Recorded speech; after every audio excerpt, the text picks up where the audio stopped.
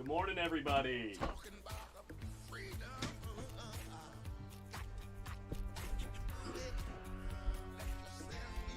Good morning, good morning, good morning. Let's turn the music down just a touch. Freedom!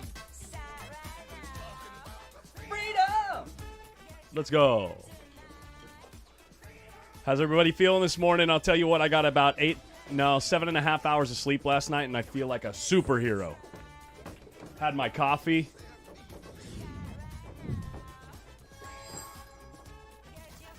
Check out this match that we got for you guys today to start things off.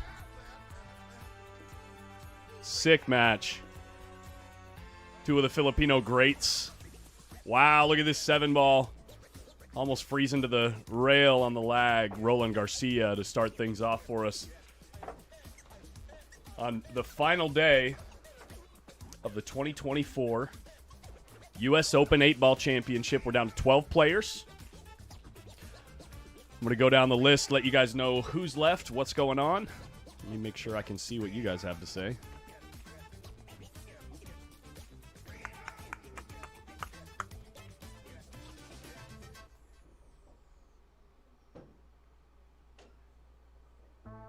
Roland's been playing some jam-up 8-ball. Just last night, yesterday in the evening, he dispatched our current U.S. Open 2024 U.S. Open 10-ball champion, SVB. Sent him to the rail. Made it to the final 12. And now he's playing an absolute monster in Carlo Biado. Really important that he wins the lag. He's done that part. He's playing race to 8, alternate break 8-ball. Look at this break. Look at this break. Look at the spread on this break. He made 3 or 4 balls. I think he made 3 balls. What a fantastic break. And Carlo's just going to settle in. I think Roland is the vast majority favorite to get out here. Look at Carlo. He's a little antsy. Kind of shuffling the feet, shuffling the hands. He's ready to play, man. Ready to play, ready to try to take down another championship. Good morning to the chat. I saw a bunch of people in there that all the regs. Monique Greer, good to see you. Vince Stroud. Eric Eckloff. I mean, I saw a ton of names that I'm familiar with. Good morning, everybody. So, yeah, we've got 12 players left.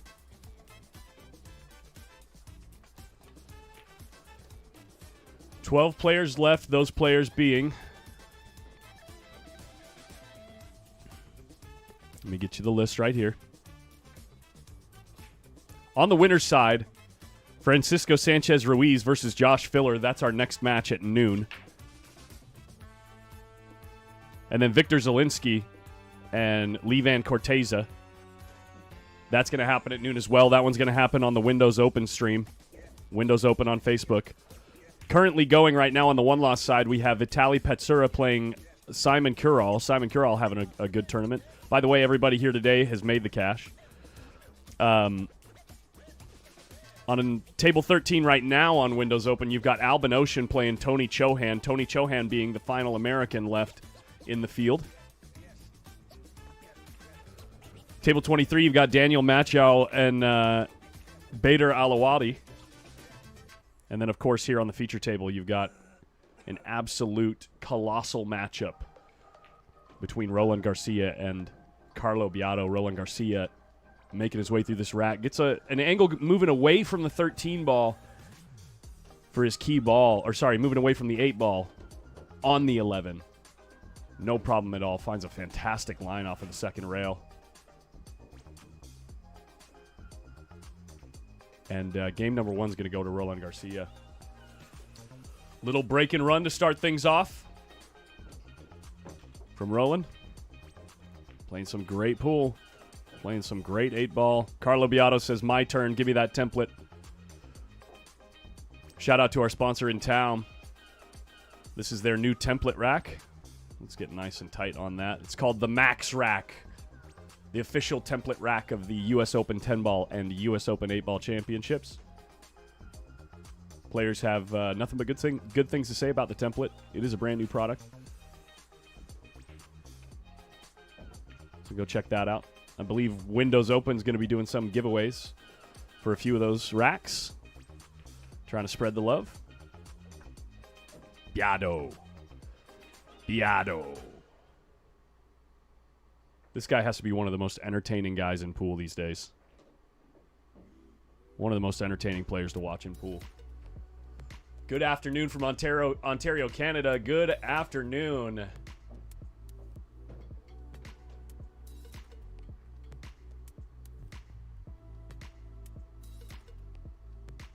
Glad you guys have been enjoying the coverage. I see all the love in the chat. I really appreciate that, guys. Looks like the second ball doesn't go. Does Carlo come up with a dry break? Did Carlo just come up with a dry break? Oh, no. Worst case scenario for Carlo Biado starting things off. The break is not only dry, but a fantastic spread. Only balls that are going to take some doing are these here, only because these two only go in this corner. The good thing for Roland, if he does choose stripes, which kind of a tough opening shot for stripes unless the 12 ball goes in this corner.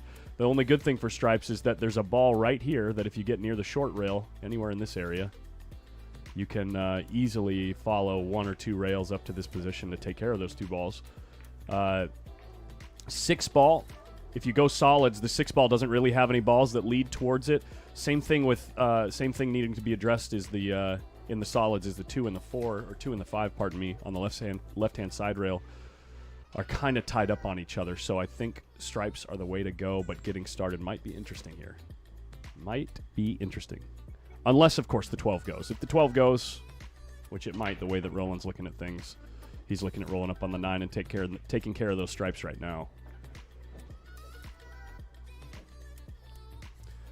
And if the 12 goes and he gets through the first 3 to 4 shots, this rack is, well, for these guys, it's cake after the first 3 or 4 shots, 2 to 3 shots.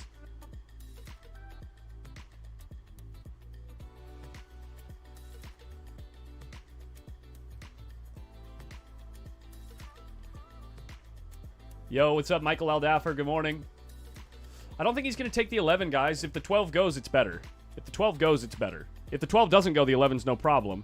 But it's rather thin, and it's tough to hold the cue ball right up in this perfect line, like to get a perfect angle. The thing about these two balls is you really need a perfect angle on the first one to make sure that you don't overrun the cue ball. That's why if the 12 goes, it's a better one to shoot first. The 11, you can't really guarantee an angle. I think the reason he was taking so much time is because he kind of had to cheat the pocket on the 12. The 15 might have been covering part of the pocket. But he's in a really good spot right here. It all comes down to this next shot. If he gets a good angle, the rack is probably over.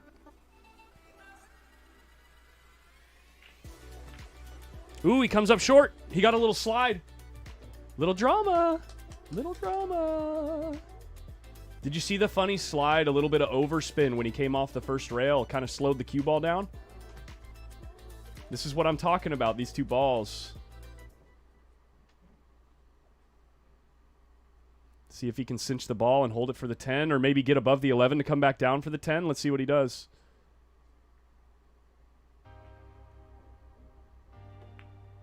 He does go above the 11 to roll back down for the 10. And then he'll be able to use the 13 no problem in the side pocket there. Or is that the 15? The 13 in the side pocket to readjust his position to get to the 14 ball and finish the rack.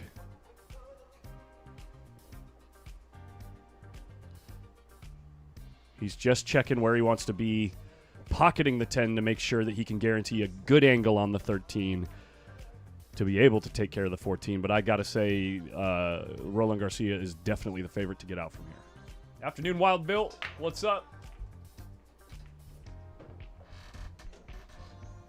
Wasn't that table recovered last week? Yeah, second or third day of the tournament, we ended up having to refinish the bed, the cloth on the bed of the table. But oh, the score! Oh my God! Thank you guys. Good morning. Good morning. Good morning.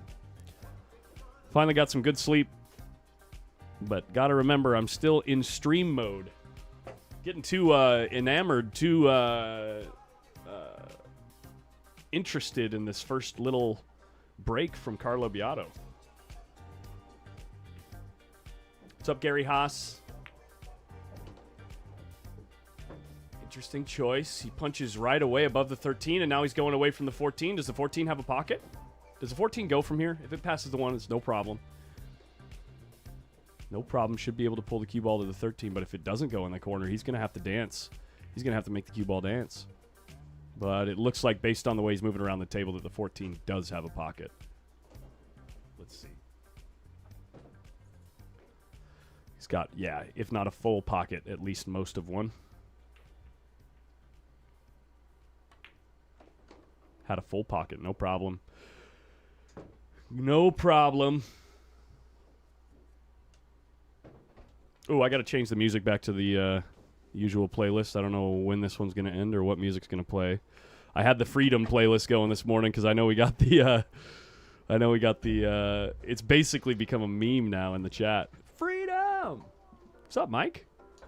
Morning, everybody. How are you, buddy?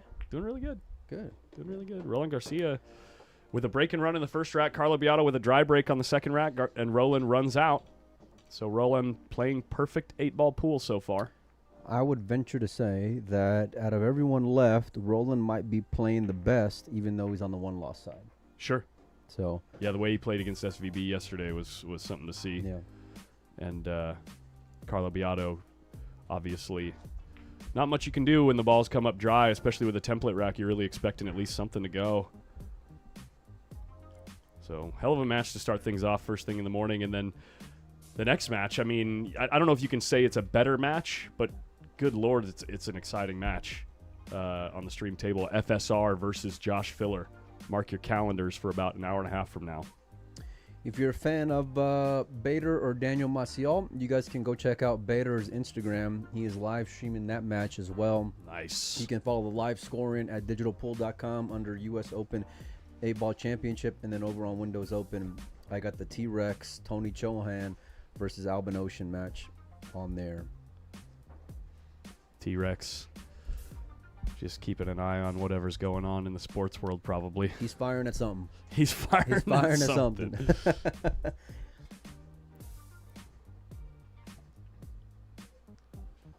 Chris Santana back in LA today. It was great to be back at Griff'S and meet you guys. Great production, great first U.S. Open tournament, guys. Thank you so much, Chris. Great to meet you as well. Thank you for the work that you did with the promotional material. He was a pivotal part in putting this event together. You know, it's 3 of us over here, but he was definitely a part of the backbone of the event by putting together some of these graphics. So if you need any help with any of your graphics or logos or any of that good stuff, he is one of the event sponsors. Make sure he's very creative too, and good at coming up with some original designs. Absolutely professional, unique. I love that kind of stuff. So hit him up, Fast and Loose Designs or Chris Santana on Facebook.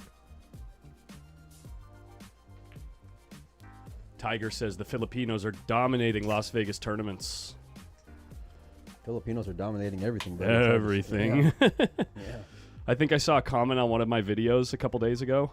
Said something about like Levan is a very messy player, not a very good top pro or something like that. And I'm like, how could you possibly say that? He's like going Final 4 in literally every tournament he plays in. Or like Final 6, Final 8, you know. He shows up in the U.S. like maybe 3 times a year, and you'll find him playing on Sundays more often than not. Yeah. So that's a good way of putting it. Playing on Sundays, I like that.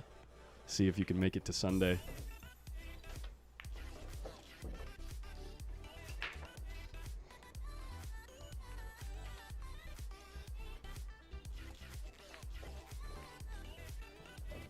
T-Rex tuning into Post Up. Doubt it. He'd probably think my stream is boring. That guy's got so much action going on in his life.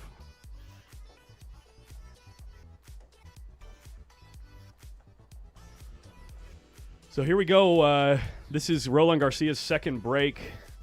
The way things are sitting right off the break, I think you're going to be forced into a position where you have to choose solids. And he might even play safe. I think he's looking at sticking the cue ball up behind this 10 and 7 somehow. I'm not sure what his plan is to get there, but lots of clusters on this table. Lots of, even if balls go in pockets, there's still like really tight position on a few shots if you go for the run out. So, you know, looking at this part of the table, looking down here. I wonder if he can get at the Obviously 5 and go here. at the 7 right now. That's what That's what he was trying to do, and he did it. He's got a shot in the corner. Now, here's the other part of the puzzle, is that you have to leave a shot for the 3 ball all the way down right there as you're pointing to. So I wonder how he's going to get there, but he solved one piece of the riddle so far. That was fantastic. I thought he would just, like, go into him. I didn't realize he was trying. Well, I mean, maybe he wasn't, but. Just trying to draw behind it. Yeah. That's wild. I think that, listen, for me, I think that way was a little more risky, and I think he ended up smelling like a rose at the end. But well played by Roland. And you got to be aggressive, especially against a guy like Carlo. You know, he knows how dangerous he is. I'm sure they got a ton of respect for one another and each other's games. And you gotta attack when you got an opportunity. Put your foot on the throat. Draws out of it. He's gonna get a little funny, but he's got a shot on the 6 or the 1 with insurance. I mean, it's a good time to try to go after it, though. Obviously, because then you got the option of shooting at the 6 or the 1, right? To try to recover position. But you know, honestly, if he has that angle on the 6 where he can go to the long rail straight away, he might go after it again because he's got insurance with the 1. I like going 3 rails at the 3 right now if I can. Yeah. You know what I mean? Like in that area. 1 to 3, because I mean, with this shot, these guys have speed control like you wouldn't believe with that type of shot. You know what I mean? Where you just follow one rail. Obviously, this shot, you've got a little bit more margin for error, but you usually come up with a tougher angle on the 3, you know? But you also have the possible rebate of running into this ball right here. So for sure. Like, even if it's that, because listen, if you go into it that way, let's say you don't get a shot on the 3, you still got the 1 in order to get position on the 3 ball afterward. Exactly. So it's time to go after it right now. I agree with you, 100%. If you don't get there, then you can try to play safe, keeping in mind that these balls right here. Ooh, he's going to play the bank on the 3 ball. No way. Oh, the 1 goes past the 10. Yeah, no way he's playing that. The 1 goes past the 10, and he can follow to the 3. Okay. Well, he's settling for a longer shot, and you'll see that a lot of times with players who want to just bank on themselves. You know, Josh is known to do that. Josh Filler, consistently. You know, where he'll play a simple shot in order to leave himself a tougher shot, but he'll put his money on himself. Yeah. And delivers. So. Yeah, guys, Federer did leave right after the first or second day of 10 ball. He ended up losing and skipped town. Go work on some personal projects. So here we go. He's going to run right into the 10 to get the exact angle that he was expecting on the 3 ball. Got to come with a big shot here. Got to come with a big shot, not only to pocket the ball, but to hold position for the 4 to follow to the 2. With this 9 ball being right here on the shot line of the 4 ball, it is some touchy cue ball on this shot right here. I wouldn't be surprised if, I don't know if you can get to this side of the 4 or not and shoot from here. I think it's a tighter window on that side to get a good angle to go to the 2. Let's see how he hits it. Maybe following towards the 9 ball instead of above it. Oh, he goes after the 2 right away with inside spin. He's going to end up on the short rail. He's great. He's going to end up on the short rail with a cue ball that wants to run. With a cue ball that wants to run. Mike, what do you think about this shot? Let it rip. Because the cue ball wants to go, you know what I mean? I mean, it's natural. You're not going to be able to hold it, so you might as well. And listen, you got such a big area of the table to get into. Even if you overrun just a little bit, you're going to have a shot at the 4 ball on the side, you know? So, and I think that's what he's playing for. I love that shot coming around 3 rails. 1. He's going back to the 2, side 3. pocket. Yeah, why not? You just. Yeah. Oh, he's great. He's great. Nice shot there from Roland. Roland Garcia playing perfect 8 ball right now.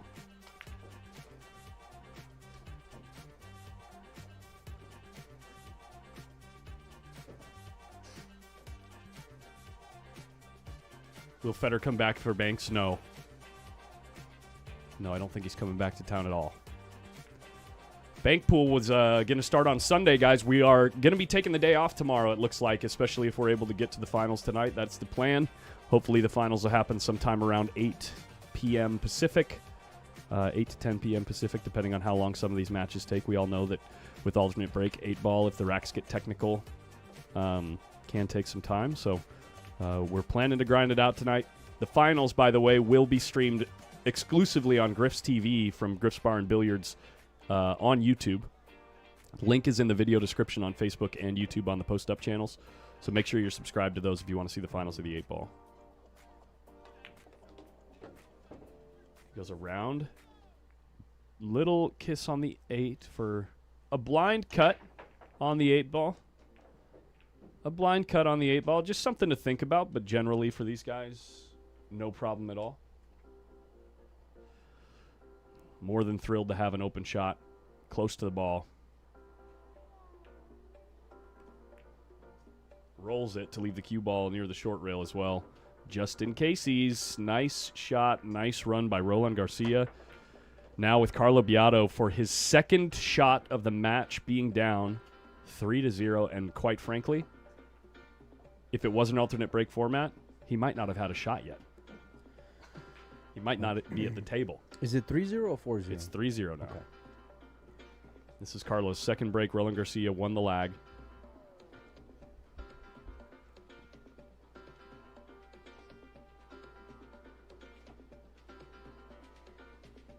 Ooh, a little exclamation or statement in the chat saying Justin Bergman is the best 8-ball player alive. From what Shane told me yesterday when he was in the booth, there are some absolute monsters coming out of China playing Chinese 8-ball all the time because their pattern play has to be absolutely perfect because of the way the tables play and how the pockets interact with the balls on the long rails. So I don't know. There might be some people that disagree with you. Tell me he's not dry again. Well, I would say, number one, Shane is right. Number two, tell me he's... But Justin Bergman is also probably the best American, 8-ball player. I would say. American? Well, maybe behind Shane. It depends on the game, right? Because bar table, big table, Justin's cue ball is just... Template rack, Shane's probably the favorite. Template rack. But ref triangle rack... Justin's so good at moving. That's the... the last time we saw Justin Bergman play 8-ball, he played against Roberto Gomez, and it was one of the sickest cue balls I've ever seen consistently throughout the match ever watching pool. Yeah. I mean, ever. I never saw the match. It was I ought to go back and watch it. Is it on YouTube? Or is it a pay-per-view thing? No, it was probably one of those. Probably one of those pay-per-views. Probably one of those pay-per-views. Yeah. There you go. All right. We want to keep all the content for ourselves. So far, Carlo Biado has had 3 shots in this match, one of those being the lag, 2 of them being dry breaks, and Roland Garcia has an open table. Like, actually, for having all 15 balls on table, every ball has a pocket.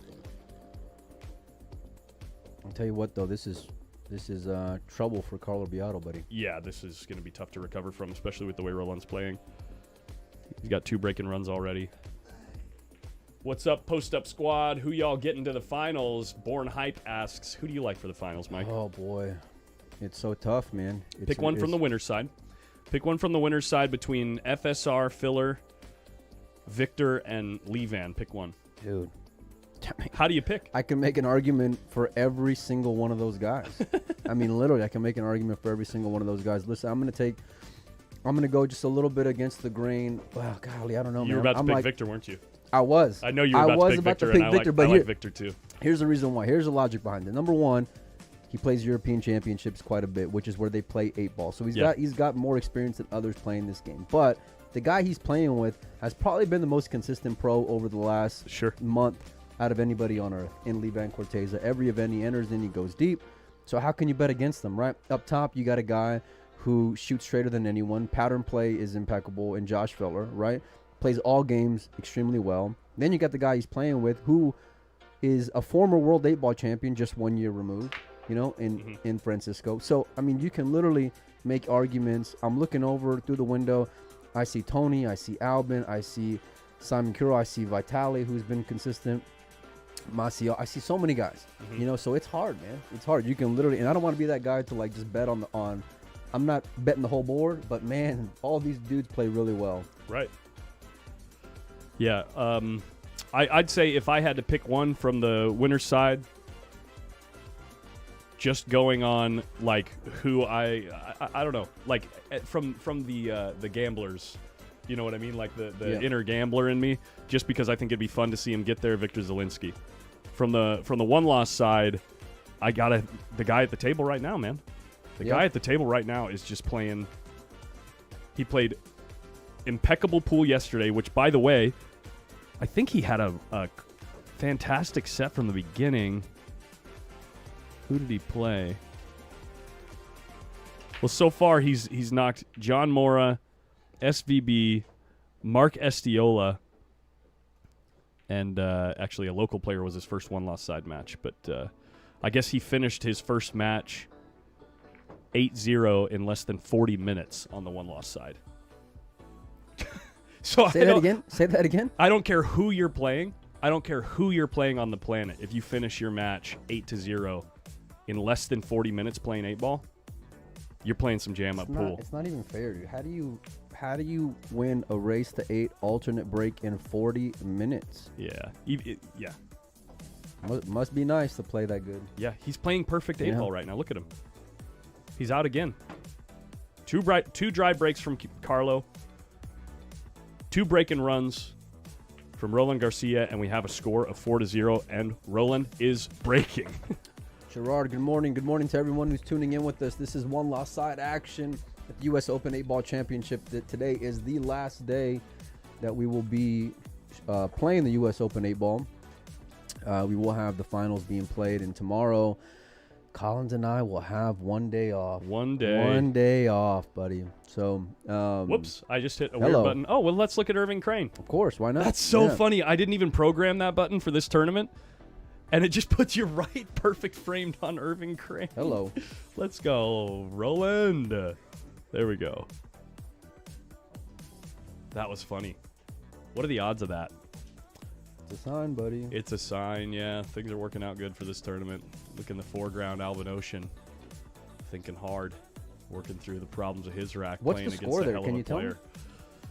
Let's go back to this Check camera out. while Alex I look. Becker says, best stream out there. Send me a message in Windows Open as he got into the raffle we got going on. Appreciate you, Alex. Thank you, Alex. I'll get you in, buddy.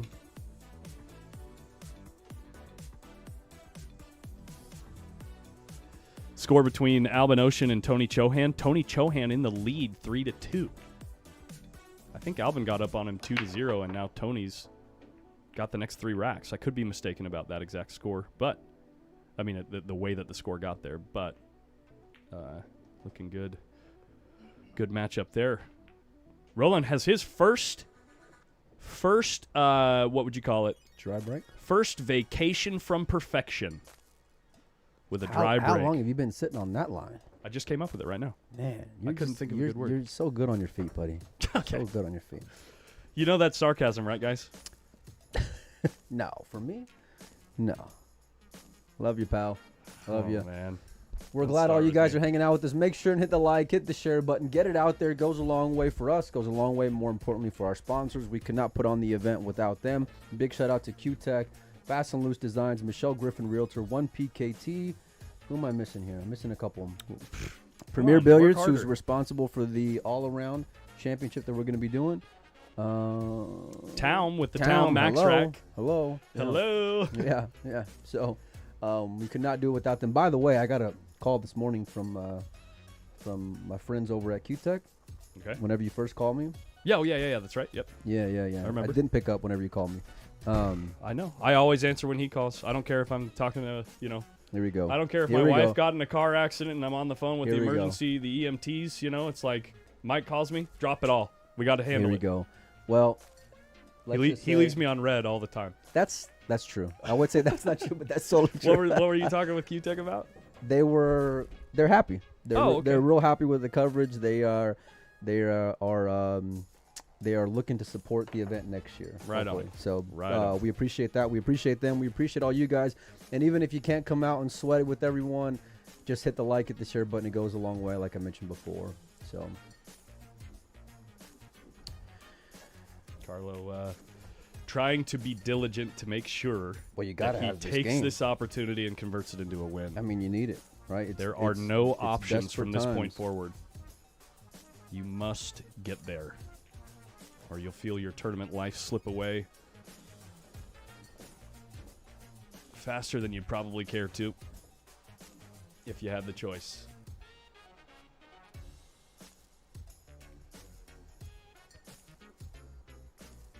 You guys sound like an old married couple sometimes. We are. Well, we're living together right now. It's true. It's true. We spend a lot of time together. We enjoy meals together. We will go be a little degenerate together. It's been a fun trip so far. Ooh, uses every inch of that pocket there. Trying to hold for the 5-ball. He's got some work to do. Gerard, if I do have you locked on Windows Open, shoot me a message in my personal. I'll gladly unblock you, buddy. Collins, what happened to the Duster? Lose a bet to MM. I don't know what that means. I don't know what that means. Bergman would be very competitive in this tournament. I've tried to reach out to Bergman a couple times online to try to interview him. Hold on. I did have a conversation with some of his family that was at the Derby, and I think they were going to try to relay a message that I'd love to talk with them. I'd love to see him back playing competitive pool. Hold on, Mike. We got a freaking $50 super chat coming in from Stephanie Paul. She's the best. We're going to give her what she deserves right now. She's the best. We're going to give her what she wants. What is this?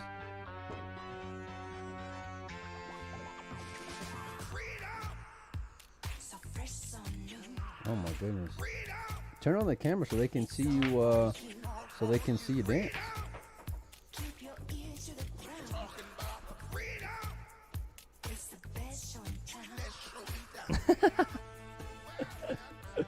Stephanie Paul, put your wallet away, okay? Put it away. You've sent enough money. Put the wallet down. I met Stephanie at this year's U.S. Open. She's great. She loves pool. She supports the podcast as well. She's a real treat, man.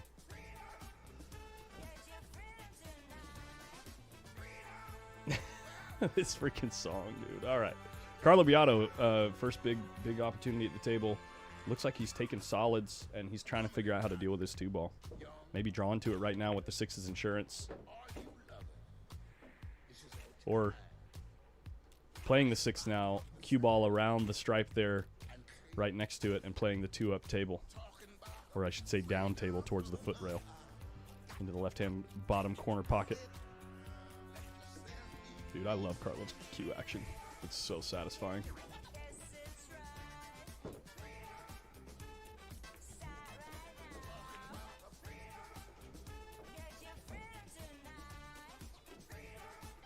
I've been getting a ton of messages wanting to get into the giveaway we got going on. I see everyone's messages. Shoot me a PM. We'll get you in. And I'm going to go and have to take off in a little bit to go write some tickets out. But we appreciate all the support so far. We got a ton of things that we're giving away. 2 Q-Tech Truewoods.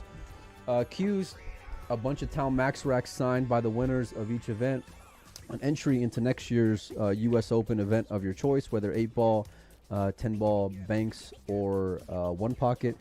We also got entry into Ultimate Pool event in Louisiana. Big shout out to those guys as they threw that in before they took off out of town. Also some Ultimate Pool swag, and I think a couple of other things I can't remember right now. But you guys can hit me up. Cliff, if you did send, make sure and send me a message so that way I can get it written down, buddy. So if you send me a message, then I got you in. But you got to make sure and send me a message. Dude, we got another super chat. Yeah. Another ridiculous one. What are you guys doing? Or was that? Did I miss something? There it is. Aldak coming in with the $40. Appreciate you guys. First super chat ever on a live stream for Aldak. He says, thanks so much for all the U.S. Open tourney coverage. Thank you so much for sweating the action with us, man. It makes so much more fun when you guys are here. Marcello says, Mike, can you set your phone up on the last American standing, please? The phone is set up, isn't it? Yeah, I'm streaming Tony and Albin right now. You guys can go to Windows Open and check out that match. It's being live streamed right now. Only on Facebook though. No commentary, no live scoring. It's just like a. It's a true sweater's delight. Yeah. We want all you guys to hang out over here, but yeah, at least you guys can sweat the video, you know.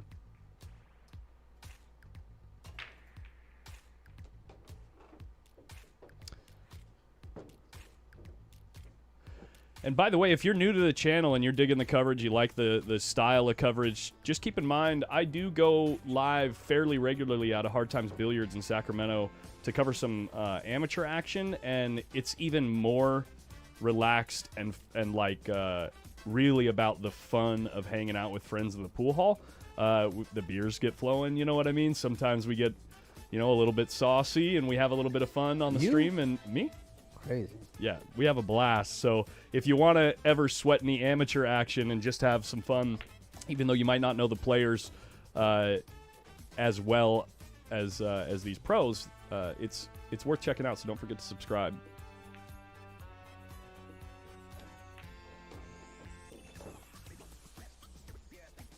Raymond Lenar says the camera picture's crispy, Collins. I don't care how short your shorts are. Yeah, I got the Nike joggers on right now, just so it might. Thank the Lord, dude. Thank the Lord. Carlo Biado responding in kind. We had to have like a come to Jesus moment about him in these shorts, y'all. I mean, it was just completely inappropriate. But either way, we've been having a good time. Shorts and all. Carlo Biado doing some good work to take care of 2 racks. Lickety split. What, like back 7 in the match. minutes? Yeah. Back in the match. Somewhat back in the match. I mean, he really needs Roland to come up short or come up dry here. Have I checked out the sniper yet? I don't know what that means. So probably not. You've seen the sniper, Mike. I know you've seen the sniper. I know you've seen the sniper. Guy from Hard Times. I think I have. I just don't listen. You're lucky I know your name, man. I'm bad with names. I mean, I'm the worst with names. Oh, the sniper's so entertaining, dude. Let me put it this way. Dokai, everyone knows that name. Oh, yeah. In the chat. Dokai is kind of putting on an act. The sniper, it's raw, it's real, it's passionate, and the guy wants to win. Check, and check. Yeah. Okay. We got a couple more little super chats coming in. First one ever for Marky Mark. Maybe not first one ever. I take it back. But coming in with the $10, doesn't have a comment. Same thing with Nicky Boy Zipakar. Coming in with the 350 euros. $3 or 3.49 euros. Chris Knowles with the $10 super chat. Who wears shorts? Collins wears shorts. Guys, they're not even that short. Come on. Carlo Biado gets what he asked for. Look at this spread with a dry break from Roland Garcia. Holy crap, what a match we've got brewing here, guys.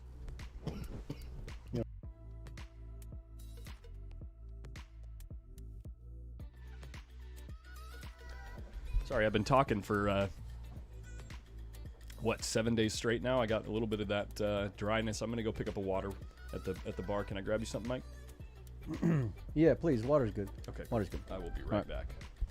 We'll get back to the action. I've been getting my phone's just been blowing up with messages. I've been trying to respond as best I can, along with staying engaged on here. I'm gonna have to take off as soon as Collins gets back in the booth to go do some work. Anyhow, Carlo Biado taking the last 2 games, a chance to make it a 3rd in a row, trying to stay alive in this year's U.S. Open 8-ball championship. I don't know if he didn't let it get away. I think he was playing for the 3-ball. What a nice shot there from Carlo. Seems to be a little flat here. He's going to have to come with one more, but he's going to have options no matter what. Nice position to be in.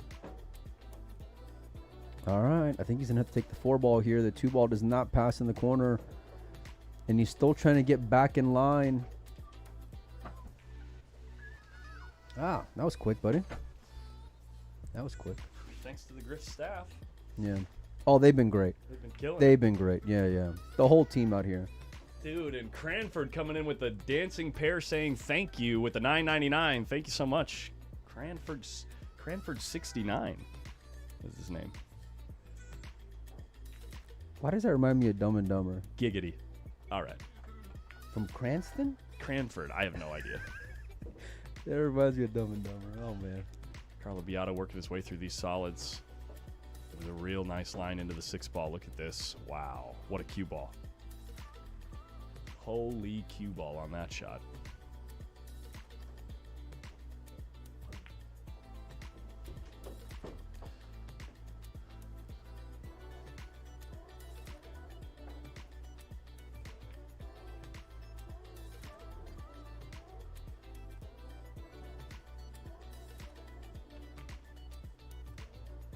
Guys, we might be looking at what's that? A set where Roland Garcia plays perfect for 4 games, with Carlo Biado breaking dry twice, and then Carlo Biado playing perfect for 4 games, with Roland Garcia breaking dry twice. It is literally just the break that's dictating the outcome of this match. These guys are firing absolute nuclear. They're firing mother of all bombs at each other.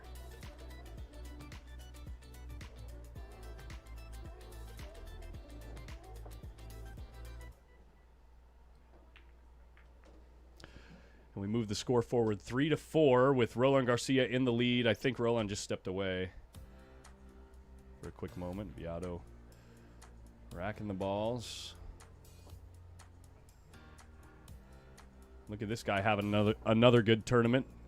Vitaly Petsura grinding out these tournaments one after the other. He says, just do it. Do it. Who remembers the Shia LaBeouf moment? Classic. All right, buddy. I got to get out of here for a little bit. I got a bunch of stuff to go right out, a bunch of tickets to go right out. Winter side action coming up next. You got, or all you guys got, FSR versus Filler. So make sure and stay tuned. This match is heating up as well. Thanks, everybody, for hanging out this morning. Rock and roll.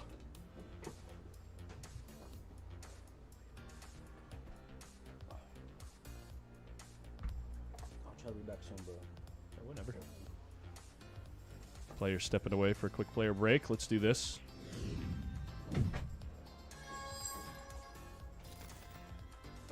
Maybe do one of these. What happened here? Hey, guys. You can check out the Vitaly match for a moment.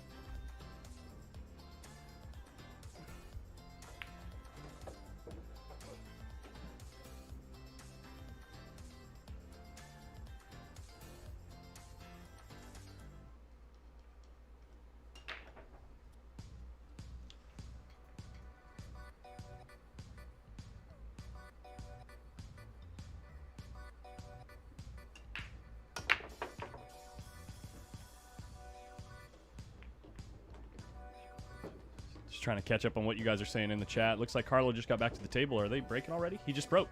Oh, he's back already. Here we go. Mr. Chinian in the chat. Whoever did these graphics did an amazing job. So Fast and Loose Designs created the flyer, the promotional material for these events, and then I used that the elements from those flyers and that promotional material to create the graphics myself. Now this I did pay a freelancer on Fiverr for. So if any of you out there are creating your own, content, there's options not only with your own creativity but also using those around you and those other people in the industry to do some good work.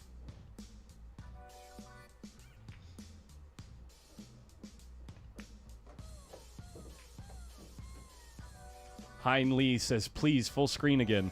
Hein Lee, please trust me to do a good job. Please. I've been doing this a while. We'll figure it out. We'll all enjoy it together. Cliff Tyler coming in with a $10 says, thanks for the stream. Thank you, man.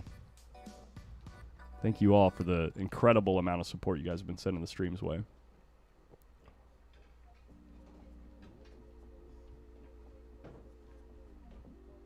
Josh 1933 asks how much to be an individual/small business sponsor for future events. Just get in touch with Molina Mike or myself on Facebook, and we deal with it on a case-by-case basis depending on what we think is the right thing for that business and for what we can do for them. So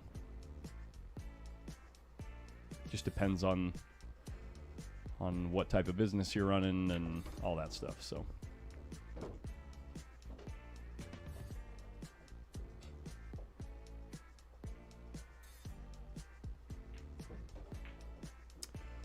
Jason Hill says, should have paid me instead of Fiverr. Well, Fiverr got it done for less than $30 a transition, so and it was done in a day. Fiverr's an incredible program, or incredible freelancing system. And Carlo Biado, look at this, with a break and run. This is an incredible match so far. 4-4, or looking like it's going to be 4-4 after 8 games. And the only thing really dictating the move in the scoreline is dry breaks. No real mistakes from either player. Carlo a little frustrated with the angle he has on this 11, wondering if he's going to use the 5 ball to help float the cue ball above the 8, or if he's just going to pure stun. He does use the 5 ball. Needs the cue ball to stop. I think he just got there. Of course he did. His name is Carlo Biado. Of course he got there.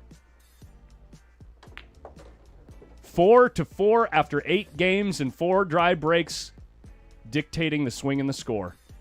2 dry breaks from each player. An otherwise perfect pool taking place. Cranford69 coming in again. He says, with the $9.99, my guess, a non-American final. You think? Come on. Don't be a nit. Fire at Tony Chohan. He's playing some good pool. I'm just kidding, Cranford. Gotta like your enthusiasm. And thank you for the super chats, guys. Speaking of score updates, Alban Ocean, Tony Chohan, 6-3 in favor of in favor of Alban. Scoreline just changed there.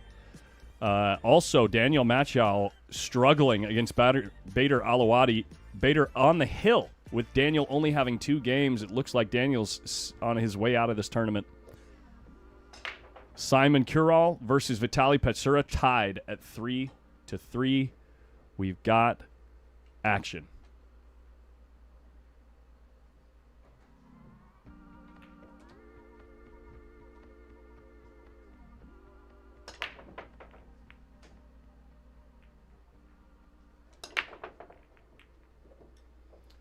Oh my gosh, the 11 ball tries to find a pocket, but it bobbles back and forth. One of the last balls rolling finds the top left corner, and Roland Garcia is going to have an opportunity to run out here. The ball spread is really nice for both groupings. I'm not sure if this 4 ball passes the 11. It doesn't. In that case, you got to be going for stripes. Got to be going for stripes. It's a little bit potentially hairy getting optimal position on the 9 and 15. But that being said, we are talking about one of the guys in this match that's playing perfect pool aside from the break. That's actually both guys in this match playing perfect pool aside from the break. Looks like Roland is just checking to make sure that the 11 is playable off the side of the 4 to use the 11 to access the foot of the table and take care of the 9 and 15 at some point. So, got to imagine he's going to be starting with the 10 ball, taking care of the 14 and 12 in whatever particular order he decides, and then using the 11 to get back down to the 9. Yep, right now, checking the stop shot angle. The angle that the stop shot provides on the 14 ball after stopping the ball on the 10. What is going on with these super chats, guys? Sheila Wright with the $49.99, showing us a little lemon character and a baby lemon jumping in the air with fireworks behind them. Roland kind of gesturing at something, surprised with the result of this shot. Checking maybe to see if the 12 passes the 2. He was trying to nudge the 2 out of the way of the corner pocket while getting shape on the 14 to make sure that he has a shot to get out here, but he's got at least half a pocket there on the 12 ball. He's got at least half a pocket. I know it's not ideal, but at least pocketable.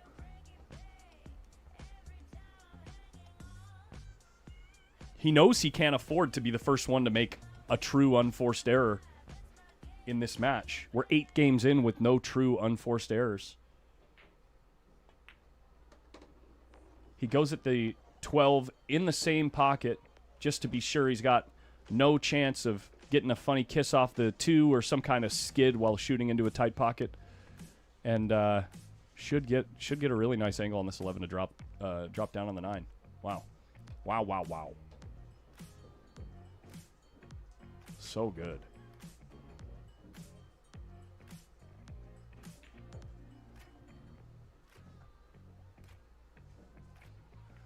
Collins, you taking Savannah to top golf, or was that Sky? I think that was Sky. I'm not a good golfer. I'm actually terrible.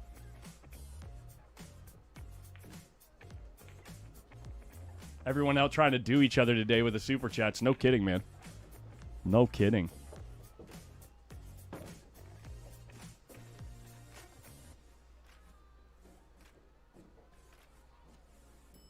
Here it is. This is it. The entire rack right here in one shot.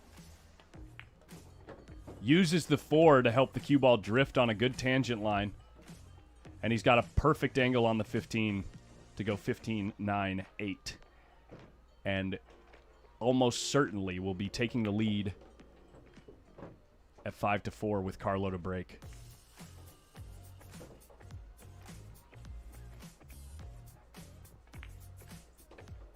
This is some entertaining pool to watch, man. These guys move so quick. They're so creative with their cue ball and with their problem solving. Carlo sprinting to the table. He says, let's go, my turn.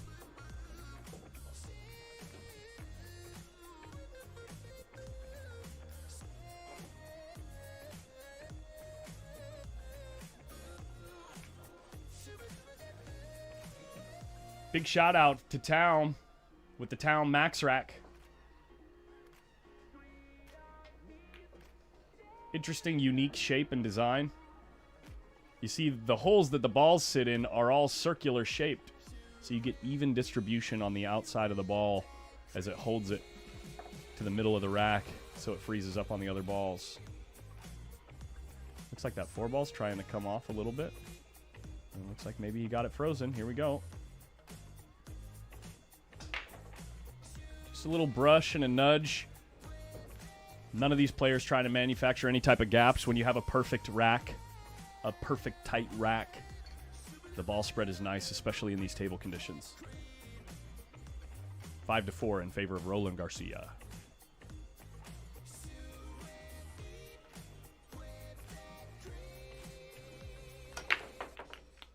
Cue ball. Oh boy. The first unforced error of the match from Carlo Biado. Losing his cue ball off the side of the head ball, and he is distraught. Yikes. First drama, first actual mistake in the match happens in game number 10. Wouldn't it be sick? Wouldn't it be sick if the decider of the whole match is on a scratch off the break? One of the things that's, especially since the cue ball, I don't think the cue ball got kissed. We'll watch the replay. Let's watch the replay. Let me get it set up here.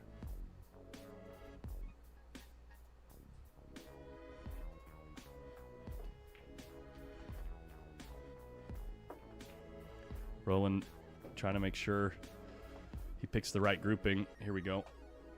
Does the cue ball get kissed? No kiss. Straight in the side.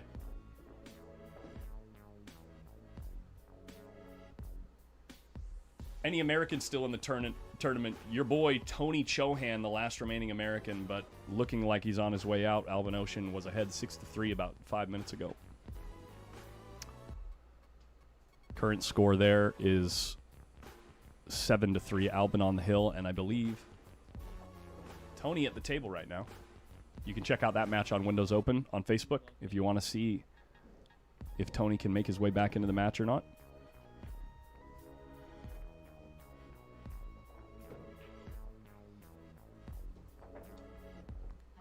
Roland, I'm sure, chomping at the bit after this opportunity with the first unforced error of the match. Unbelievable to get 10 games in before the first unforced error. Some solid stuff. You are wrong. It did get kissed by the 10. Don't make me zoom in, Timothy. I don't want to embarrass you.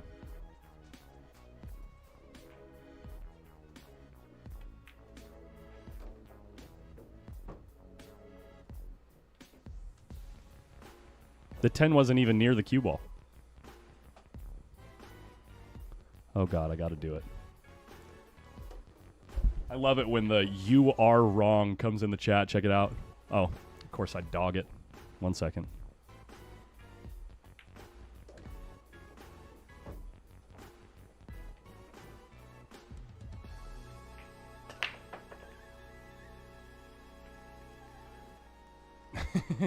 Look, the chat's going to jump on you, Timothy.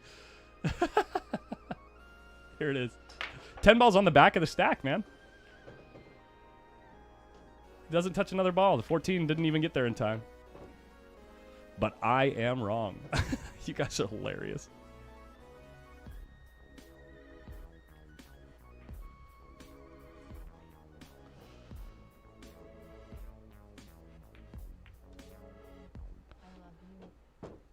Roland Garcia with a perfect set so far, aside from 2 dry breaks.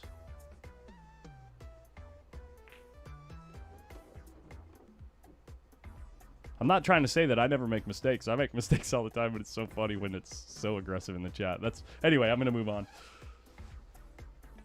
Roland Garcia. Absolute control. And breaking, guys. And breaking. That was a scratch on the break from Carlo Biado. Roland Garcia breaking with a chance to get on the hill with this break.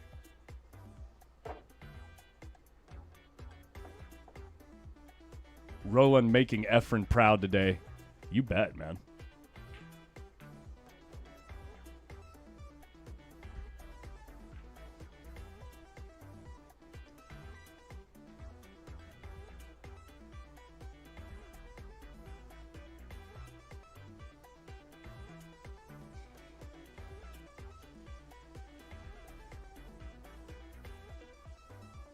Roland is rolling. What's Roland's nickname? Does he have a nickname, guys?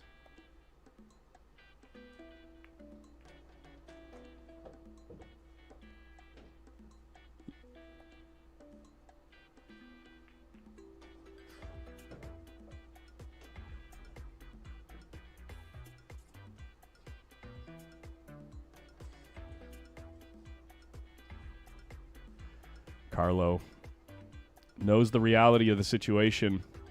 Both players have the speed of the break dialed. It only comes down to whether or not a ball falls in the pocket on this break. Is he... Don't mess with me. Is he really Gumby?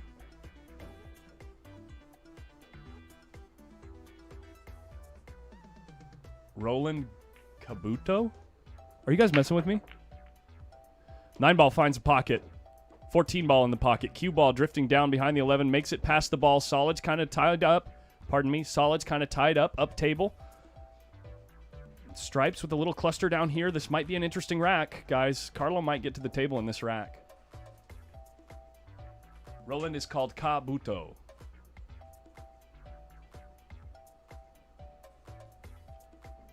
Does it really mean big chin?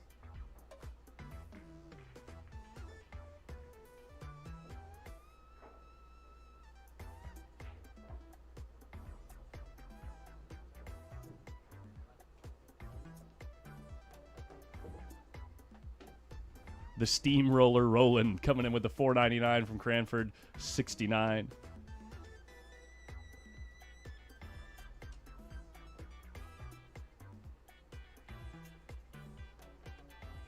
James Copeland coming in with a $2 super chat. Thank you, buddy. Thank you, James Copeland.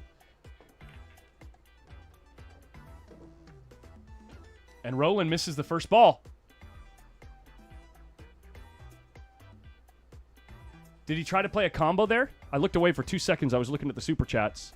He played the combo to try to open up the solid on the short rail, and he missed the combo. The combo was laying really nice, too, but he missed the ball.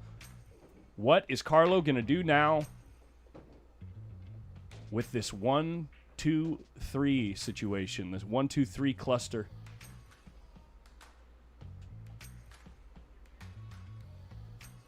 Does the 2 pass the combo? Whoops, my overhead's not set. Sorry, guys. Let me fix that.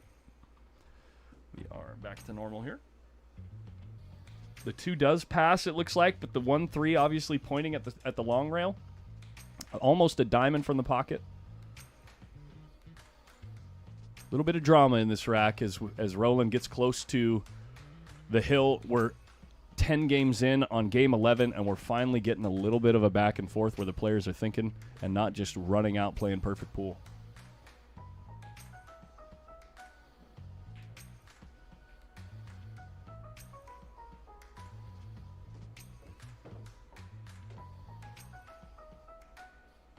What did Chris say?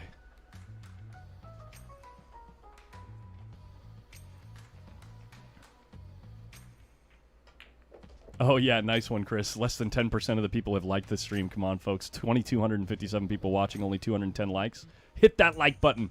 Let's go. The thumbs are tired this morning, Chris. The thumbs, it's tough to move your thumb over there.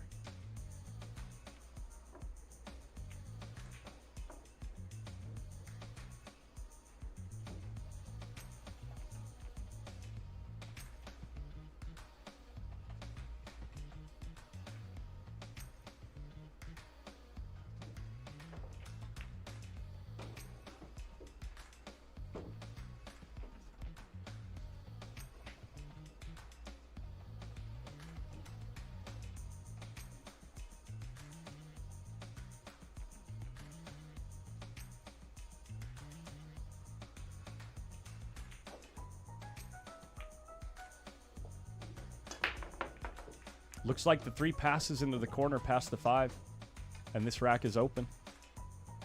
You can use the 5 to get to the 6, maybe. The 1 is the one that passes. Wow, Carlo Biado making it look easy.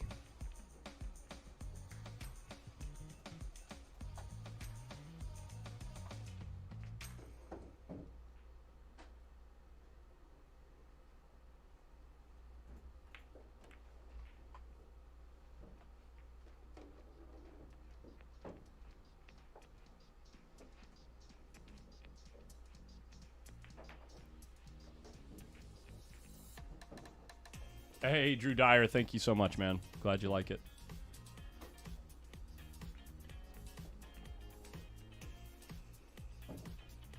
Ha ha ha, Chris, I would never do that. Chris Knowles says at post up, I bet if you put a big, huge thumb graphic in front of the camera on top of the table and didn't move it until you got 1,000 likes, it would climb pretty damn quick. I'm not an extortionist, Chris. I'm not an extortionist. I'm not like these pay-per-view guys. Sorry, I had to say it. It's a free stream. We're here to have fun.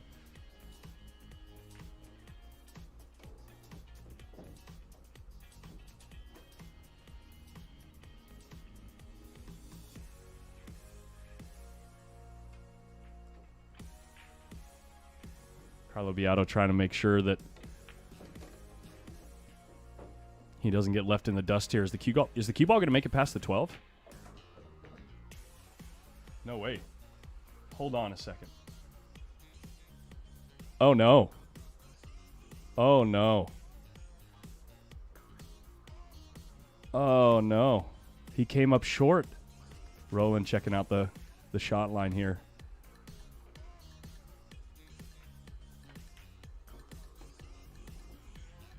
And it's not looking pretty. Is he going to have to swerve this ball? He's going for the swerve, right?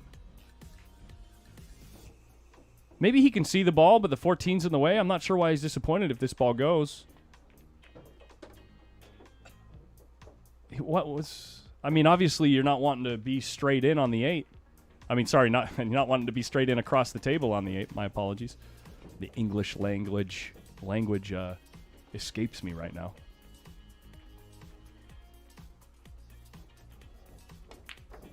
Oh my gosh, there it is. Roland Garcia's opportunity. Carlo needs this 8 to get in the way of these stripes, but it doesn't. And he's conceding the rack. Oh boy. Carlo's showing some frustration here.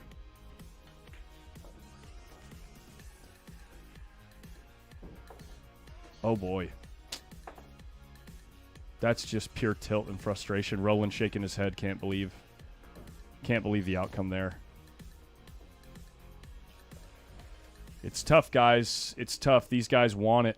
These guys want it so bad.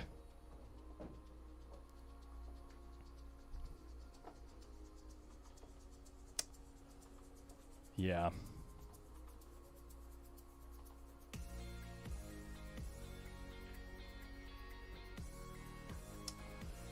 You can see the change in body language and the, honestly, the look of disgust and kind of just throwing the cue at the break, trying to hope that something happens in this set. Well,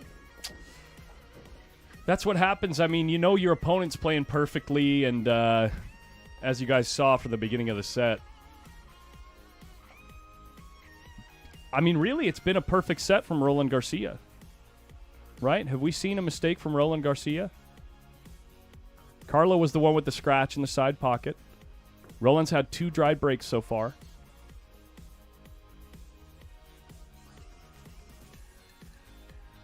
Aside from the dry breaks, I think Roland's playing a perfect set.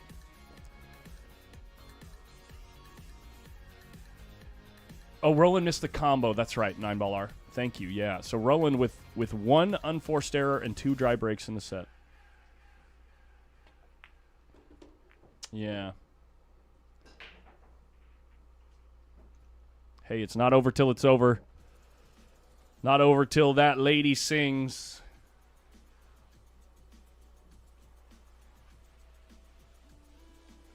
Carlo opts for solids in this run out. The solids are looking really good from where he's standing.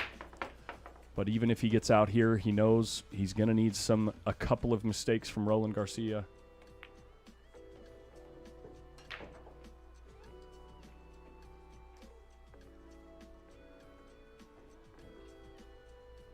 Carlo can run a 4-pack of 8-ball in his sleep, John Disk says, or Disque, but we are playing alternate break format, John.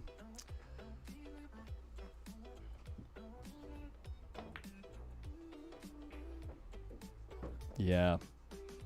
Cranford 69 again with the 499. Biado is human after all. He shot that like an APA player. I don't know about that, Cranford. Mistakes happen. Coming in with the sassiness from the 499 Super Chat.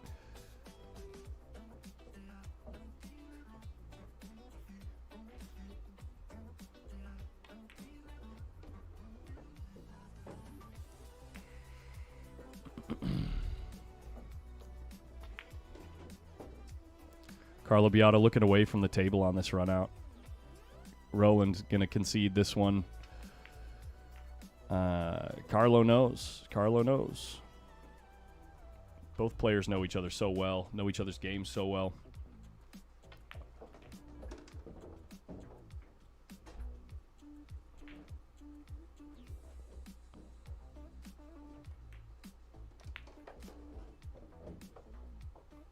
Look at the attention to detail on the rack. Did you see that? He gets down, checks to make sure the rack is in line, and then notices that it's off by a little less than 1/8 of an inch and nudges it to one side. Wow.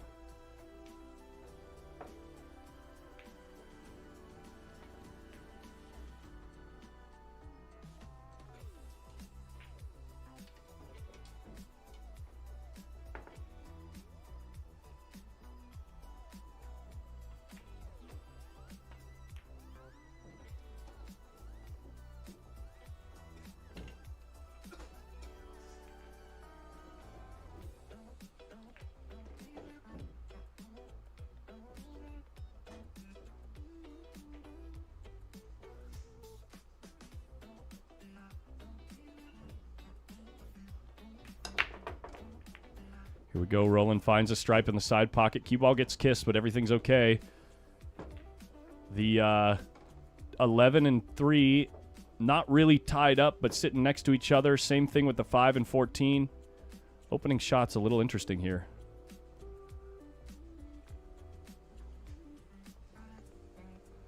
I think that he's a little disappointed because it looked like a ball was going to hang up in the corner pocket, but it ended up falling.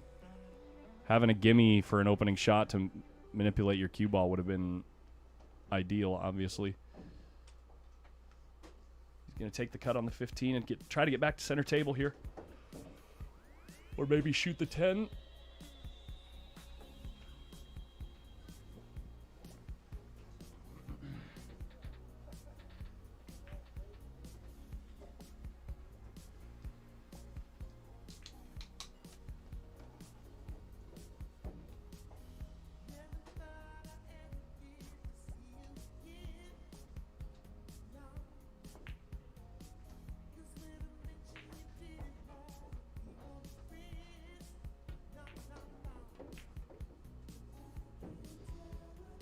Second unforced error in the set, and Carlo Biado needs it. Carlo Biado has a chance to get to the hill here, guys. Hold on a second. Pump the brakes. If Carlo gets out here and finds a break and run in the next rack, I'm not saying it's easy. He doesn't have much of a shot. He doesn't really have... I mean, he has a shot on the 10 ball, it looks like. Not... The 11 ball might be cuttable as well. A chance is a chance is a chance. That's all I have to say.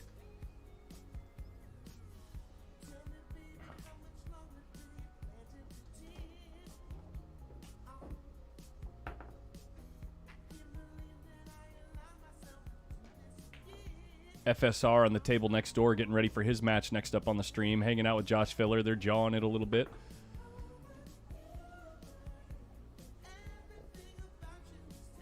Oh, the 15's there too, but not much on offer for the cue ball here. Got to come with a real good shot for the cue ball. Where's it going to end? Where's it going to land? Jacked up over the 10 or maybe straight into the corner on the 10. Maybe he's got an angle to nudge this stripe out by the side pocket, or maybe the stripe goes straight up in the side. Carlo's looking like he's got a little pep in his step here, guys.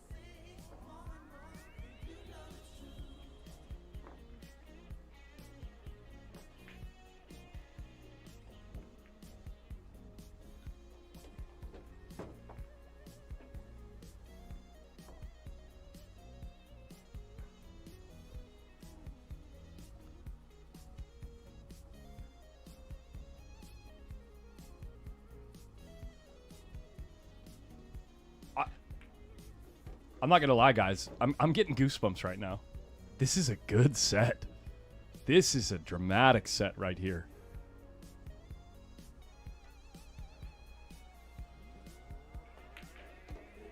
If this set goes hill, it's without a doubt the best match in the tournament for 8-ball so far, and potentially the best match so far of the U.S. Opens altogether. This is something's going down here.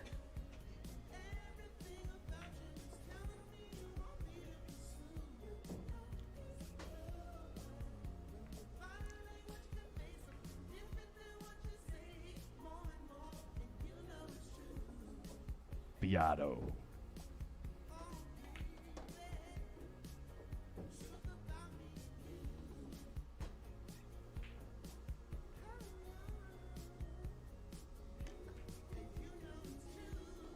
Biggest break in the set right here. Biggest break in the tournament so far, aside from maybe the very first match that we streamed between, was it Alban Ocean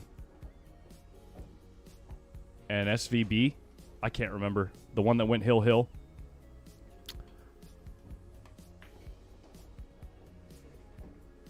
Needs a ball here, guys.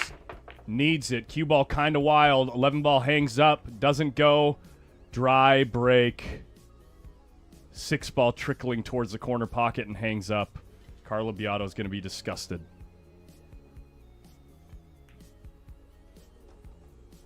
Oh, man, that feeling, man.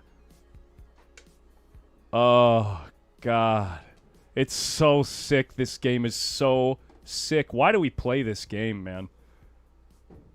Why do we play this game? Oh, that feeling. Roland Garcia with a little smirk, knowing that he's got a chance here, and if he doesn't deliver, he's going to be able to fire again on the hill if for some reason things don't work out for him in this rack.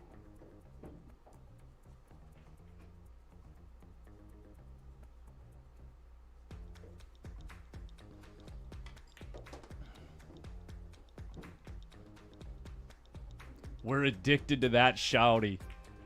That's right. Misery loves company. We play for the love of it.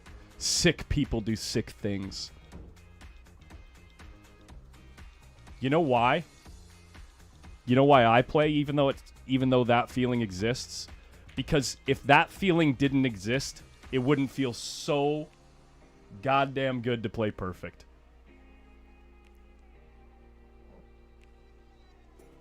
It wouldn't feel nearly as euphoric to play perfect. He's overdoing it here. Okay, cue ball hit the brakes. I thought he was going to end up on the short rail. I thought he was going to end up right here. But he comes away with the shot. With a really good line off of the one rail towards the 6 ball to get a good angle.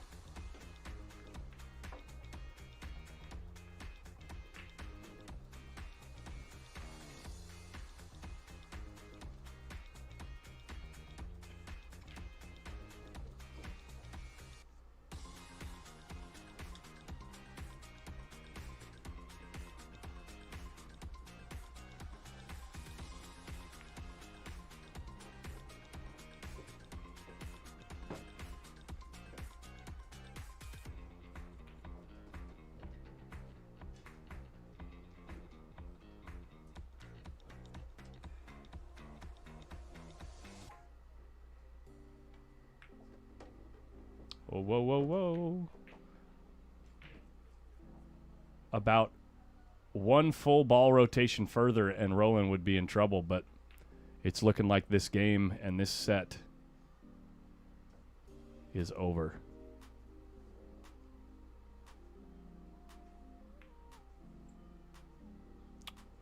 Roland Garcia 4 shots away from being able to send the current world 10-ball champion to the rail.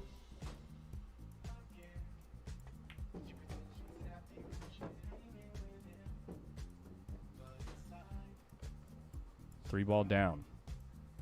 2 ball, perfect for a stop shot on the 5. Or sorry, perfect to play a shot spot. Perfect to play a stop shot to get on the 5.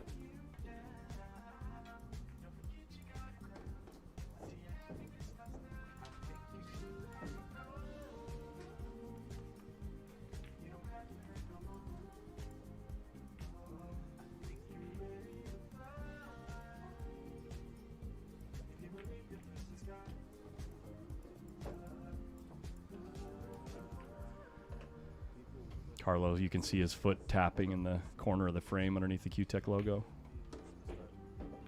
Knows of the impending demise.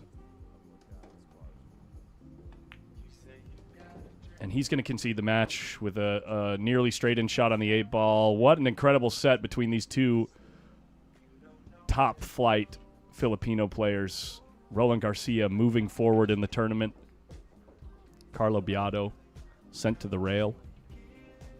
Roland Garcia next will be playing the winner between Bader Alawadi and Daniel Machal, which is Bader Alawadi. That match coming up soon.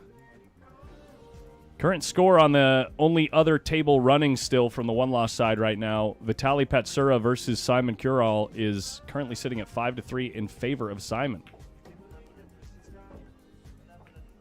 It looks like they're just sharing some ideas about a situation earlier in the tournament. Good friends. This is how you know that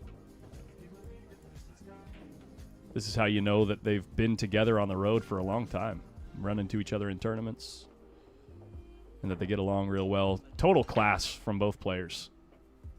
Carlo Biado.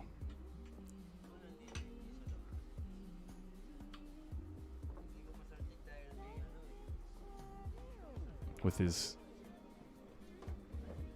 trademark head scratch.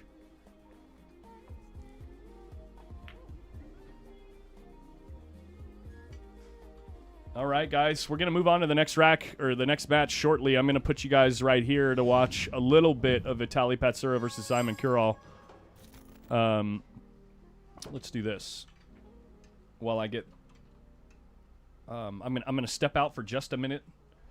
Leave you guys here chatting with each other. Check out the event sponsors down at the bottom of the screen here. Yeah, I'll be back in a minute or two.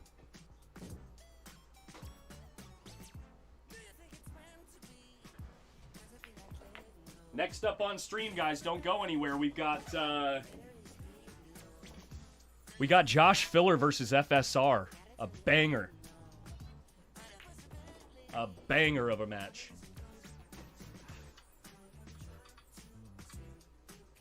That one's scheduled to start at noon. So that's about 9 minutes from now.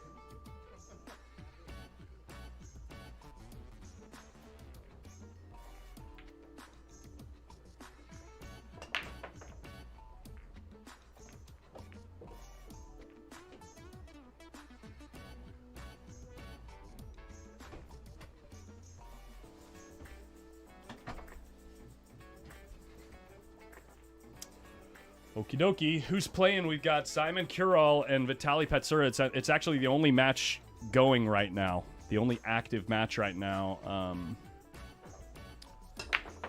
We're going to end up swapping over to maybe watch... since we don't have a really good angle here, we can see how FSR and Josh Filler are getting ready. See how the warm-up is going. See how the players are looking.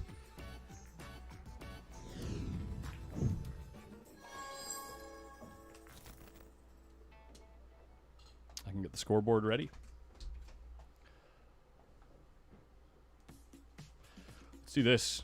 Little hangout vibes while they're getting ready. The match has not started yet.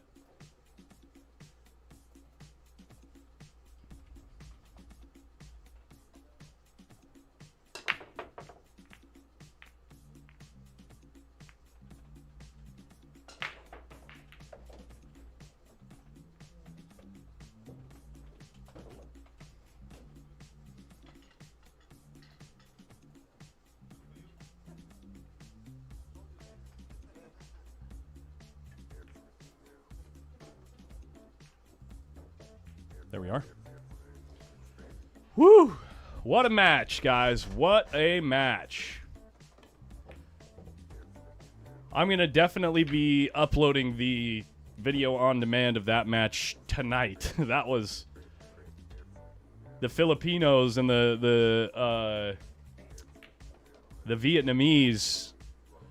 If I upload that one at like 10 p.m. Pacific tonight, it'll go live in the morning for them tomorrow. They're going to go nuts over that one. Hey, Collins, is the Roadrunner still in? Unfortunately, is out.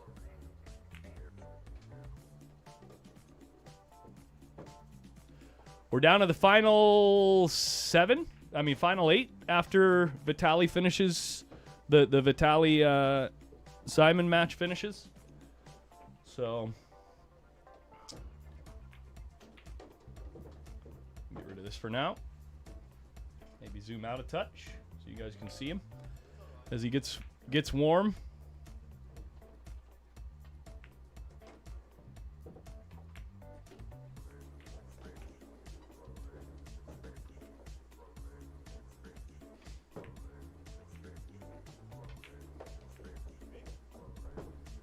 FSR is ready for his turn to hit a few balls. Wonder what they're talking about. FSR going to try to get his feel of the table. Marky Mark, I mean just like a re-upload of the video, like a single match re-upload. I'll do that later tonight for sure. Got to make a new thumbnail for the 8-ball videos.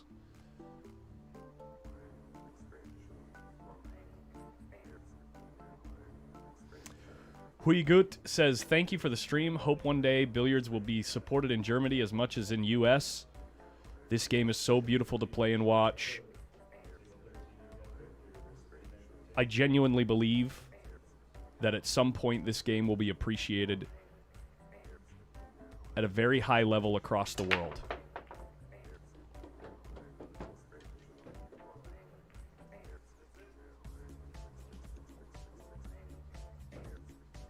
Victor Zielinski in the foreground, getting ready for his match versus Levan Corteza. That's going to be a hell of a match. If you want to watch it, check it out on Windows Open Facebook page.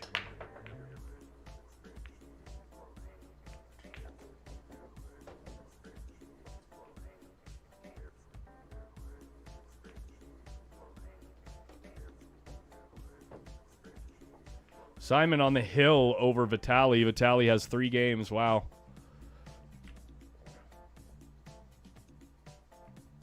Oh, Francisco Franny missing a little shot in the side there.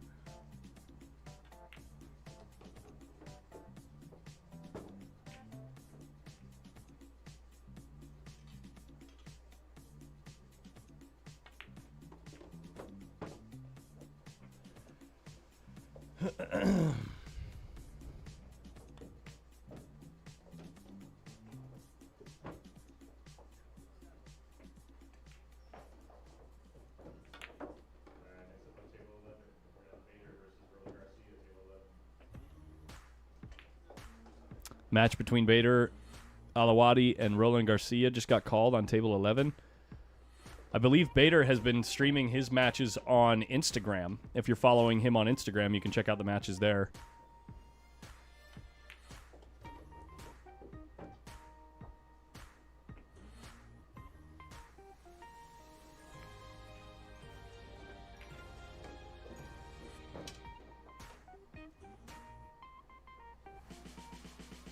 What is going on with this music? Are we playing Christmas music right now? Come on, man.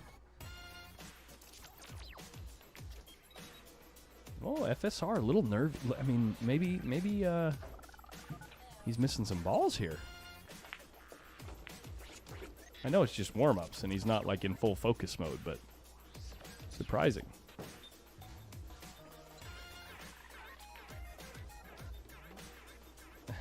Thanks, HR Biggs. I'm from Spain, and I have a friend who has been trained by FSR, FSR's dad, in Murica, Spain. My friend told me that after a 1-year training, he definitely understood why FSR is one of the best pool players. Very interesting. Very, very interesting.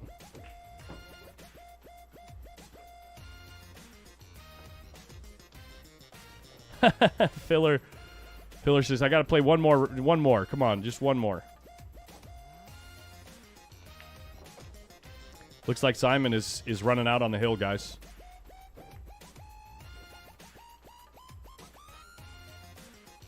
Simon Curall having a good tournament so far.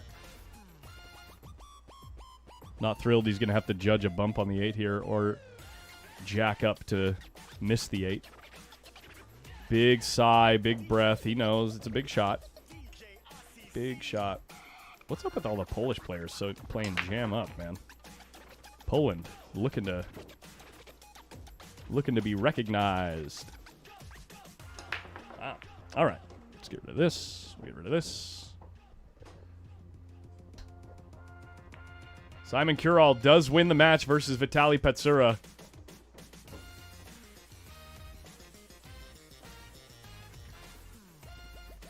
And we're just about ready to get started, guys.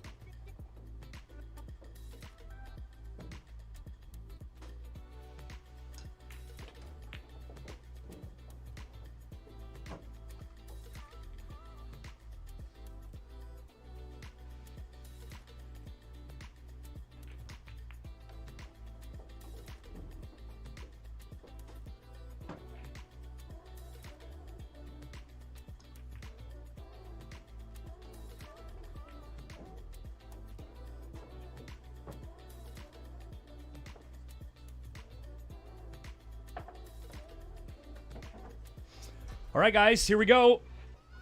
Coming in for the lag. Big match, winner's side action. Joshua Filler versus Francisco Sanchez Ruiz, U.S. Open 8-Ball Championship 2024. Final 4 on the winner's side. The other match left on the winner's side. Lag about to take place between Levan Corteza and Victor Zielinski. You can check out that match live streamed on the Facebook page Windows Open.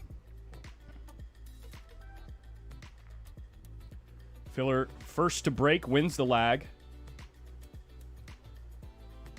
FSR looking a little bit shaky, warming up, missing some balls that you wouldn't think he would miss.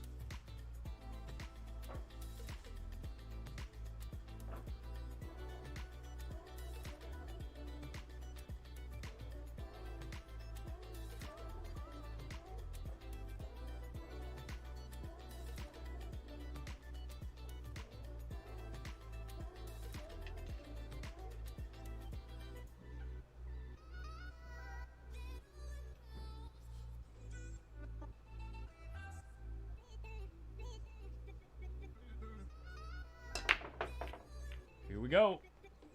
3 ball down. That was the second ball.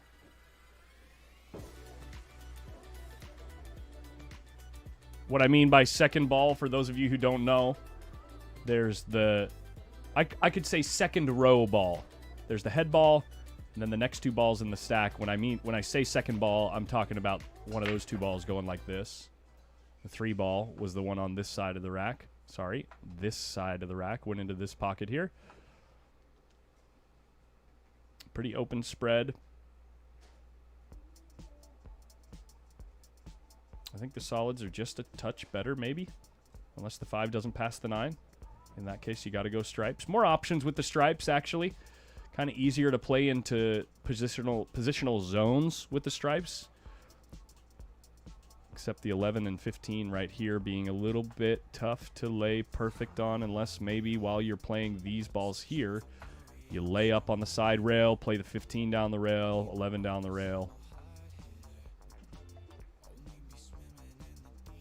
Not really any way to get to this side of these balls.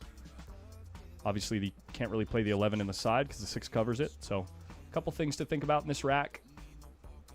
It is possible with the solids, if the 5 does pass in the bottom left, to just shoot the 4 now. Bring the cue ball out here. You got options with the 2 ball being so close to the corner. It's easy to recover position. So, he's got options. Let's see what he picks.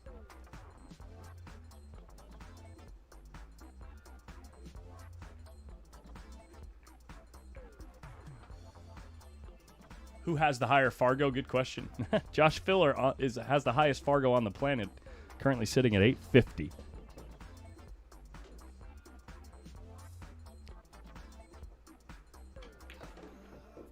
Goes with stripes. Takes care of the 9 ball first. So like I said earlier, I got to imagine he's going to be playing these 2 balls down this way. It's all about getting into this zone. Right here at some point.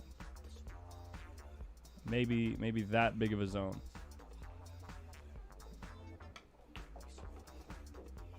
Interesting. This makes things a little confused, or a little bit tougher. Not by much. But maybe he can just play a stop shot on the 11 right now, pull the cue ball back a bit and play the 13, then the 15. He's going to just try to fall in that zone I was talking about earlier at some point, I guess. Unless there's something that I haven't seen, which is entirely possible.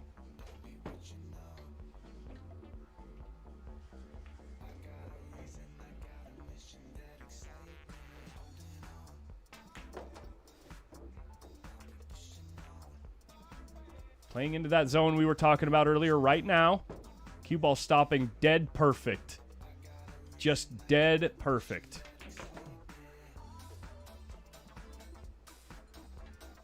What speed control from Joshua Filler?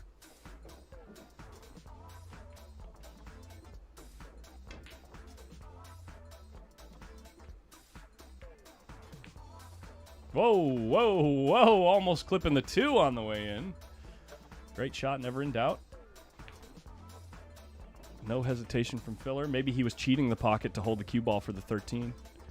Now that he's got a perfect dead straight line on the 11, he can just follow past the 6 to play the 8 in the corner, and this rack is over, guys. Nice touch. Ryan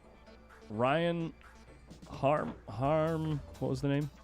Ryan Harmson asks, what type of monitor do you use to draw those lines on?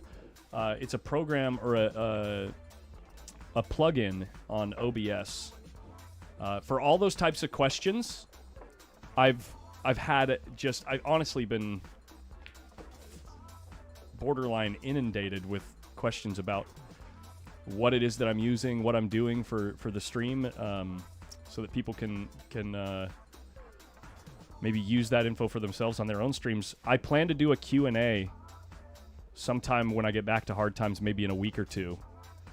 I'll announce it on Facebook and on YouTube, so if you're interested in the answers to those questions, definitely be on the lookout for that. I'll do kind of like a live stream tour.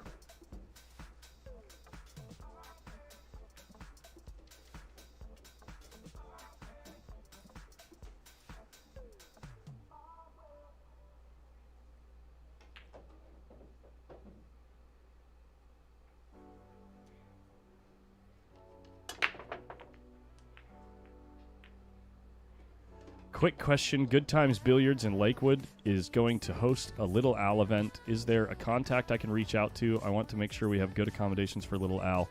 Joe, are you talking about for a live stream, or are you talking about getting... If you have any questions, just message me on Facebook, either through the Post Up page or my personal page, Collins Newey.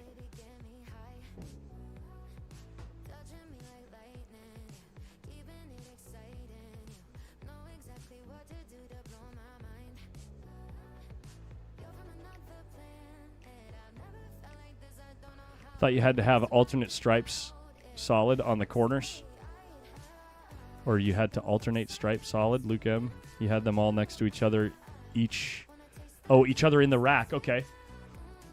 Luke M., that is a common misconception for people that aren't following pool at the professional level. A lot of like casual players and league players, not even league players, actually. League players are generally pretty well informed on that. But the only rule is on the rack that the two wing balls at the corners, like the bottom corners of the rack, one of those has to be a stripe and one of them has to be a solid. Otherwise, it's a random rack. Does that make sense? I can show you on a replay while FSR thinks here, if I can get there in time. See here?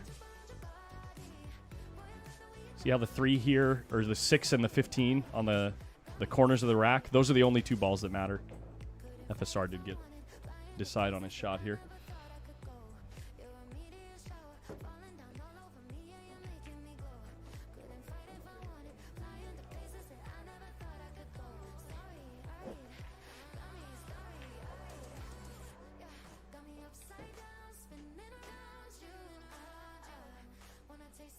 Right on, Luke M., yeah.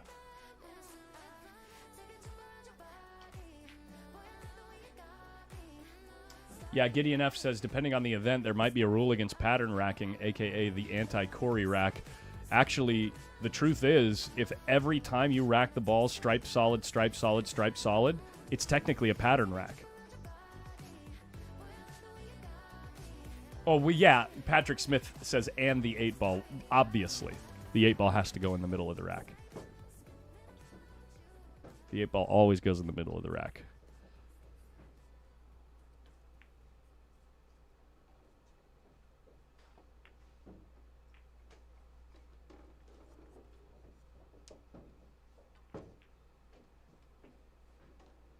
Rack number 2, FSR trying to hold serve and complete his own break and run.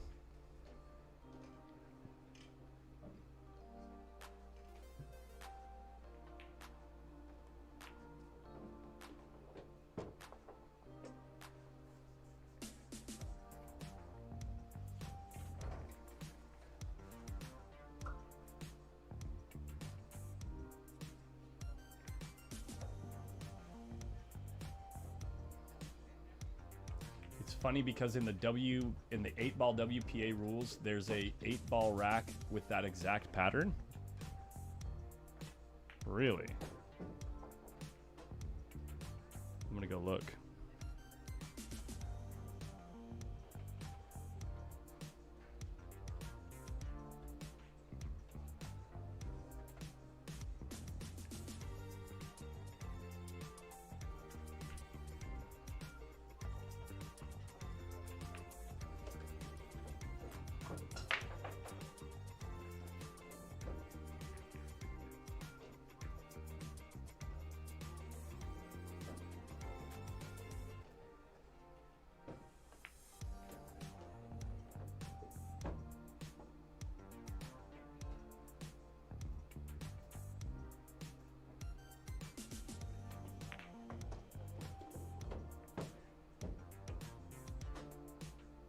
FSR does respond in kind. Score is 1-1.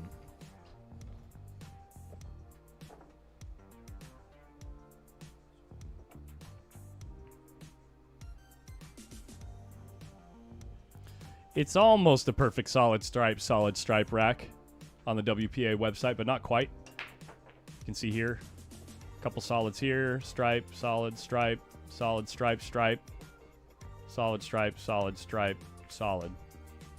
So almost stripe solid, but you got a couple solids, couple stripes. But it's really a random rack.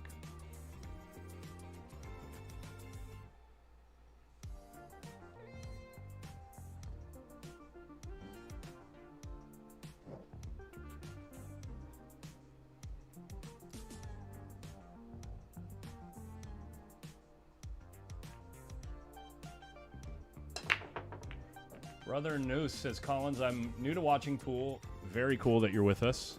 And consider your channel be my absolute favorite. Thank you so much.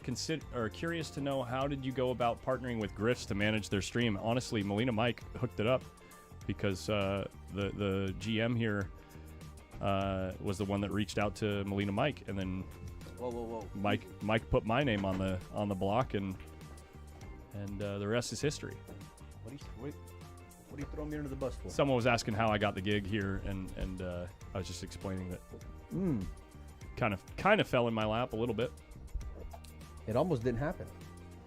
What do you mean? I didn't know that part of the story. Well, yeah, because when I called you to ask you if you'd be interested, I called Collins. That's what he means. Okay. I got asked to come over here, and I said, "Listen, I can do my thing as best I can, but if the stream isn't where it needs to be at, then it's gonna be all for nothing." Anyway, when I called Collins, I said, "Hey, have you heard of this event? Blah blah blah, and would you be interested in doing it?" And I swear to God, he says it like this. He actually says it like this, because it goes right into it. I pick up the phone and he says, "Hey Collins, would you be interested in streaming the U.S. Open?" And I said, like the U.S. Open 10 ball and all that stuff that was just announced recently. And he says, "Yeah, that one." And I said, who the hell would want to stream that? No. He did not have that tone in his voice at all, because for a split second, I legitimately thought that he wasn't interested. So he was like, "Why would I want to do that?" And I was like, "Oh, okay, well, okay, my bad, man. All right, well, I'll see you in a couple months at Hard Times." And when I found out he was joking, obviously, like 10 seconds later, right? We were able to figure it out pretty easily with Brandon, the manager here, and then we all just immediately got to work doing our thing, and there was a lot going into the back end. It didn't just show up and boom, here we are. So turn the lights on. Yeah, but we are already looking into next year. There's a pretty good chance that we will be back. So hopefully you guys have enjoyed it, and we'll continue to. So we're like halfway done after this event, and we're happy so far, and I hope you guys are too. That's the main thing. So far, 2 break and runs, and Filler on his second break, and looking to. Oh wait, finish the deal. Wait, no, FSR. Wait, am I tripping? FSR broke this rack, if my math serves me, which means that FSR made a mistake while we were talking. Chat's gonna jump down my throat right now, because I don't know what's going on in this game. Is the chat even working? Yeah, chat's working. Yeah.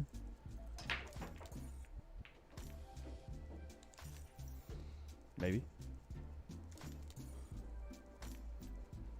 Yeah, it is.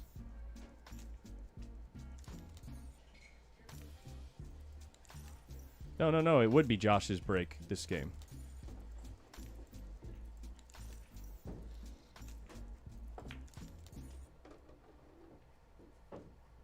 Right? Or did FSR win? I'm done. It's a good thing we got a day off tomorrow, pal. Yeah, it's rack 3. Filler broke this rack, yeah. Josh has the cue ball on a leash. It'll be hard to beat him. It sounds like it is a break and run. Apologies, guys, for getting a little sidetracked. Oh, boy. Going to end up behind this 13 ball. It's going to end up right behind the 13 ball. Right as someone in the chat says that he's got the cue ball on a leash, and I read the comment out loud, he looked at the camera too. He just whips the cue ball around the table and sits himself right behind his opponent's ball. Dang. Yeah, the chat is actually broken at the moment. Let me fix that, see if I can fix it.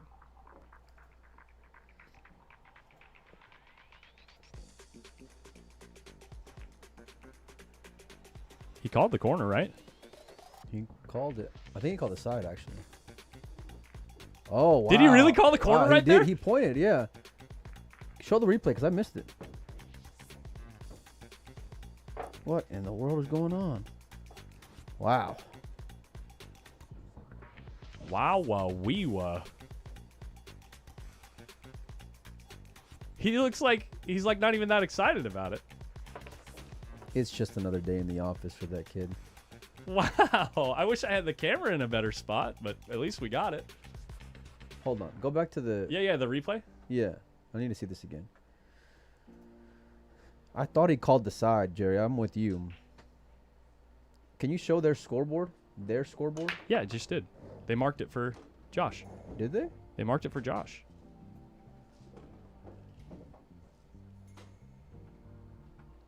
The angle looked like he called the side. Hold on. No, they didn't. They marked it for Fran. Oh, they marked it for Fran. My bad. Yeah. So that's why he was... Oh, he did call the side. My bad. He was conceding the game. There you go. I got you. Oh, well, he made it in the wrong pocket, not conceding the game. Yeah, he made it in the wrong pocket. He lost the game, yeah. Okay. I was a little confused there, obviously. No wonder he didn't look excited. Yeah.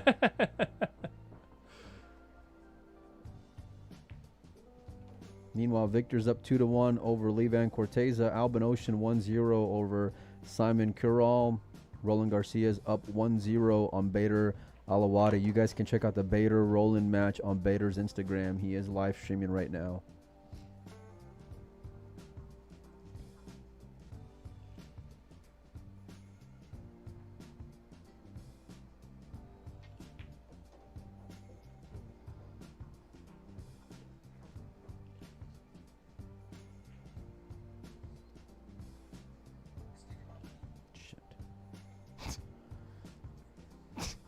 What? You accidentally start playing something and just swear into the mic. Oh, sorry. My bad. It's one mistake after another. What I are you know, gonna right? do? Where the stream's going off the rails. Sorry. All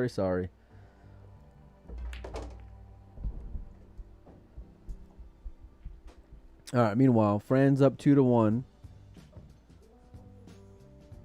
Let's see. 4, 6, 3, 6, 7. Made one ball on the break, so it's open. They're saying audio. I don't know what that means. If you're having audio issues, just refresh your page. YouTube's been having some issues for the past few days here. He's taking solids, and I kind of like it. I think he really could have gone either way, though, but he liked the starter. He's going to have to get on the 2-ball here. Well, he's playing the 3-ball right now, but he needs to get on the 2-ball. That'll be the only, I guess, kind of problem, but it goes easily.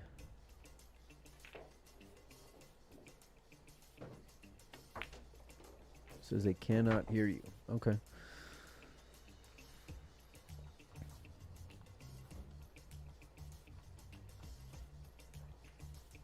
Now, what's he going to play here? He's getting his extension now, so I guess he's going to play the 2-ball now, try to fade the 13-ball.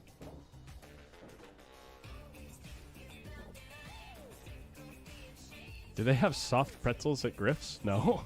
I think they do. Do they really? I think so. Pretty sure they do. Speaking of, I actually need to order some food. I haven't eaten yet today. Chill out for a minute. You told me you went to Mickey D's. I did, but I left it in my truck and got busy. Really? Yeah. Oh, okay. All right. Yeah, do your thing, buddy. All right. All right. He faded the 13-ball, moved the 14. He's a little out of line here, but he's got options. He's got the 1-ball, I think, that he'll get back in line with. If not, he'll have a back cut on the 7-ball, though that's a little more letting the cue ball loose. Yeah, he's playing at the 1-ball here, I believe.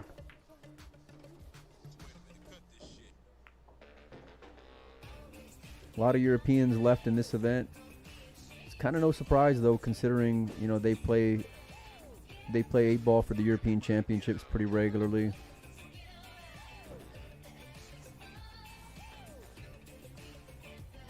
Friends looking what he wants to do here, whether he wants to play 7-4 or 4-7.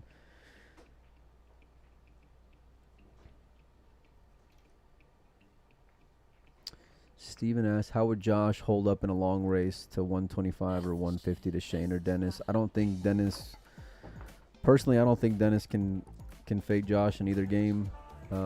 Shane's a different animal. I think in 9-ball, I like Josh, and 10-ball, I like Shane, would be what I would say. But I'm not a fan of the long races personally, especially if someone steamrolls early on. It's exhausting to watch. So right back in line. He needs an angle on the 5 to get to the 8. So that's just what he's looking at right here.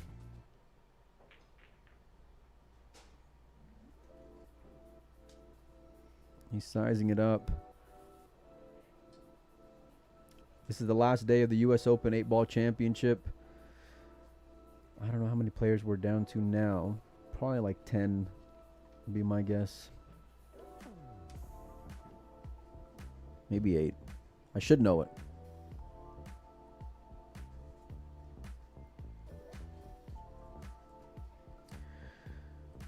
Let's hear in the chat who everyone thinks is going to win. Make some predictions out here. Winner side action is Livan Corteza versus Victor Zielinski. One loss side. I'm sorry. And then this matchup right here is also winner side. FSR and Filler. Played the 5 and made a nice shot. Now he's got perfect angle to play the 8-ball in the same pocket as he just played the 5. Francisco's going to take a 2-1 lead. See Roland Garcia, FSR. My money's on Filler. I would not be surprised if someone from the one-loss side comes out to win this event, to be honest with you. They'll be playing up until the final, and they'll be in full gear. So 3-1. Mistake from Josh in the previous rack, followed by a break and run by FSR. 2-game lead.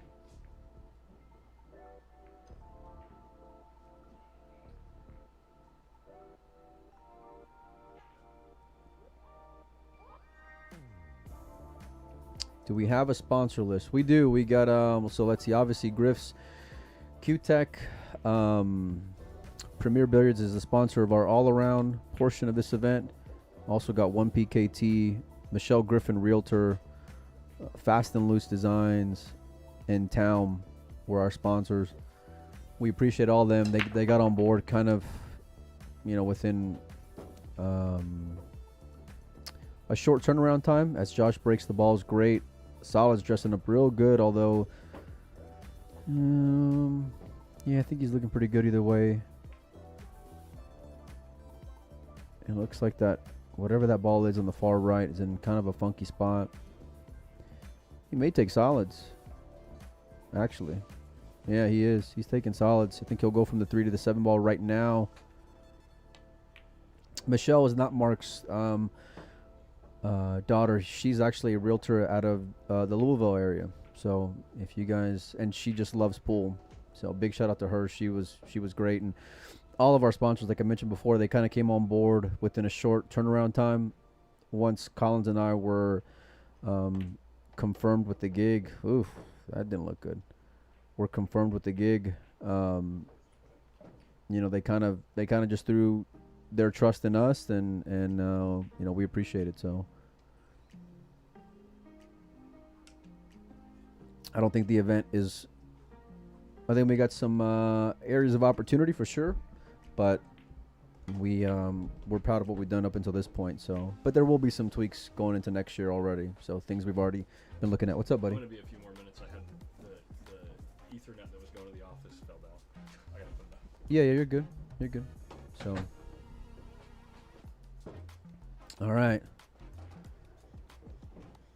Josh doing Josh things in a rack that he needs. Yeah, Travis, we appreciate them for sure. We couldn't have done it without them. And so I've been over here now I went to the World 10-Ball Championship, and Mucci helped me get out there. And then, so I was over there for a few days doing some stuff with Lucasi as well. And then this stretch, I'll be out in Vegas for well over 2 weeks, so almost 3 weeks. So it's a long time to be away, and sponsors certainly help out with a big portion of that. So anyhow, Josh Filler looking to get one game back, an important one. Trying to make it 3-2.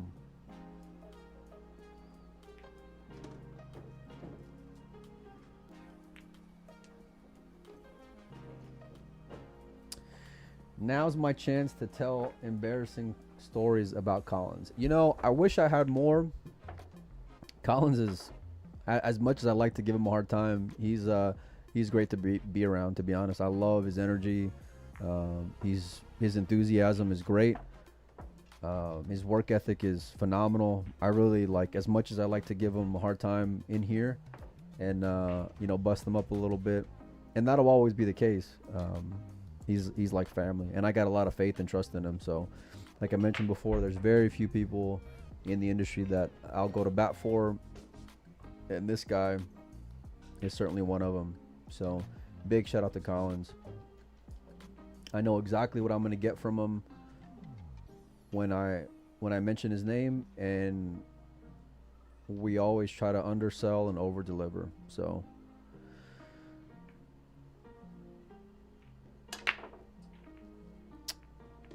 Nice break there from Fran. We've got one ball down. He's going to have options here. Probably going to take the solids just because the starters just look so good. Going to have a little bit of work up there in the upper left. And so, yeah. Rumors about Griff'S closing. Yeah, no, there's nothing that I've heard. I've been known to hear some rumors from time to time, and there's something that I've heard. And I can tell you every time I'm here, the room's always packed. The cleanliness, the quality of the food, the friendliness of the staff. It's really got, you know, all the recipes of just doing well and thriving. And, you know, kudos to Mark Griffin for setting this up before he passed away. I know I've seen some comments like, oh, they shouldn't be this in a pool room. And, you know, this was Mark's dying wishes, you know, to keep this event going for the players. And so throughout this week, we've listened to a lot of feedback for the players, and we're going to keep that same spirit in mind as we continue to push forward. So, but we're going to honor Mark's wishes and, yeah, just try to do our best job and make him proud. You know, we know he's watching, from upstairs. So Mark, we miss you, and we're going to continue working hard for you, buddy. So.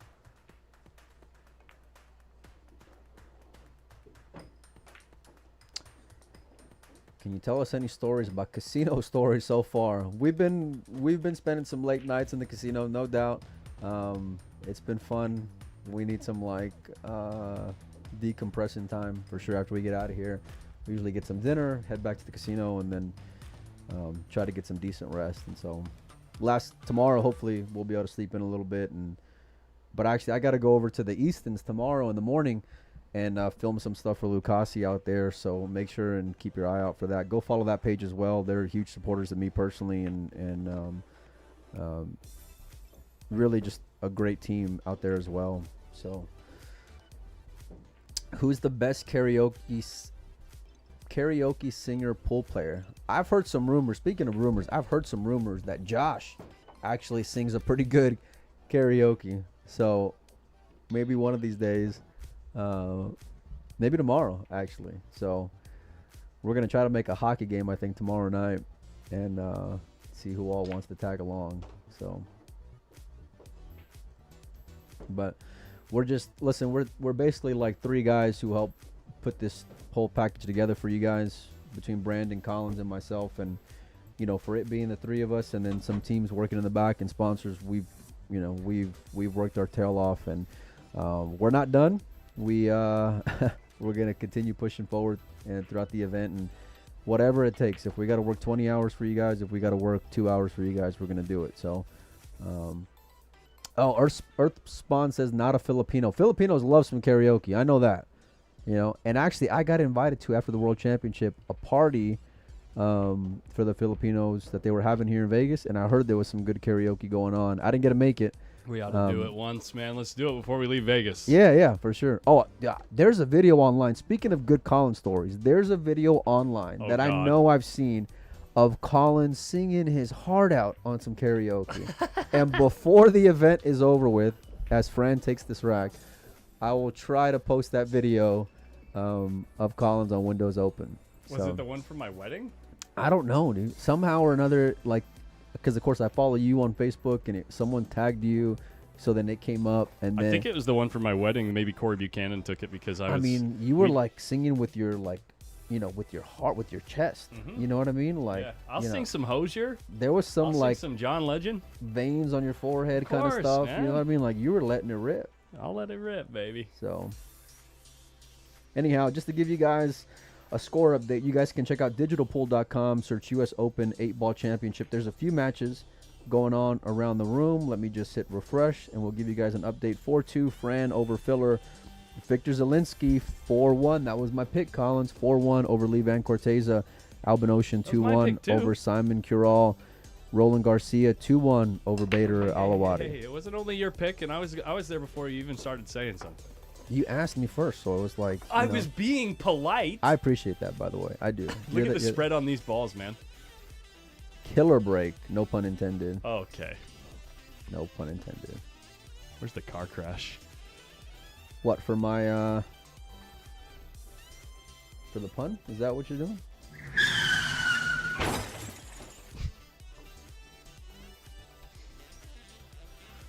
All right. Let's see here.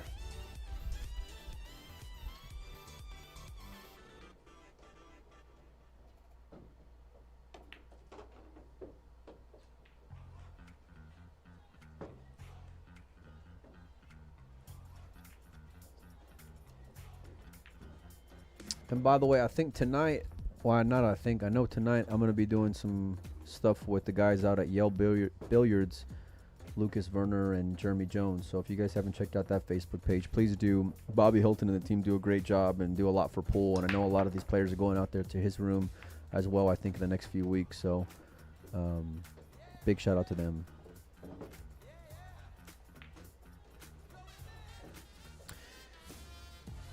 Josh has got some pep in his step. You got to hold serve while you can, and it's just a high class match, which I heard you had in the last match as well. The last match was just when you left, it got just a high standard. It was such a high standard until the very, very end. I mean, there was 9 or 10 racks of like perfect pool except for dry breaks. God, he hit that ball so well, like a nice thick hit inside English. Great shot there by Josh. See how the rack was hanging off the table? What if a ball hit it and it affected the shot? In cue ball fouls only with no refs, if something like that happens, it's up to both players to make sure that the rack is not in the way of the shot. Yeah. Right? So just as much as the player who hit the shot and the ball hits it, if it goes in, might, have an advantage when you say it's not a foul. The other player might, I'm not saying like this actually happens, but like in theory, the other player might be trying to garner an advantage by not saying something and leaving the rack there so that if the shot hits it, it might disturb or change the shot. You get what I'm saying? So it's it's both players' responsibility. Look, at the end of the day, I want to see adults play pool. And what I mean by that is just, be a grown-up. Let's not pull any moves. You know what I mean? Yeah. Use a little bit of common sense. I'm not here to micromanage or babysit anyone, and to be fair, everyone's done a pretty good job in this event. Like, no real issue. There's been a couple, but it's been far and few between. So I don't listen. I don't want to be that guy, and everyone's kind of been pretty great. Plus, especially when it comes to all these Europeans, they all know each other. They're all friends, and so this break, Mike, is looking really good. Right. Yeah, Look at the only balls that are tied up. both groupings have a ball, like right here. But I like leads to it. I like solids. I like solids too. I like solids personally. Yeah, the opening shot, it's real easy to for sure get in ideal position. You have 2 options that do the job. Yeah. And, I forgot to update the score, buddy. 4-3. Thank you. Thanks for the reminder, guys. Yeah, and I'm gonna you go eat lunch. I'm gonna go eat those can you put me on mute? Potato skins.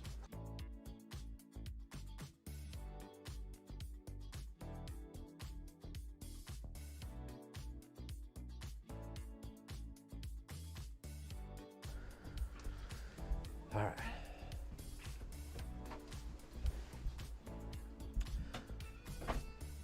Eight ball on the break is not a win. It does get spotted back up. So there's a couple of changes that we'll make for next year when it comes to the eight ball for sure. But all in all, I think it's good. Like personally, I want, and this is a debate that we had when it comes to the event, because it was like a balance between honoring what Mark had already put in place and then, you know, what we appreciate as well. I like seeing winner break. You know, I want to see, you know, players put packages together. So I think these are things that we'll talk about and consider, and a couple of other things. So, but based on the feedback, what changes do you see being made? Yeah, just a couple of rule changes, pretty much. You know what we're thinking. I've been talking with the players quite a bit, and we're not stubborn by any sense, or feel like we have all the answers. You know, so yeah, we want to make sure they're happy. We're gonna work as soon as this event's over with. I can tell you we're gonna work hard on getting some sponsors in place already, like a year in advance, so that way we can try to get more money added for these players. That's the bottom line. So we want to do a better job for them. So yeah. Jackie, I am doing some commentary tonight with the Jeremy Jones. I mentioned that just a little bit ago, so I'm looking forward to that. To be honest with you, I completely forgot about it. I know I posted the flyer the other day, and I realized, oh, holy cow, it's today. So Francisco, this is the key shot right here. Just getting from the 7 ball back to the 2 ball to get back in line. 8 ball sitting wide open, and it's got all the pockets on earth to choose from.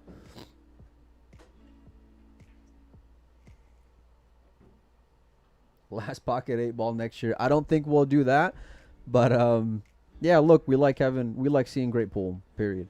You know, and we want to have all the best players here if we can. So we're going to try to announce the dates already for next year's event after this event's over with, and hopefully guys can respect the dates, and the players will stick around. So kind of hit that one a little spicy. I think he's going to go with the 1 ball here to get back in line. I'm not sure he was trying to get in there. I think he was playing for the 2, but either way, he's fine. Yeah, between Derby and Vegas, I might get burnt out on pool. It's not easy for sure.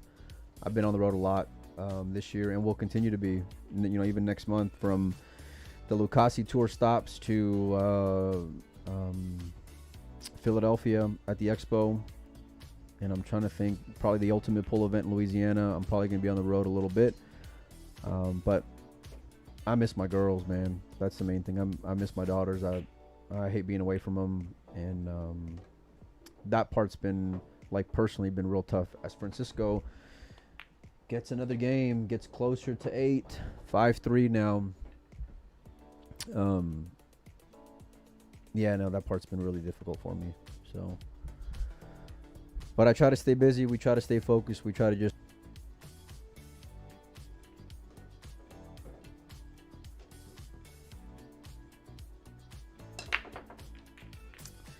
all right, let's see. Kind of a flat break there from Josh, but he's got a bunch of balls down, and so he's got his hand on his hip, and I'm thinking because the 6 ball's tied up with the 9, but the 10 ball's blocked by the 2 ball. So he's got a little bit of issue here. Let's see how would I'm going to think how I would attack it, and then they'll probably do the opposite. So I think it makes sense to go with the 1 ball first, and then you can get the 2 ball, get that region kind of taken care of. And then from there,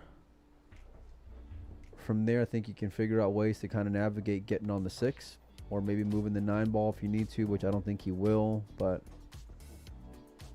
yeah, we'll see. We'll see.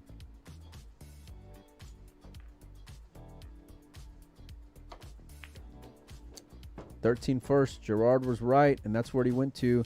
Guess he likes the solids first. Oh, he's going to use the 14 to get on the 10. And like I said, whatever I would go with the opposite. So I wonder if he's just going to try to hold it with a little bit of inside. Full hit is what he wants. He used every inch of that pocket. Great shot there from Josh.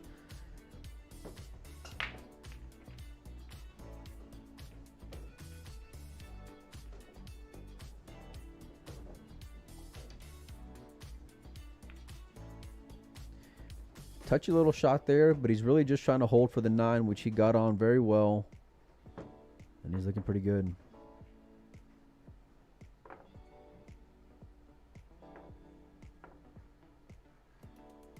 I've been getting a lot of messages about the raffle that we're doing. We're going to pick a bunch of winners. It's not just going to be one winner. We got 2 Q-Tech Truewood Qs. Ooh, hit that ball a little fat.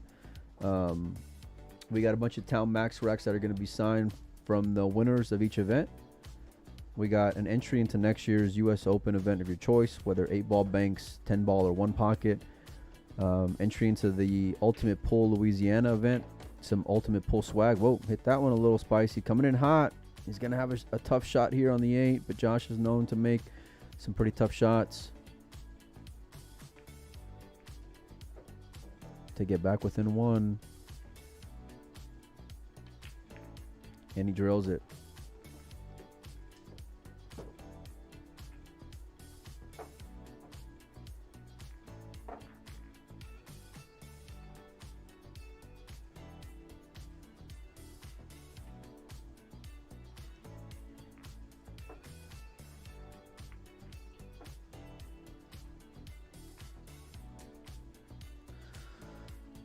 Nice shot there. Nice out. Let me adjust the score.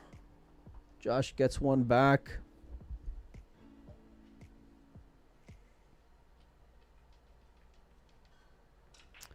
He's gonna need some help.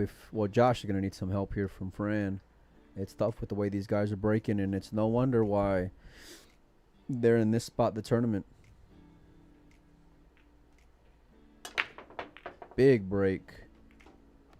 4-ball down. Cue ball in a good spot. 2-3 are tied up. That 14-ball and 6 are in a funky little spot as well. That's what he's looking at.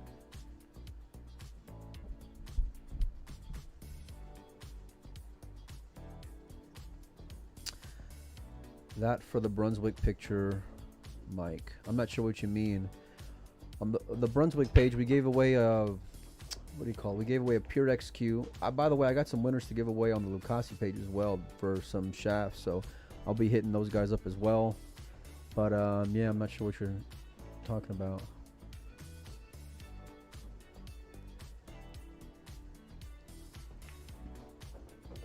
All right, let's see here. This is the rack that Josh needs to win, but he's going to need some help from that guy at the table. So it's all about this like 6-ball for me and whether or not the 3-ball passes. Looks like he wants to pick the solids. He's getting his extension, I'm guessing. And he's going to attack the 7-ball first. Seeing how he can get a nice full hit, he might just try to get on the 6-ball now. Play it in kind of a 1-pocket way. Oh no, he wants to go into it. See, I like kind of just almost trying to drag it around and trying to shoot the ball on the same side, but I'm not going to argue with this man right here. Even if you go into the 6-10, I think you still got some options. This is what I liked right here, because it's real easy to get on. Not real easy, but it's decent to get on the 6-ball. It's hard to tell how thin he is here.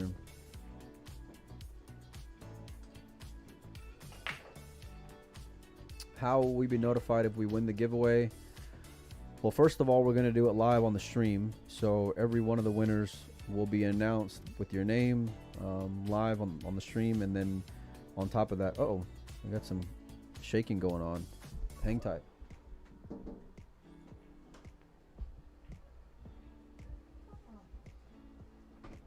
So check why that camera was shaking for a second. Did someone come in, or were they was somebody standing by the camera? Okay.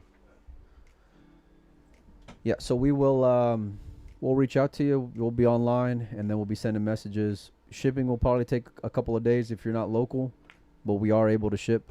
And yeah, just because we'll be still here streaming the events. But after this event, I'm sticking around town, be working the BCA trade show after this. So can you talk about the Mosconi Cup and what Team USA needs to do to win?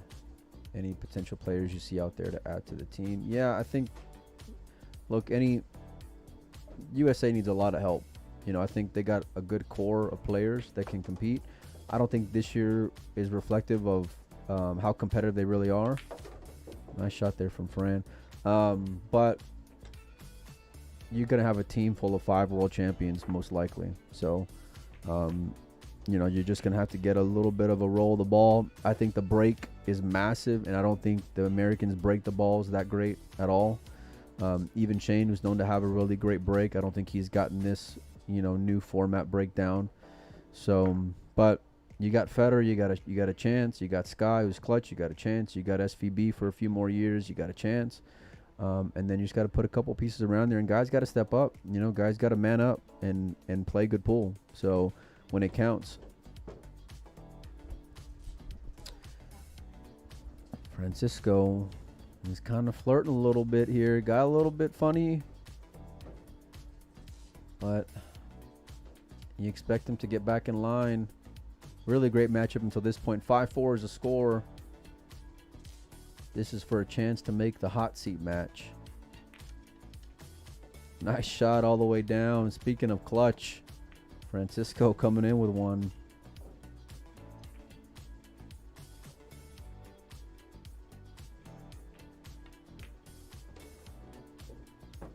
Victor Zielinski 7-2 lead over Levan Corteza. Alban Ocean 3-2 over Simon Bader and Roland 3-3. And Francisco with a 6-4 lead as Josh taps the table. Great out there by FSR.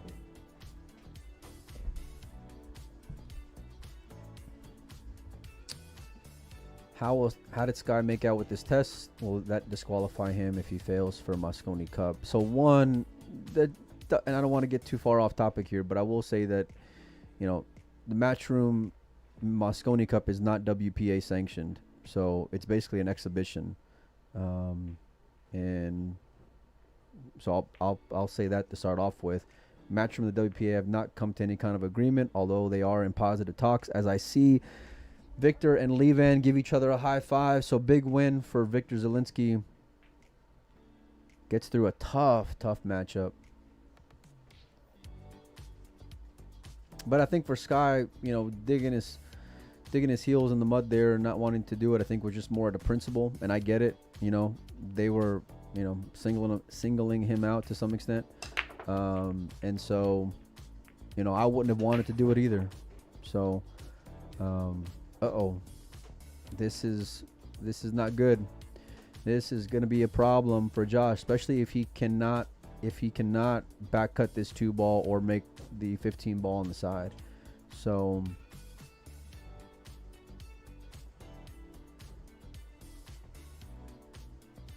yeah, we'll see. We will see. He's bearing down here. He's going to have to let the cue ball loose a little bit. So even if you make it, you're still not out of the woods. He makes the shot. Almost scratches. And he kind of picks his hands up because he's still not out of trouble yet. So,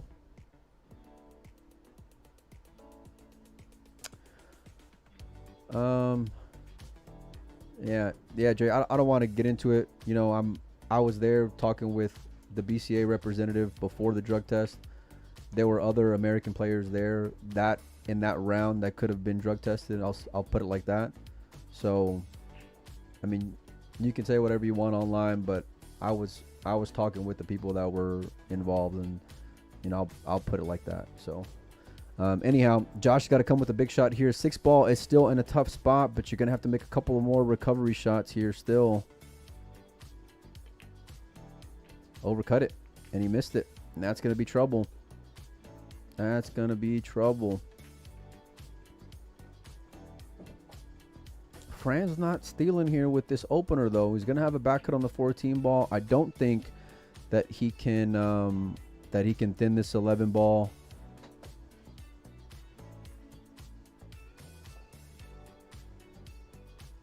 So it's not a gimme by any means.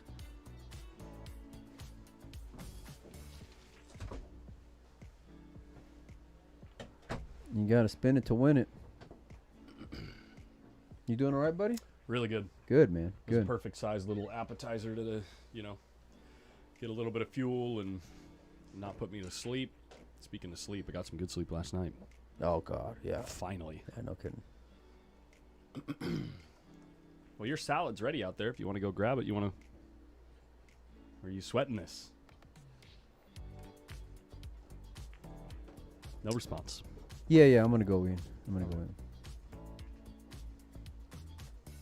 Yeah, it's hard to say his name was selected. There was 2 names to choose from for a North American representative. It was either Shane or Sky. So, but I'll leave that conversation there. Let me just finish off this one, Collins, and then I'll go get some lunch, buddy.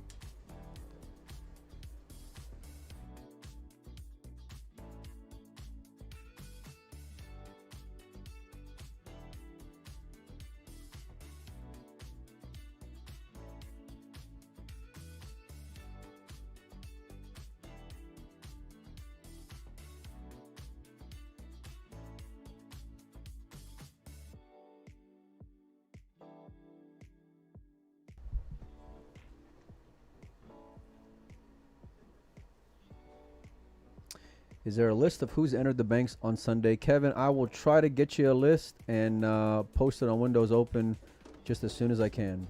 So,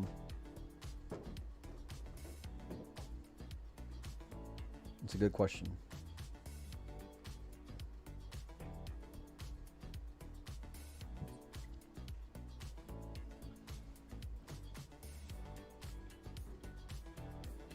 We appreciate all you guys for tuning in. Josh is in a bit of trouble here. Yeah. I'm gonna step out. I'm gonna go get some lunch, and I'm gonna talk to Victor. And that's right. So Victor moved on. Won, right? Yeah. That's gonna be a hell of a hot seat match. A real good hot seat match. That one.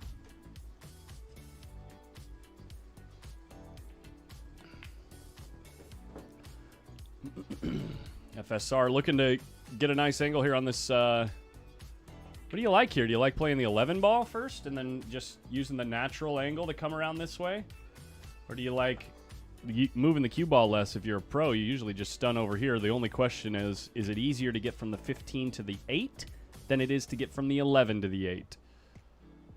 You got to weigh those percentages and then go with the gut. He's picking the 11 ball. Around the 7, going to come through a good line off of the third rail here. Real good line. Slightly tougher shot on the 15 ball, though. Slightly.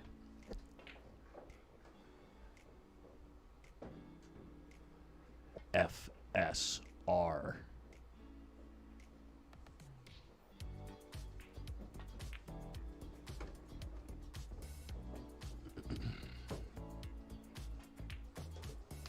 This guy sure don't like to miss, does he?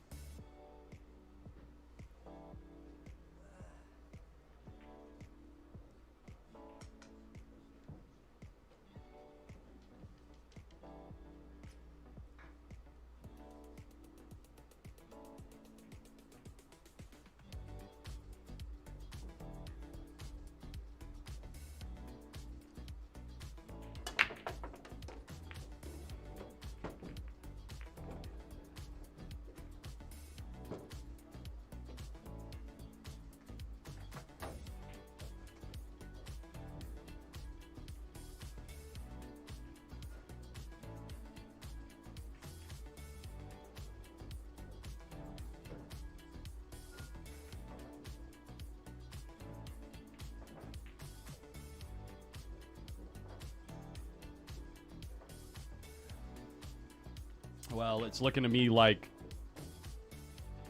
Filler's going to have to fight his way back from 5th, 6th position to get back to the final here.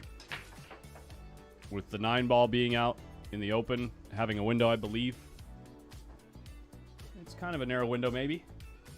Maybe not. No.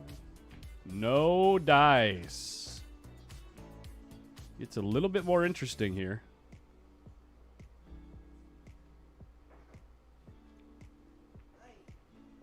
He's looking at the jump shot on the 9. Because it's not easy to hold position off the 10.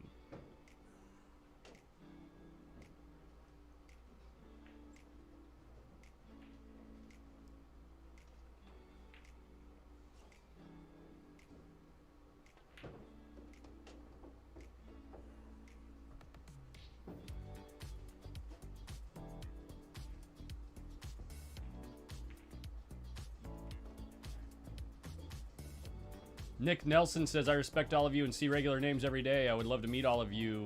Maybe someday we will find each other at a table and realize how human we all are. Dude, if you're a true post-up fanatic, be on the lookout for the Moscone Cup coming up this year. When tickets go on sale, we're going to try to buy out a section.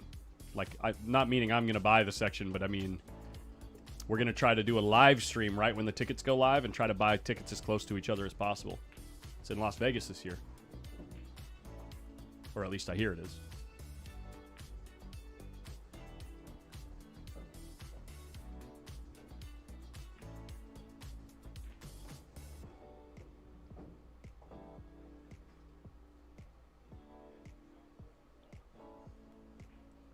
Have they announced the dates yet? No, I don't believe so. I don't think they've announced the dates and venue yet. Not quite yet.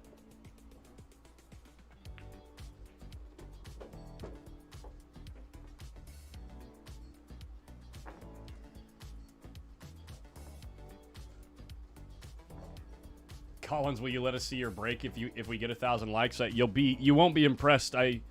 Leading up to this event, I have played very, very, very little pool. I'm definitely not in stroke right now. I'd say I'm playing at about 70%.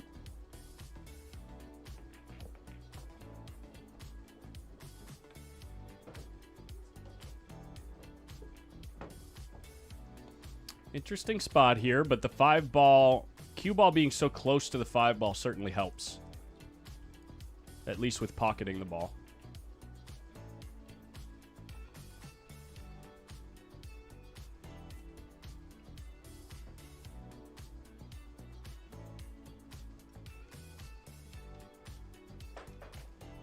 So he goes for the bottom right corner.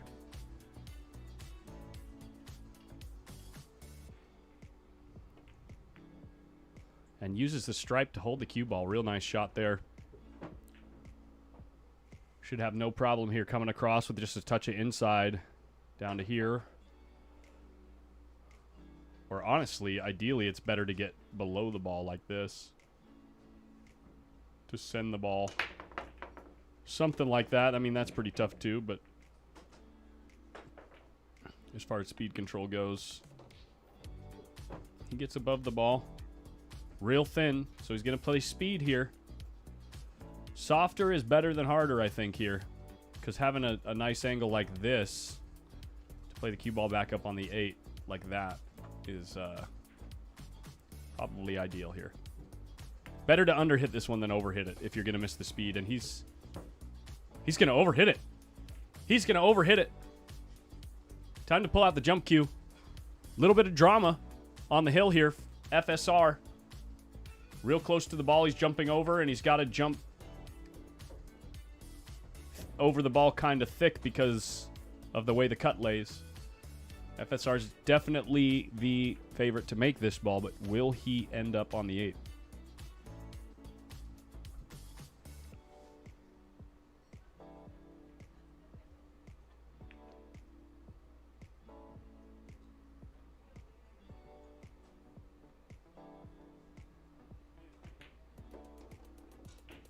Thank you, Justin, in the chat says, Moscone Cup date is December 4th through 7th. No venue set yet. Thank you.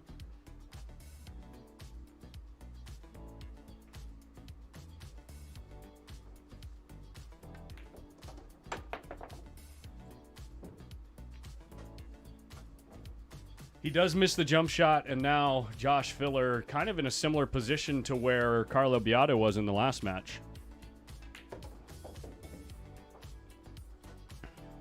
In a place where he can finish this rack, ideally break and run the next one, but then he's going to need at least one more, probably two more mistakes from Francisco in order to have any chance at winning this set.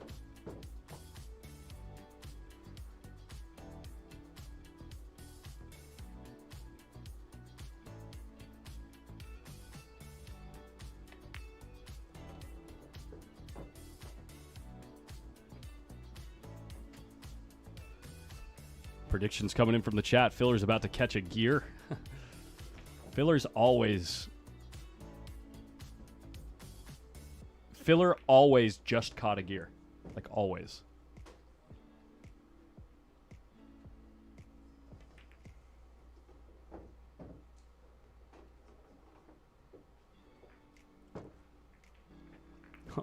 Right as I say that, little nervy shot here.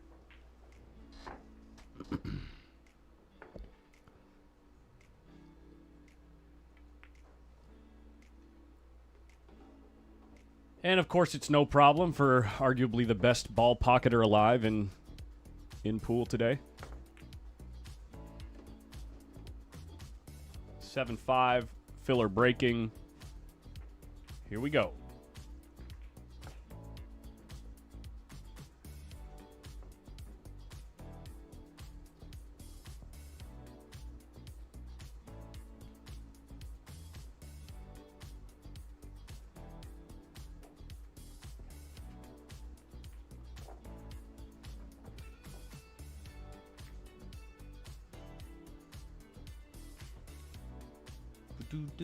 Do.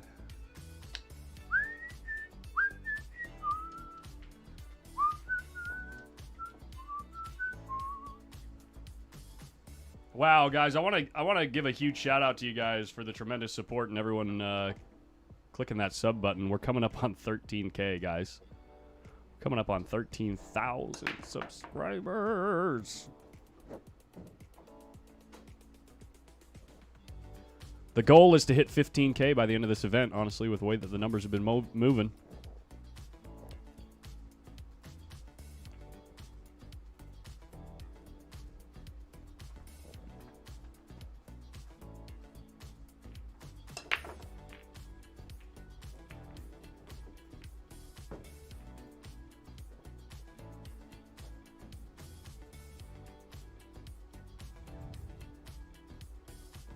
Look at that. Only 84 away from 13K. Almost 3,000 more people jumping on the bandwagon after that first night where we hit 10K.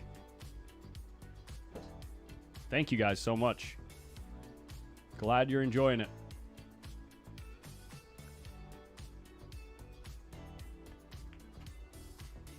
Filler's going to overcut the ball.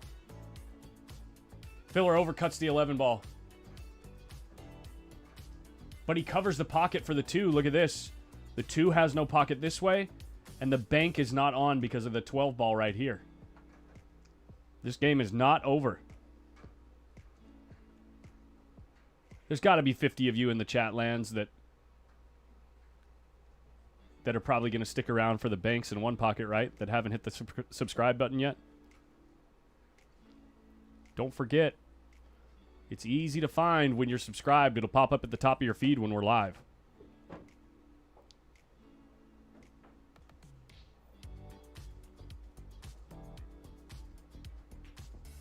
Yeah, I don't know what he's going to do with the 2 ball. There's not really a ball that can bump it very easily.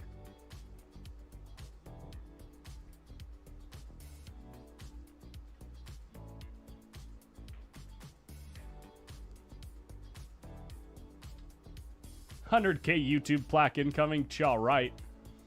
That's about 5 or 6 years away, at best.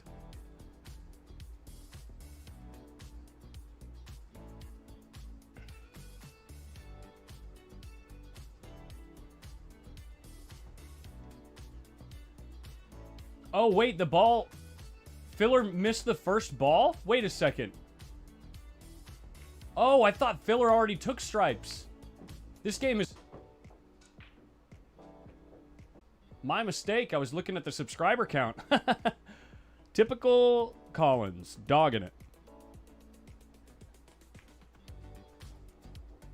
Watch the subscriber number fall now. Nobody wants to watch that crap.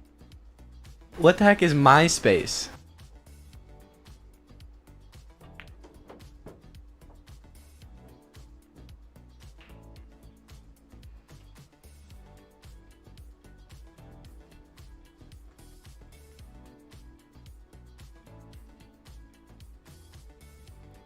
Are there 20 more of you guys? 20 more?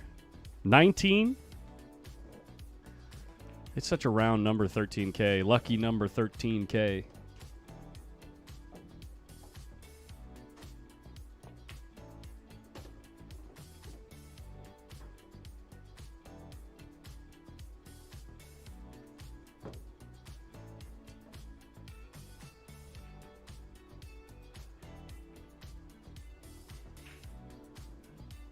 Oh, no. Oh, no. Someone unsubbed. All right. We'll get it out of the way.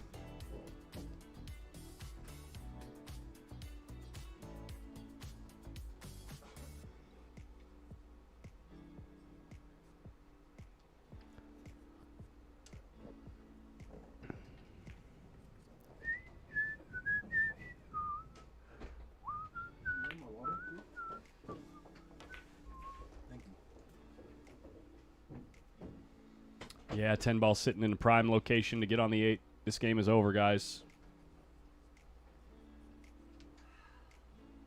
FSR just waiting for Roland Garcia to shoot his shot. And guys, this is me shooting my shot. Come on, we got 9 to go. 8, 7, 6,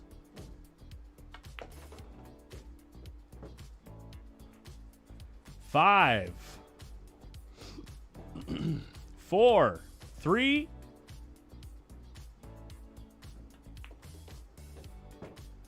2, 1.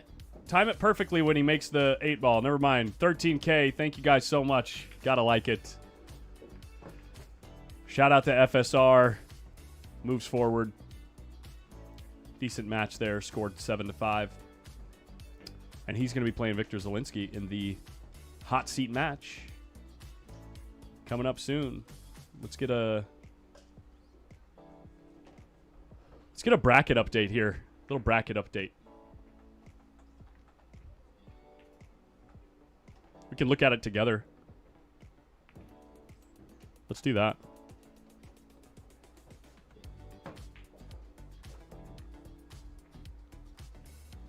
Zoom in a bit here. FSR moves forward 8-5. Victor Zielinski waiting. On the one-loss side. Simon Curall currently playing Alban Ocean on table 23. And Bader Alawadi versus Roland Garcia. Look at this, 5-4. Bader Alawadi playing some jam-up 8-ball.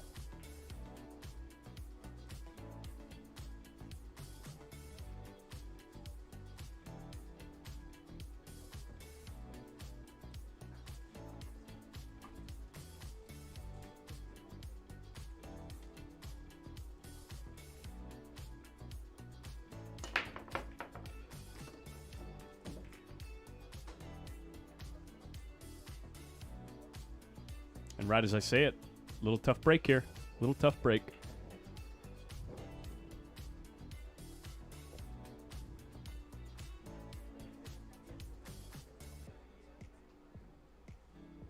Simon Curall currently 4-4 with Alban Ocean.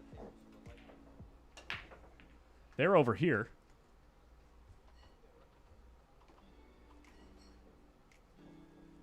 They're currently playing on this table. You guys want to do a little picture-in-picture double sweat? Because this one's easy to frame up. I could frame it up high and do a picture-in-picture. How's that sound, guys? Juan, I don't know how to look up exactly who was the 13,000th subscriber.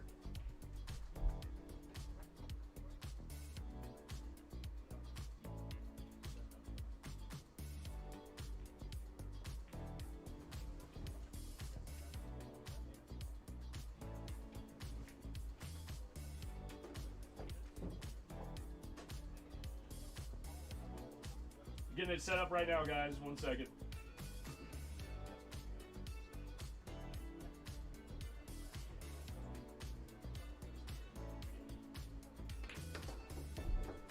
Welcome to the post-up pressure point. The hilltop pressure cooker. The post-up hilltop pressure point.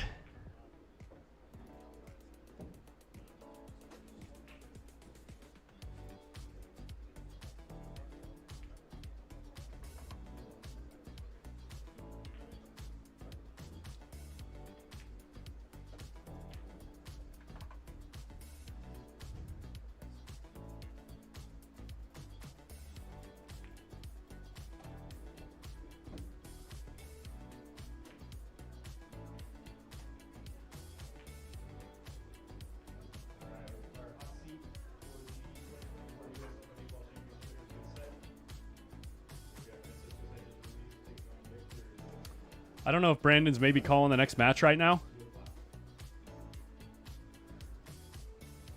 But I'm going to leave you guys like this. You can follow the live scoring. Actually, here's what I'll do. Check this out. I got more ideas. Yo. So, hot seat match at 2 o'clock. Hot seat match at 2 o'clock, guys. Yeah. Between Victor Zelinsky and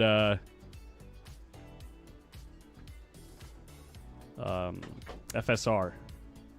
Give me a second. I'm going to get this set up like perfect for you guys. Hold on. I got an idea.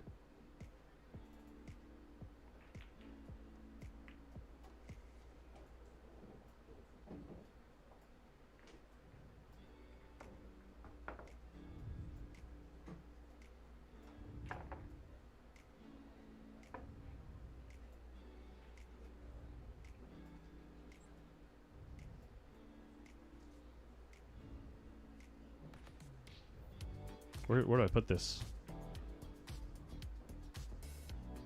Like right here? Put that one right there. And then we can put this one.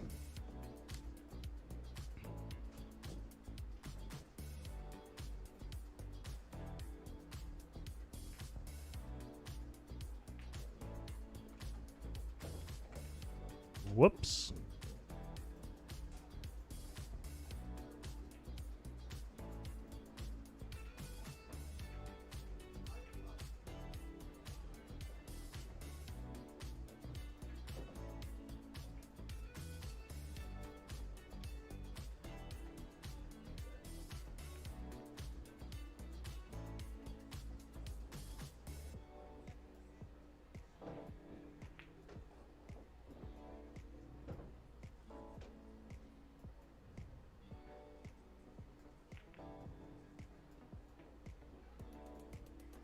How's that? Or maybe we put this one down here. Just right in the corner there. Is that okay? Or do I do it up here? I can't decide. This is the first time I've done it this way, so I think I'm pleased with this.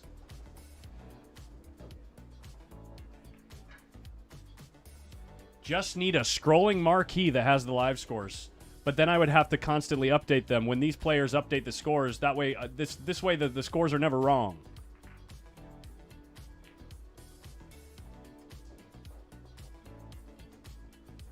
Larry Cheek says, looks good. Always Smiling says, looks horrible.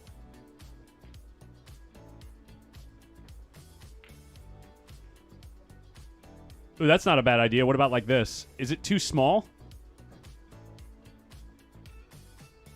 to put it there? That looks too small. On a phone, you won't be able to read it. So I'll put it right here. This, if I put it right here and make it just a little bit bigger, at least then you can see the players when they're walking around the table. There we go. I'm good with that, and I'm leaving it. Levan Corteza just lost to Victor Zelinsky.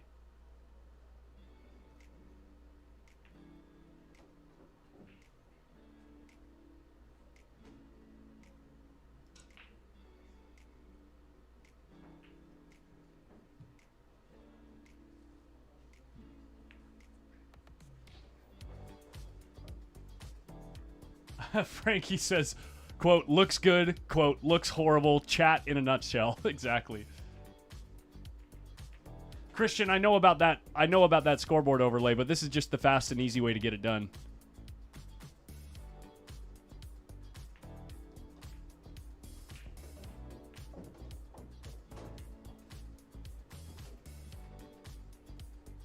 And it looks decent, considering.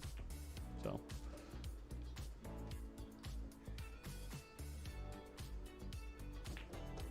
Alvin Ocean wins that game, and he's going to step away.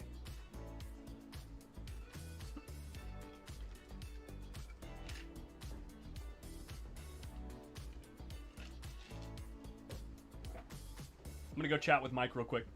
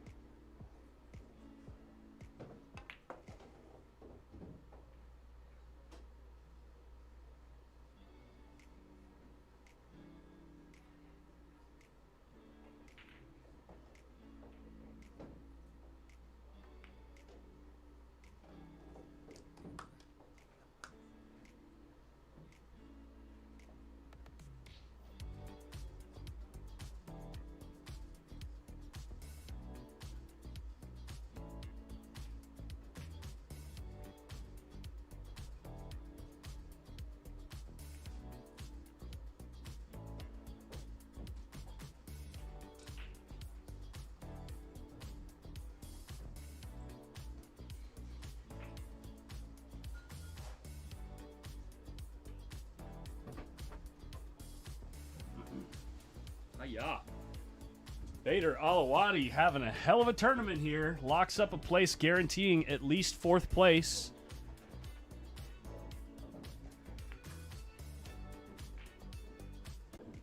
Yeah, Gino, check your resolution settings. Correct.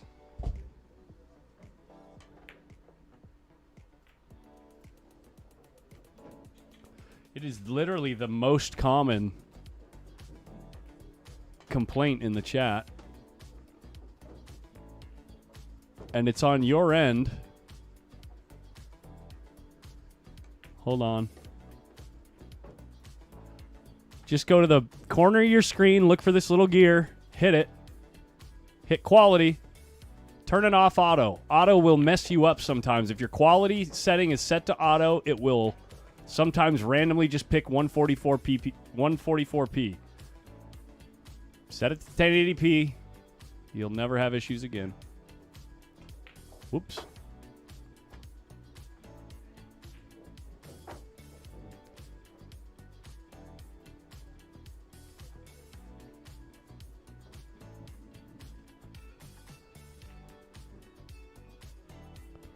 There we go.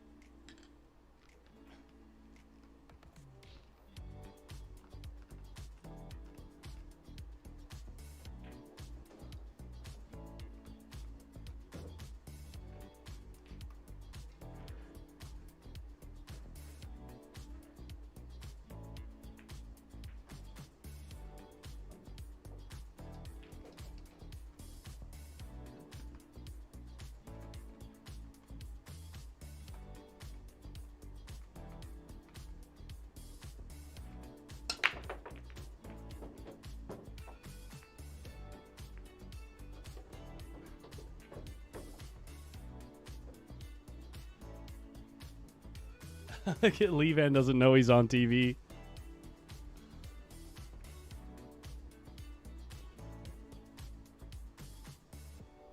Alban Ocean's on the hill here, guys. It's looking like we might have a 4th place matchup of Alban Ocean versus...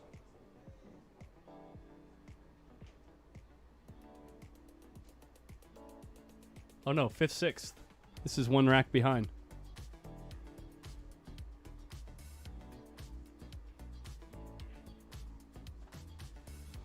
I think. I can't remember.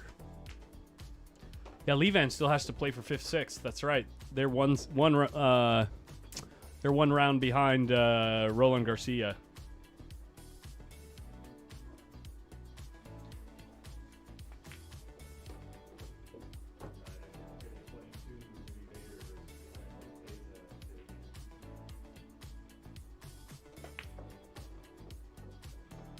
That's right. The winner here plays Josh Filler.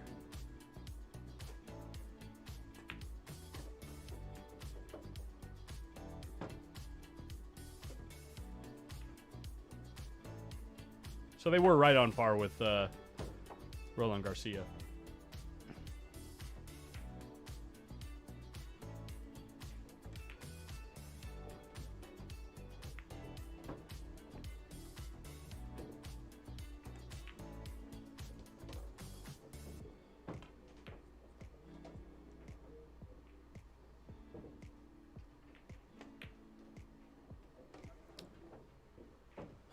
Simon knows it's done. He knows it's over.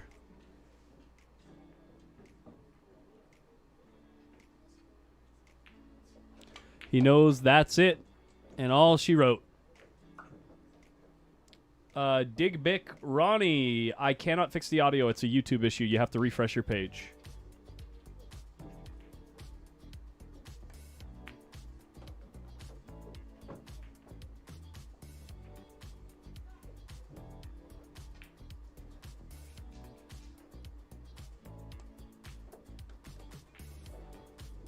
I think Bader's asking if they can move to a different table so that he can stream it.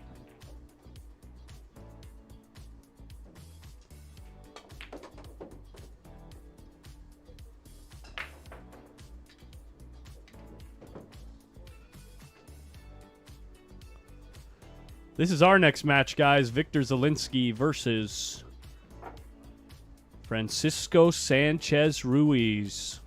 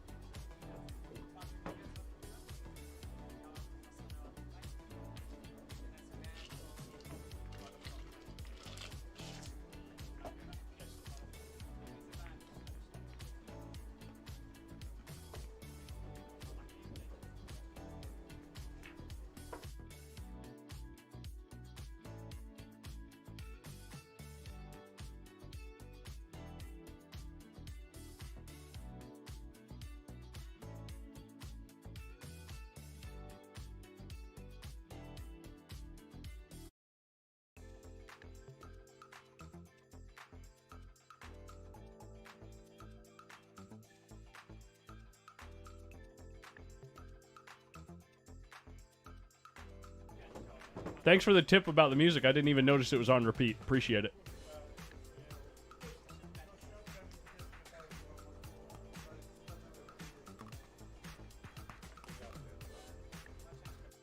Sorry, didn't mean to chew ice in your ear. I'll stop that. My apologies.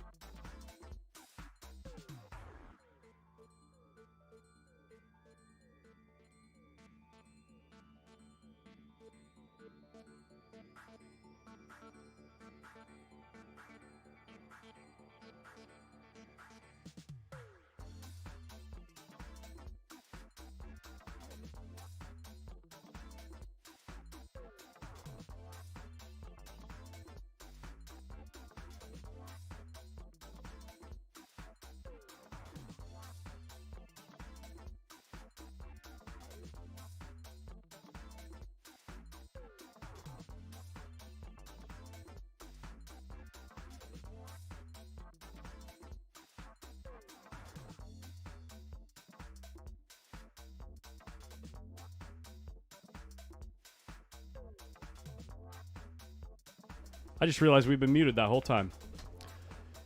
Hot seat match right now, guys. If you want to watch the one-loss side matches, check it out on Windows Open. You can see the Josh Filler versus Albin Ocean match.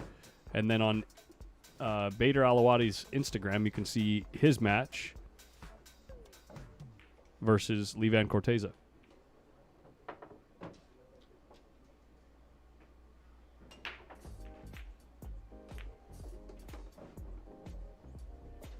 Oh, hey. Mario He. Hi. How you doing? Good. How are you? You know, really good. I'm having a blast at this event. Having an absolute blast. So first things first, total hangout vibes in here. Obviously, when the game gets really interesting, we talk about the game. But the chat's super interactive. Feel free to, interact all you want or not, whatever your vibe is. I see that you like to get out there and chop it up with the other boys. So, humor is definitely welcome as well. And then the microphone, make sure it's not like way out here. You know what I mean? Yeah. You can put it anywhere you want. It'll auto adjust. You know what I mean? Okay. And then just make yourself comfortable. Yep. I think that's fine. Yeah. I don't think they've lagged yet, right? Yeah, they didn't just lag while we were talking. So they're still just getting loose, getting warm. How was your tournament, man? Honestly, not really good. Okay. I lost to Albin twice. He played perfect on me both sets. I missed in a 10 ball, I think, one shot, and in the 8 ball, I missed one shot, and I lost 9-2, 8-2. You lost to Albin twice? Yeah. Brutal. 10 ball and 8 ball. Isn't that guy supposed to be your friend or something? Yes. And he doesn't. He wasn't friendly to me there. What the? Yeah, he told me he played his best set in 2 weeks against me. Oh wow, So he played a hell of a set against first round against SVB. He played an outrageous set too. So these guys have been playing pretty jam up. Victor's been playing fast. Same with FSR. All of his matches have been going pretty fast. Yep. It's gonna be a close match, I think. When they play each other, it's not always close, but what I've seen, it's a battle. Yeah. Why don't you wave to the fans at home in that camera right there? Oh. There he is. Right behind the mic. Mario He, folks. There we go.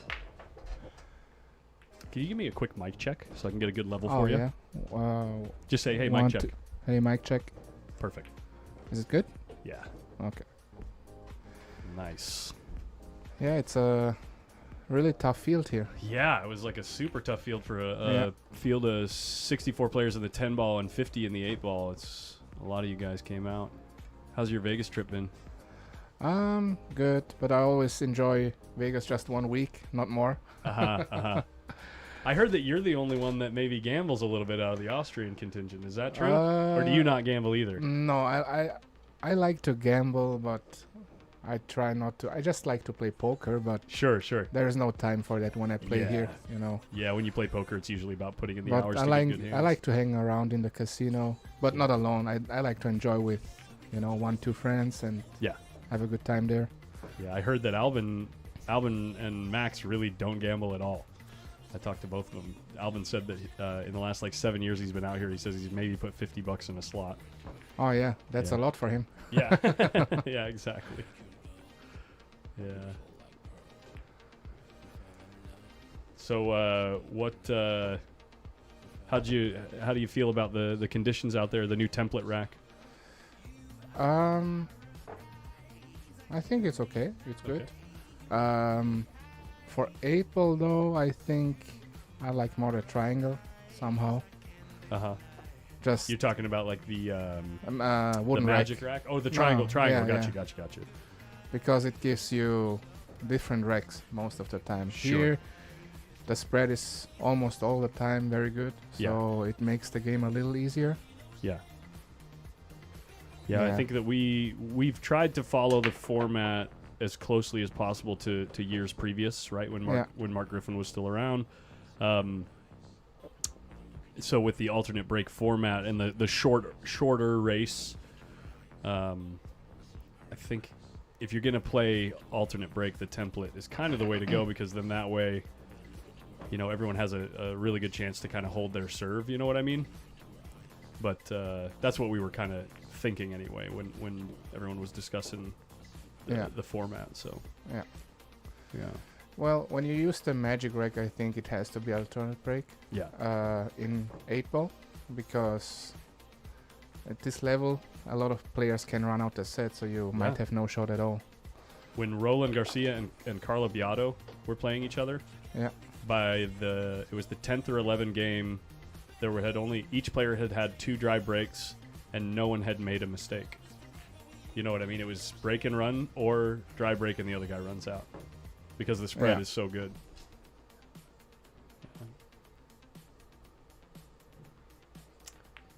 Where are you going after this? We're going to Boston? Yeah, we're going to Boston. Oh, nice. On Boston on the way home, or are you going to be? Are you going to be in the States a while, or? I'm gonna be in Boston for 1 week, and then in Connecticut for 1 week. Okay. And then I'm gonna travel with Francisco to Spain. Yeah, I heard his tournament. I heard that you're rooming with Francisco right now. Yeah, right. How's that going? He's kind of a goofball, isn't he? He's fun. Yeah. Yeah. He's fun. Yeah. Cool.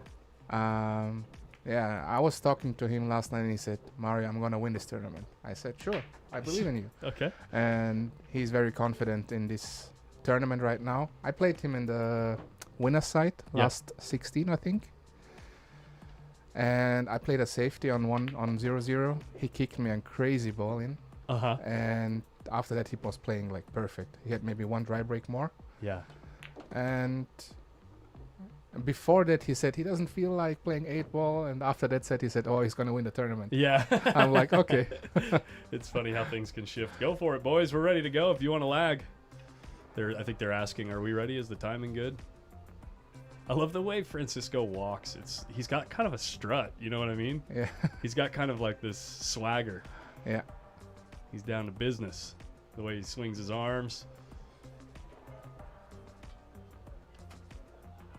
Yeah, you guys look like you all have a lot of fun together when you're out there just kind of in between matches or whatever. It looks really fun. Yeah, we are mostly grouping together, you know, like it's not always the same group, but like this time it's Albin, Max, me. Yeah. Oh my gosh, Francisco. look at this lag. Look at this lag. Is that a tie? Wow. Is that a true tie off the rail? I think that's an actual tie, guys. Maybe one is frozen, one's not. I'm not sure. I think they both bounced off. That's crazy. They want someone to come take a look. Wow. It's very rare that you get an actual pure tie. Yeah. It's almost impossible. Especially the close on the rail. It's usually really easy to tell which one's won. Yeah. Wow, he's calling the 15 ball. Wow, that is close.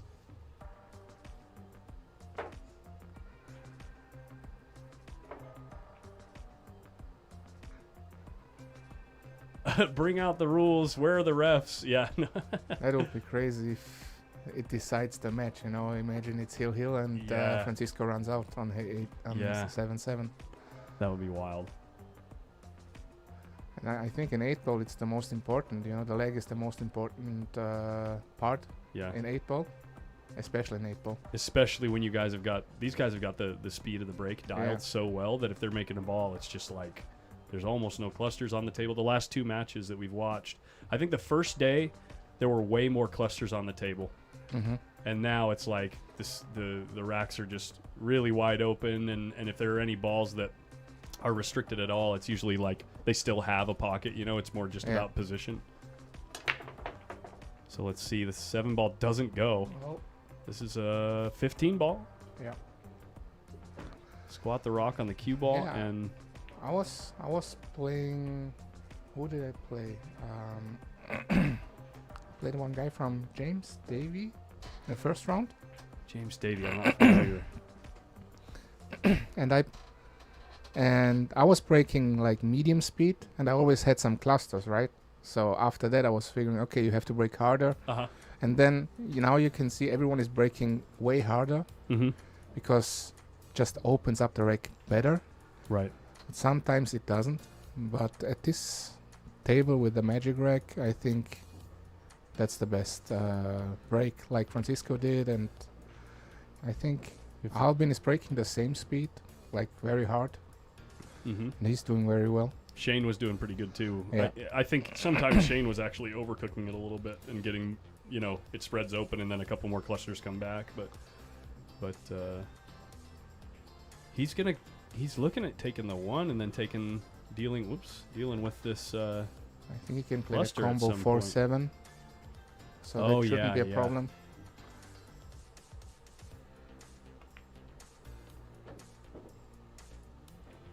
Windows open, baby. Yep. Nice shot.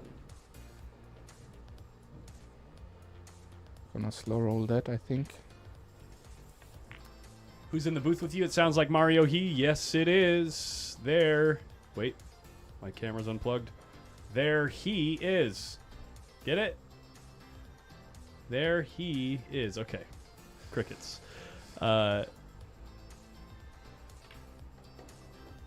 long have you guys been traveling together now? Has this group kind of come together since COVID, or were you guys all pretty close before COVID? I mean, we are pretty close already for a long time because we always play the same tournaments, also in Europe. So, but this group this is the first time we travel together with Francisco, because usually he travels with the Spanish guys. Right, they're David not here. And yeah. So in the end we talked about it to travel together because we have the same schedule. Right. Yeah. Who are the other Spanish guys? There's David Alcade, FSR. Who am I missing?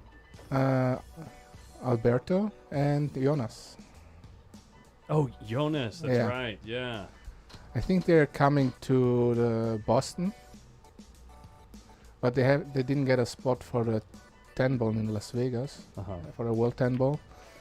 So Francisco was the only Spanish guy. Gotcha. And forgive me if I tend to have a bad memory with things like this. Who made it to the PLP? Who got invited to the PLP out of that group? Francisco, Albin, and me. Right. Oh, and Joshua. And Josh Filler, yeah. Yeah. We now after this we go to Boston with Joshua. Joshua is joining us. So. Oh, he's gonna join you in the hotel? Yeah. Okay. We have a house. Oh, a house. In Boston, Nice. So it's who is it? Max, Albin, Joshua, and me, and Francisco is staying with the Spanish because they are coming to Boston. Right. Very cool. And at the PLP we have a house also. I think Francisco had to book it. I don't know if he booked it, but it's Francisco, Albin, Josh, and me. Yeah, it's a fun group. Yeah. You guys, like, seriously. I know. I don't know you guys, and like on a personal level, obviously, but just observing from afar, as I do or would do with my cameras. Right, it looks like you guys are having a blast all the time. That's really cool. So with you guys, I'm assuming that the common language is English, right? Yes. Yeah. We talk English together, but Josh, Albin, and me, we speak German. So when we talk to each other, we speak German. Right. Max speaks German too. Yeah. Right? Yeah. Austria, Germany. Yeah, Austria, Germany, Switzerland. We all do speak German. Is it like all the schools? It's like a requirement that you learn 2 languages, or is it just because? Or is German the predominant language? No, German is the first language. Got it. But we do learn 2 languages. That's German and English. Okay. Since around 15, 20 years, I think. Okay. English is main subject in school. Oh, really? Interesting. Yeah. So yeah, I traveled. Yeah. Sorry, what were you saying? No, I wanted to tell that I had French. Oh, okay. For 6 years, but I can't speak at all. For 6 years. I was bad, but yeah. I traveled to Singapore recently, and apparently in their schools, it's required that you become fluent in 2 languages. You get to choose what those 2 languages are, though, whether it's Mandarin or English or Malaysian. Yeah. Is he asking about food or something? No, Max just came with the phone, texted something to ask me. Okay. And he asked me if I gave the table away because we were playing one pocket. Right. Yeah. It's a bummer you guys aren't sticking around for that event. I understand why, but it would be fun to watch all you guys play some one hole. Oh yeah, I like it a lot. I'm not really good at it, but I like it a lot. Yeah, ever since I like used chess. to. Yeah, exactly. I used to be like a rotation exclusive player, but ever since I started streaming, obviously there's a very large group of people that loves watching One Pocket, and there's always good gambling matches with One Pocket, and I've had a chance to watch a lot of it, and I'm totally sold on it. Now it's gotten to the point where when I'm playing 10 ball too much with some friends, it gets to the point where it's just a little boring, and One Pocket's just so stimulating, so interesting. Yeah. Kind of like the beginning of this tournament was quite interesting and stimulating, but now since the racks are breaking wide open, these guys, it's like it's a pretty straightforward runouts most of the time. Yeah, I think the break's gonna decide who's gonna win. I don't think they're gonna miss a lot. Yeah. I think when there's one scratch or one dry break, it might be it. Oops. Let's do this.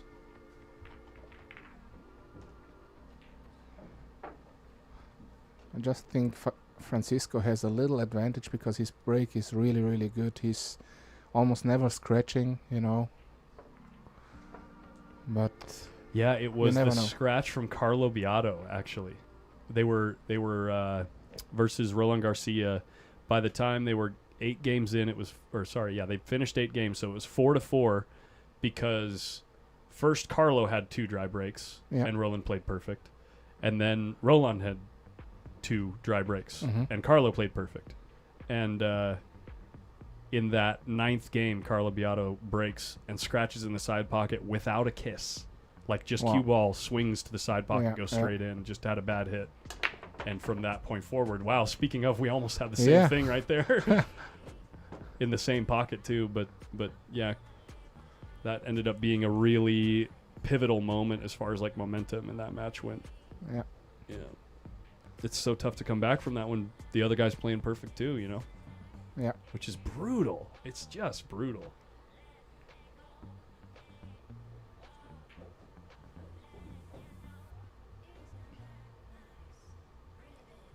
No real opening shot here for Stripes, huh? Not really, no.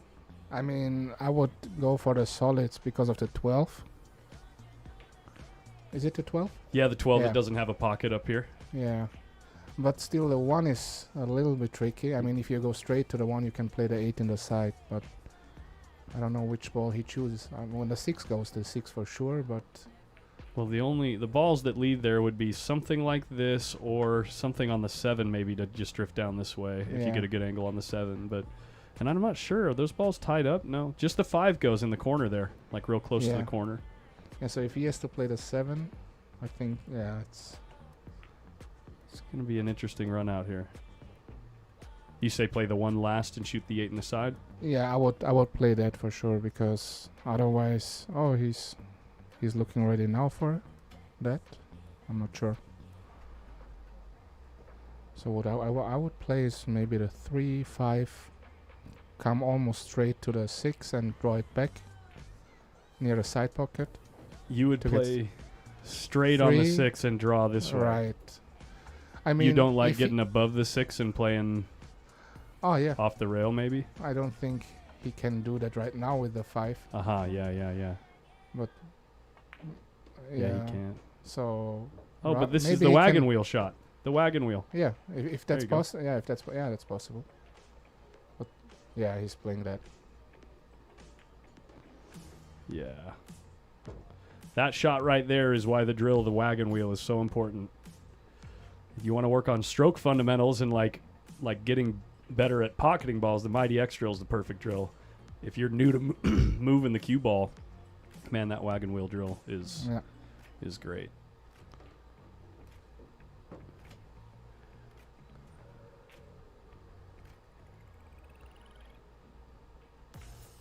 So now 3 break and runs.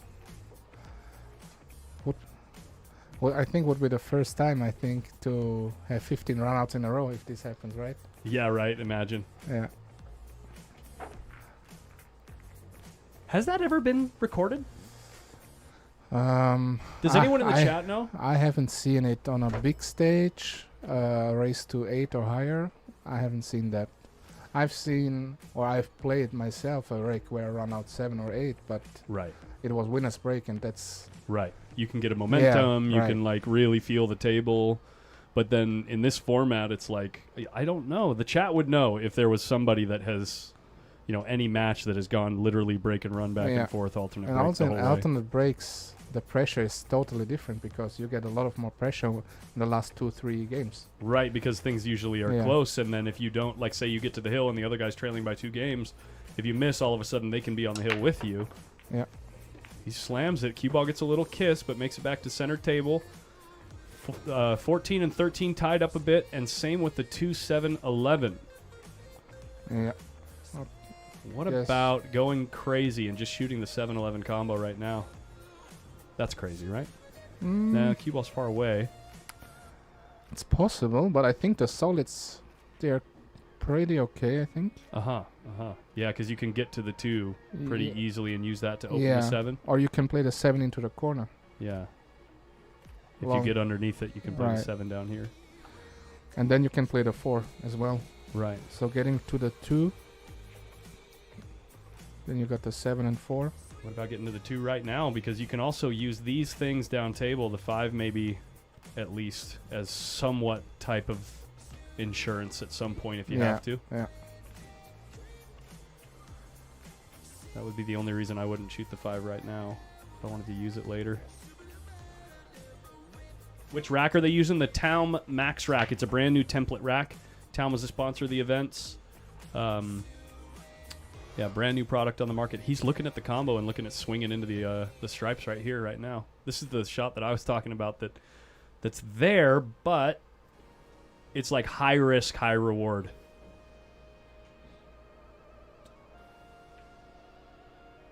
I was looking for the combination. Yeah. So, but the 14 is still not easy. That's why I mean the 13 goes, but the 14 is still in a tricky position. I think he tried to come for the 2. Yeah, he's looking a little timid about it right now. Let's see what he left himself. Well, you can't see from there. I mean, So he's let's still look from good here. with the 6 ball. Guess he's gonna play a lot of left English if he plays the 6 ball. Yeah. Or he might draw it into it. You could use those 2 balls there to stop the cue ball. But you're gambling. Oh, he's using the 4. There you go. Yep. I was going to say, if he used these balls, he's gambling, tying up the 7 even worse, which probably would happen, actually. But he can move the 11, no problem, with the 4 as insurance. Look at this. Yep.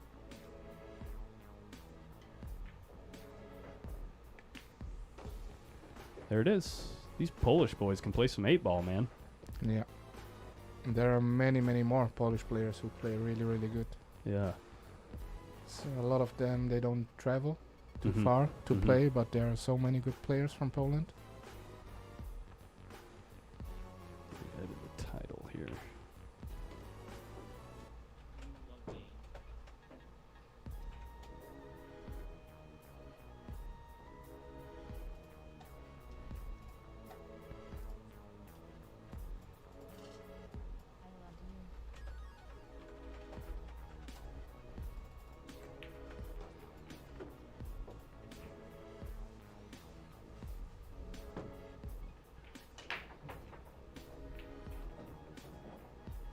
Stop the rock. Next game.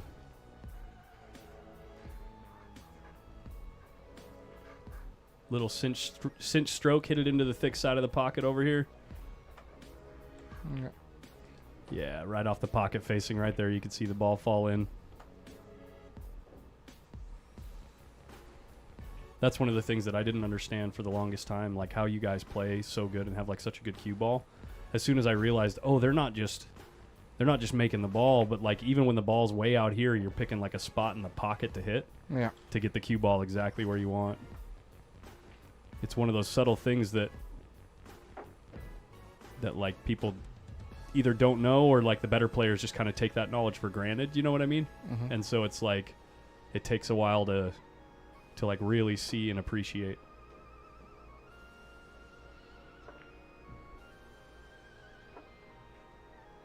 So we got 2-2, 4 break and runs so far. We're still on for a perfect set.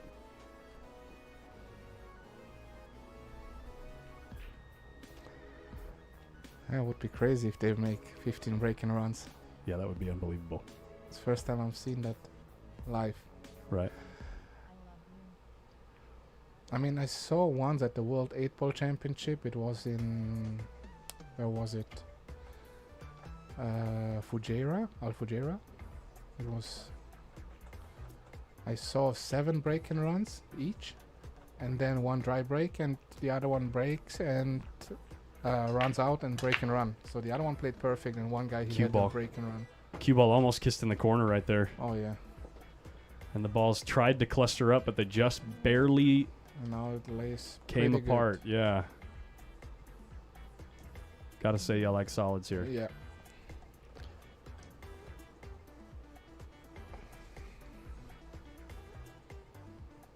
Six and 1. Like to get straight on the 1 to solve the 1, because if you get the wrong angle on the 1, you might get stuck at the cluster of the stripes. Right. I mean, you still have the 4 ball, but here you have a good chance to get a good angle for the 1. But you know, 8-ball, like, you can put the top 5 8-ball players on the table and they all play, not every time, but you know, sometimes they play different patterns. Mm-hmm.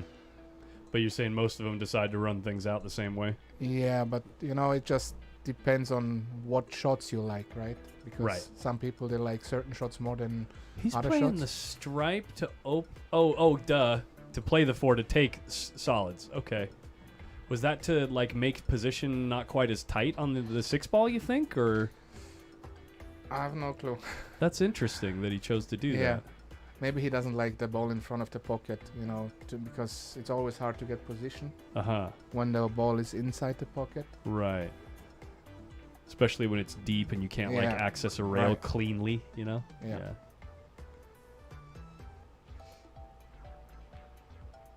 So now he doesn't like the angle to the 6 as well, so he was thinking to play the 3. I think you can get through to the 3. Looks like it goes. Yeah. The rest of the rack is pretty routine, I would think, from this point. A lovely nudge on the 12 ball.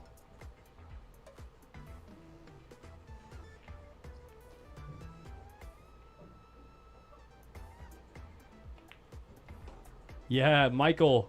What's up? M in the chat says, that's Mario. He awesome. He's so rad. I'm sorry. I like to make pun jokes, like where you know, I make jokes with anybody's name. But yeah, you got one of the best ones, man. Mario he.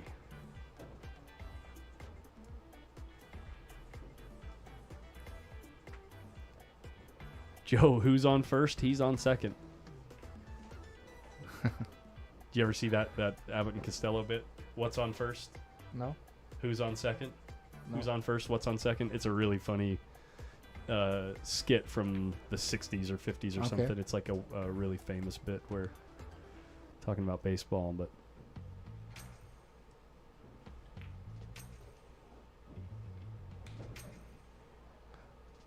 interesting. He's kind of flat here, huh? He's gonna have to. Yeah, he's got that kind of between angle where you can't like really draw the ball. No, that's the problem with, because the 14 is there, you know. If he goes in, he has one more big pocket, but now he has to play really good position on the 2. So if he is straight, you either have to like hit the ball like dangerously thick or dangerously overcut, like to the thin side of the pocket or the super thick side of the pocket to draw the ball. But he's looking at overcutting it and trying to run the cue ball through these stripes. That. Yeah, I don't like that. Wow. He might land behind the 15. Yeah, you got to like clip a really perfect spot on the 10. If he has the angle to go into the rail, I like to punch draw it to the side or to the corner. Yeah.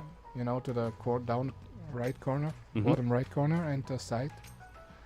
So he got 2 options. If he's straight, he has to draw it, but it's... Oh, 8 ball, gonna be perfect. Yeah, that's a good shot. That is really good. So he was straight. Yeah. What cue and break cue does he play with? Francisco? You. Oh, me? Oh. He capitalized he. Okay. I played I play an Exceed queue. I just got my own Exceed queue, which I designed with Exceed together. So I'm playing this playing queue. Exceed queues are real nice. Yeah, like the artwork on them, it's outrageous. Yeah. So I'm playing this since November. Okay. Playing with the Ignite shaft, going back to carbon. Still not feeling 100% with it, but it takes a little time to get used to that. Sure. And I have the Power Brake G from Mess. You said you designed the butt of your queue? Right. Yeah. Got it. Yeah. Yeah. Together, with the Mickey, the owner of Mess. We did it together. And I really like the final product. Is it going to be a design that's available to the public, or is it exclusive for you? It's for the public as well, but you have to order it, and then they're going to produce it. Okay. So the 11 ball falls in the side, and we have just a teeny little problem to solve on the table, but once again, the speed of the table... These guys have really got it dialed. Exceed is Mess. No, it's belongs to the company Mess, but it's an own brand. Yeah. It's an own Q brand. Gotcha.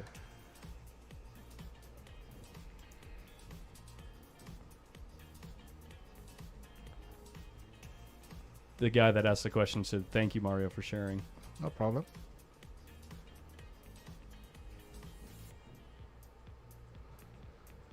Yes, Darren, this is not take what you make. The world standard rules in 8-ball is it's always open after the break, so you have a choice of which grouping to pursue. Les R says he is the man. There it is. Is he problem?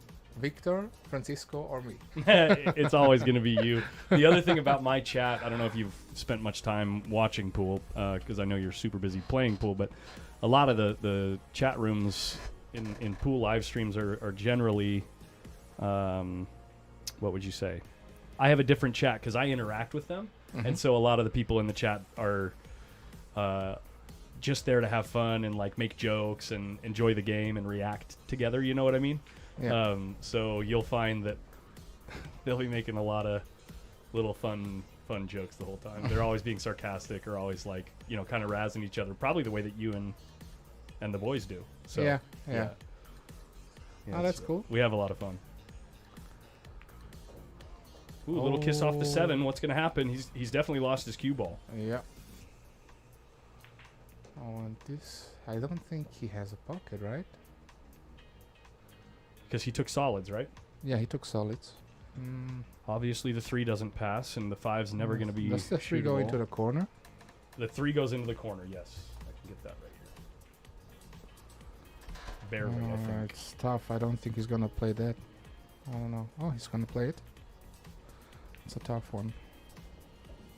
Yeah. Or is he playing the 6? 6 off 13. Of the 13. There we Yeah. go. That's a good shot. For pocketing the ball. Yeah, and if he makes that, he's opening the 7 also. So the 7 has a pocket. That's a hard shot. I mean, this is one of them guys that's made his name largely from pocketing and running balls. So let's see if he can execute. No, he hits it too thin. Straight into the 13, and all of a sudden, Stripes are a massive favorite in this run out. The layout for Stripes lays pretty good. Yeah. FSR playing perfect so far. Victor Zielinski was right there with him until that kiss off the 7 ball. Brutal.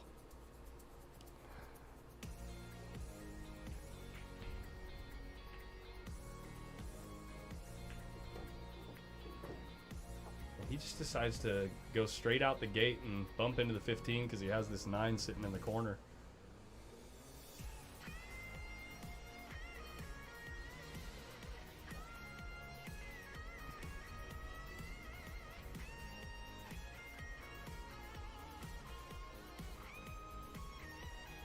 The European Mafia Mosconi team.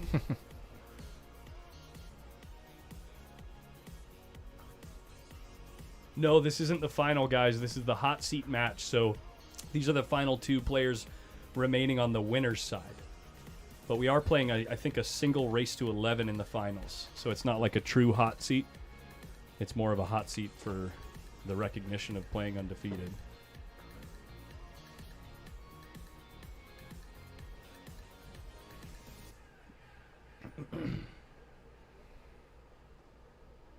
Yeah, what's your actual nickname? Have you been dubbed the Panda? Like the actual nickname? Because everyone in the chat calls you. No, the it's Austrian Panda. Panda, yeah. Okay. Just Panda. Just Panda.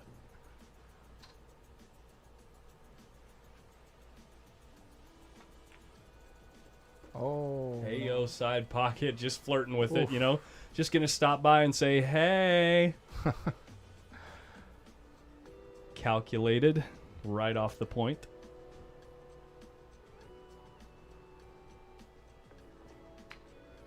Little check side on this ball. Probably a similar stroke on this one. Maybe a pure high ball gets you there, actually, but off the 14.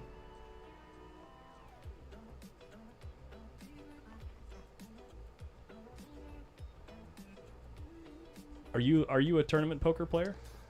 Like recreationally? I play both. Or do you prefer cash games? I prefer cash games because I don't have that time for playing tournaments. Yeah. But I just signed a sponsor deal with a casino near to my place. Really? Yeah. For pool or for poker? For pool. For pool. Okay. Yeah. Very cool. Very cool. And we're trying to make events, pool events in the casino, because they are doing darts, UFC. Oh, nice! It's a pretty big casino then. Yeah. It's in Liechtenstein. It's between Switzerland and Austria. It's like the small Switzerland. Oh, that's really interesting. Yeah, and I know the Swiss like to gamble. Yeah, I mean, it's do the Austrians too, or do Austrians too, or no? I know the Nordic countries are. Yeah, Austria don't gamble really. Yeah. Yeah. And they are having the WPT, for example, in September every year. They're having really big events in poker. So since I'm playing poker there, we got into talking about pool and poker, and they want to make a pool event. So I think it's super interesting, this topic, and I've talked about it a number of times on my stream before. But in my opinion, pool is closer to poker than it is to golf, even though it takes a similar level of execution as golf to play at the highest level of the game. You get what I'm saying there? Yeah. Because in pool, just like in poker, aces will get cracked by ace king sometimes. You will have times where, the massive favorite player to win any given set, loses because of situational things, because the game that we're playing happens on such a small surface compared to like golf or something like that. It happens on a very small surface, but there's so many variables that you have to always account for. Yeah. That in the same way that poker is so random because a deck of 52 cards can be sorted more ways than there are atoms in the universe, same idea applies in pool. So many different things can happen, even though we're kind of reducing it down into some repeatable shots and repeatable strokes or whatever. It still has such a random aspect to the game that, like I said, I think it's closer to poker than it is to golf, even though it's a high skill cap of execution. You know what I mean? I love poker. I play a decent amount of poker. Okay. It's a good game.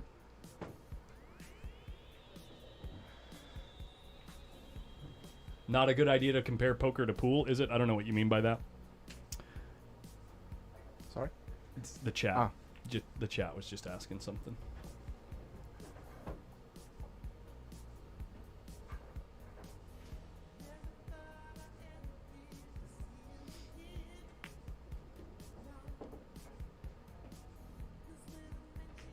So this is on FSR's break or Victor's break? I think this is on FSR's break. Yeah, because we were talking about poker. All of a sudden, the perfect 15 but break wait, and runs is gone. They made a mistake. I think they made a mistake because FSR won the leg, right? Yeah, I believe so. Yeah, it would be. Let's go back and watch. It would be. I don't know if the score is 4-2 now. Oh, it is 4-2. Okay. That's what it is. Yeah. So it's 4-3 now. 4-3 now. Yeah. I was like, can't beat because FSR. I got all excited about what you were saying about the casino that you got to deal with. It's a really cool thing. Yeah, they try to make many events like darts. You know, it's very popular right now in Europe, in London especially, in Great Britain. Yeah. And they're gonna have it. Michael van Gerwen, do you know him? He's Who? the Michael van Gerwen. Van Gerwen. Yeah, No. he's the number one. No, he's not the number one right now, but For darts? yeah, I think he's Oh, I don't really follow from darts at all. Netherlands. Oh, okay. Anyway, he's coming to the casino to have a show there. I don't know if they're gonna make a tournament, but they want to try to make a pool tournament as well, and That'd a be really backgammon cool. tournament. A beginner tournament? Backgammon. Oh, backgammon. Yeah. That's a And gambler's I heard game. they're gonna make a UFC cage inside the casino. No kidding. Yeah. Like actually UFC brand, like not one of the other brands, but actually by the UFC. Yeah. Yeah. I think so. I'm not 100% sure, but he was talking to me about that. And they have a event room where they're gonna put the cage inside with like dinner tables. You know, they're really nice place, and it's really nice. It's one of the nicest poker rooms in casino what I've been. Okay. So it's really, really nice. This is an interesting spot off the break. Yeah. What are the odds that you end up with this many clusters and the cue ball way down on the short rail? You're like in Narnia down here. You got no options. How do you play safe? Well, if he can, I think he can go out here, but it's very hard. If he can play the 11 and go into the cluster 10-9, Yeah. then in the end he can play the 13 and play the 14 on the other corner.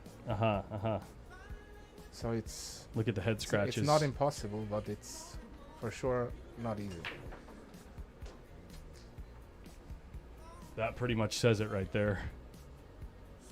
He's already behind in the set.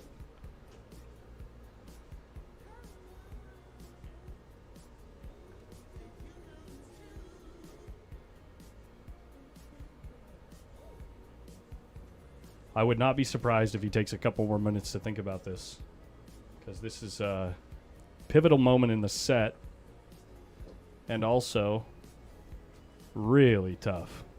Yeah. I'm not sure if he can go into the 10 or if he goes by the 10 if he makes the 11. I think with just rolling or like making the ball, I'm pretty sure the cue ball goes I by look the at a 10. lot of I look at a yeah. lot of screens and I'm pretty sure it just misses it. And then to be able to get there, the only way to get there is like punching the hell out of it, which you're never going to do because you're on the rail and or using the pocket and play it on purpose too thick. Yeah. But you don't like to do it because you might miss it. Yeah. And then you leave it. You mean like clipping the point on the way in? Right, yeah. Yeah. But I don't think he's gonna like that. But I might play just a safety. Yo, Cranford 69 coming in with the $9.99 super chat says Austria gambled on Arnold Schwarzenegger and won. Thanks again for the stream. Sure. I don't know if it was Arnold gambling on Arnold or Austria gambling on Arnold, but Arnold definitely won. So he just kind of played it safe, trying to tie up some balls. Is that what happened? Yeah. Yeah. It's like a shot where he forces to Francisco to take the solids because he can't really play a strike. But I don't think he's gonna accept it, and he's gonna play a safety. This is literally the first game in 2 days that we're seeing real moving in 8-ball. And it's going to be interesting to see how they... Someone asked me about the brand. Yeah, I'm thinking of it. Not 100% sure right now, but I'm thinking of something right now. Let's see what the future brings. Yeah. I genuinely believe that that's like the future of individual sports. You know what I mean? Yeah. Like treat yourself like you are the Dallas Cowboys. You know what I mean? Like and try to garner a following and get them pumped up about stuff, and eventually each player will have somebody that they work with where the player can focus on the pool, but then they have somebody kind of almost like what I'm doing with Federer. We're still just kind of like muddying around in the water, you know, like trying to figure that out, but eventually it'll get to the point where I think the players will have somebody that they're working with to help them on the back end with that stuff, so that the players could just focus on the game. Yeah. That's funny. I was talking to Tony Joan, and he told me when he's on the TV table, he's gonna break soft and try to move the game. Well, that's what the people want to see. Yeah, with him. I told him I want to see that. Yeah, with him, they want to see that because he's a tactician, you know, and he likes doing the fancy moves and stuff. Look at the 4-ball coming right down on the cue ball. Imagine if he hit it harder. Yeah, but here you can see they don't leave you a shot for the stripes. They want you to. Everyone, both want to force each other to take the solids. It's not easy, obviously, but. Yeah, it's too much of a gamble, I think, too. It's too thin, you think? Way too thin? Yeah, and he might get into the 8, you know? Yeah, that's kind of what I was saying, actually, to just go for it. Yeah. Like the real, true gamble shot.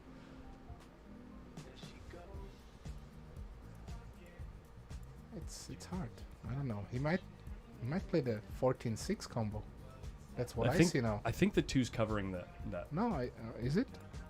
No, I think the 14-6 is available.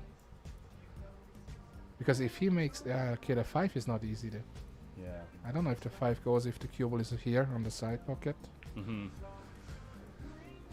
But he's looking for the 14-6. I don't think I have a camera angle that can see that. But it's... Yeah, if he hits it not too hard, he has the 2 available and the 7. Yeah. That's a good shot. Oh, and the 2 down table, yeah. Wow. And the 7. So I think the 5 does go. I think there's just enough room. You think the 5 goes? Down here, yeah.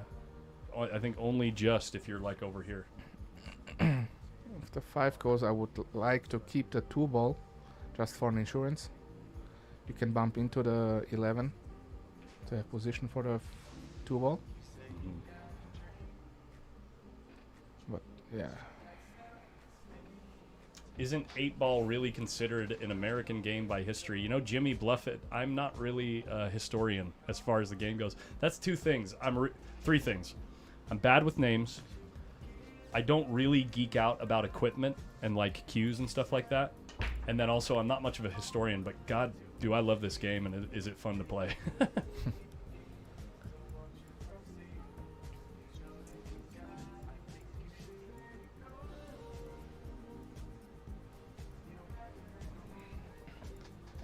The chat undoubtedly knows way more than I do about the history of this game. Correct, Crushered. I am not a commentator. I'm a streamer. Thanks.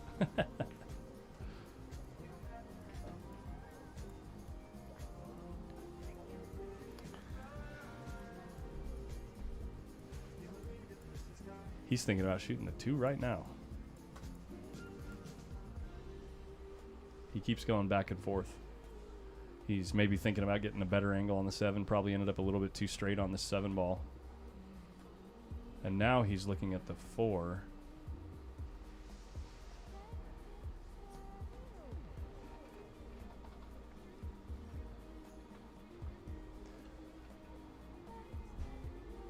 One last problem to solve this rack. Does not want to let Victor back to the table because things have progressed far enough in this game where if you make a mistake, it's probably a loss of game.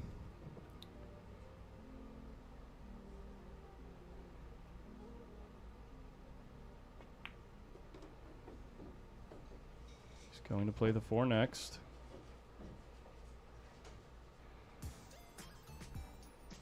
Yeah, if he's able to make the 5 after the 4, but I don't know where from. Yeah, I don't think he has an angle to get to the good side of the 5, if it goes. It goes in the upper corner pocket, but... Oh, yeah. Yeah, it's hard. There's a real thin cut from there. There's only just enough room for a cue ball there in between the 5 and the 10.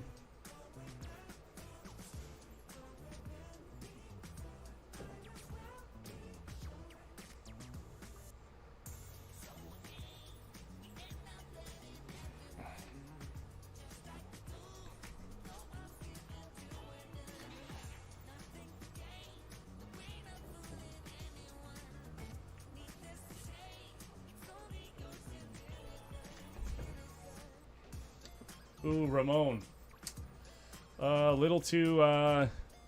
This is going to be a touchy one for you, but he says, I'll go for Carlo Biado against Roland Garcia. He wants this U.S. Open 8-ball championship to win and added it to his collection as world championship. I think you might be watching the wrong part of the video because that match is over. Roland Garcia won.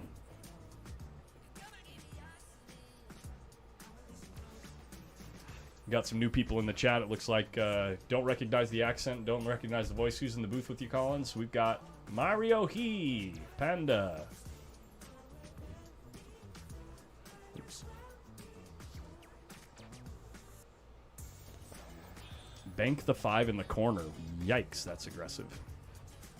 I mean, there's always the option. Try to play position for the corner, and if you don't get it, you can still play the bank. Oh, he's... Oh. Talk about a tester here. Yeah. And it's got a funny, kind of funny line rolling out this way. Yeah. I think he's natural to get position, but that's a hard shot because, you know, it's over if you miss it. I'm pretty certain that it does follow past the side, and the side's not a problem here. Roll it. Uh-oh. Roll it. Oh, no. Yeah. All right, Victor, show us the magic. Show us the secret sauce. Because you're not out of the woods either, but FSR pretty, you know, put himself in a pretty good spot picking the right grouping, right? And doing a couple of good things with that combo. Look at the 14 and 13 tied up. Does the 10 go? No, right? Does that combo go? I think it goes. It's really close. And if not, you can still cheat it. Yeah, throw the ball. Yeah. He's getting position on the combo, it looks like. I think he's trying to remove the 14 first. Oh, I see, yeah.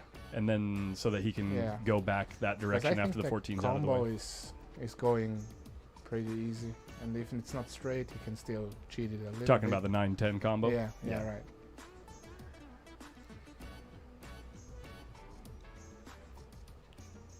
Yeah, it's very close, so... That's one of my favorite parts about this game, is the subtleties of friction, you know? The friction and, like, the fact that everyone kind of, you know, obviously people who don't play the game, the first thing you always hear them say is, oh, I'm really good at geometry. As if you could just pull out a protractor and then know how to shoot the shot. You know what I mean? And it's like, well, that's so not the case in this game, where that's a good starting point. Yeah. But to be able to judge the slide of the ball, judge how it's going to interact with the rail at whatever speed you're hitting the ball, and how the balls will interact with each other too. It's so fascinating, man. He's rolling up to not play the combo. Yeah. He's rolling up to play the 10 in the corner. So he doesn't like the combo. Interesting.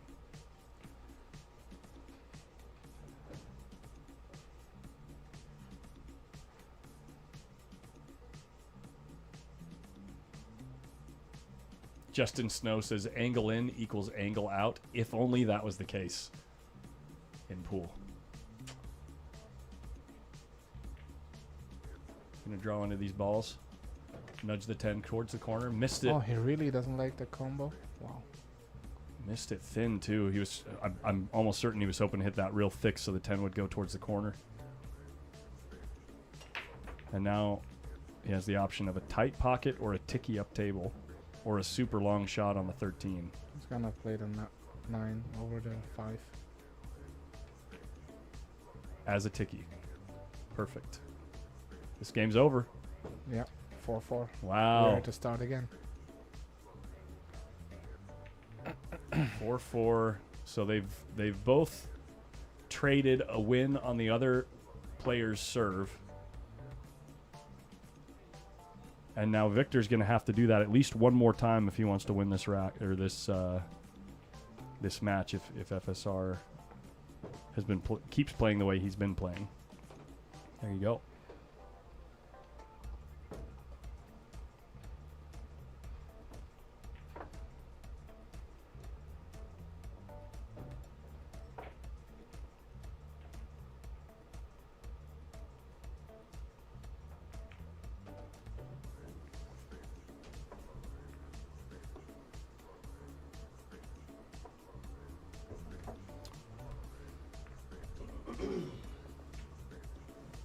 What time or when do you guys fly out? Because you're flying out after this event, right? Yeah, we're gonna stay here for 2 more nights, so until nice. 12th of March, and then we go to Boston. Try to rest up a bit. Yeah. Yeah. That's good. Nobody looking to get in any action before you guys leave? You guys ever hang out here looking for... I don't know. Josh said he wants to go to the outlet, so... To the outlet? Yeah. Like the store? Like the mall? Yeah, go the shopping? Northern Premium Outlet here. Uh-huh. Yeah, he wants to buy a perfume. I showed him one perfume, and he said, oh, he wants to buy it. Huh. So he said, let's go there. So Okay. we might go there tomorrow or in 2 days. Tell you what, Josh did not strike me as the guy that likes colognes and perfumes and stuff. Well, he likes. All right.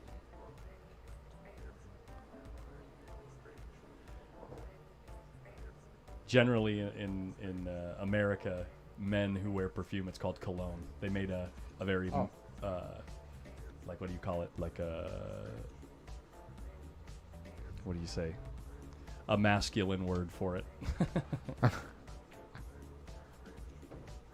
I don't think we use it in Europe, cologne. I mean, I heard it, but we always say perfume. Sure, yeah. Also in German language, it's called parfum. Yeah, it's like a direct translation. Yeah. That's what I figured. Yeah. I mean, obviously, we knew what you were talking about. Yeah, it's just funny, the different languages and different... It's funny that some men out here that really like their cologne, you know, and they make it makes them feel strong, you know, when they're wearing like a masculine scent. If you told them that they were wearing perfume, there's some men that would take it personally. It's so funny, culture differences, you know what I mean? Yeah.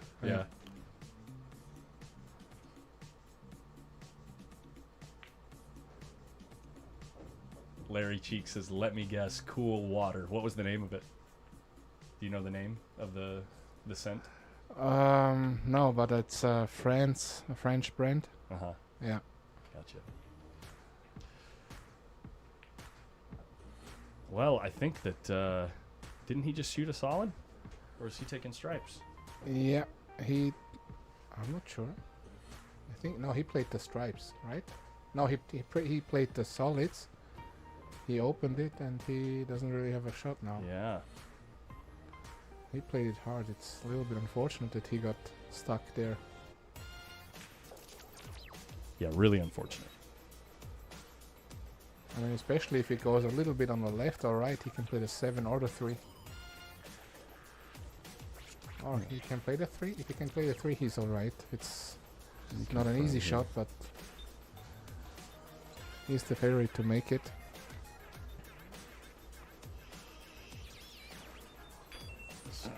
This song is ridiculous. Gotta change the music. It's funny because 8-ball is a game I think a lot of Europeans in the age of Francisco or me, we all started playing with 8-ball. Okay, yeah. 8-ball and straight ball, especially in Austria and Germany, I think. People started to play 8-ball and he didn't save. He had to play safe, yeah. That's a very good save. Look at this shot. Oh, and he played back on the same ball. Yeah. Good Lord. I'd be like...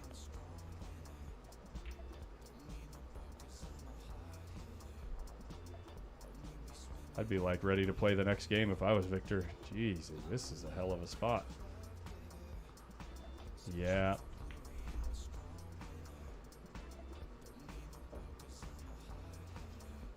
Oh, just a friend of mine texted me. He's listening to me. Oh, nice, nice, nice. He's from Austria? Yeah, very good 8-ball player.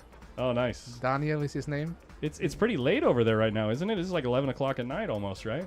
What's the time now? It's 9 hours. Yeah, yeah. So it's almost midnight. Yeah. I don't know what he's doing. Oh, he got weekend, right? Oh, that's fine. Moving into the weekend, yeah. Yeah. He's Real playing slow really kicking. Good. Oh, that's a good shot Oh too. my gosh. Wow. Oh, that's sick. I don't think he left a single look. No. Wow, little tap. Wow. Wow. Victor Zielinski. Cut it out. Can he kick it? Yeah. So he The got rail a first. Yeah, he got a good chance to play a safety again. Yeah. With the what's the word? He's free rolling the pocket. Right. Yeah. Right. Well, maybe free roll in the pocket. He has to hit it thinner than thicker. You know, better thinner than too thick. Yeah, better to overcut it. Right. So he's winding up. Float that cue ball. He's made it. Wow. Good shot. And he's got a little shot on the 3-ball. I think it goes in the corner, pretty sure. That was a really interesting and good rec from both. Yeah, really, really good exchange right there. Unfortunate for Victor after hitting the ball so damn good to leave any look at a rail first shot there.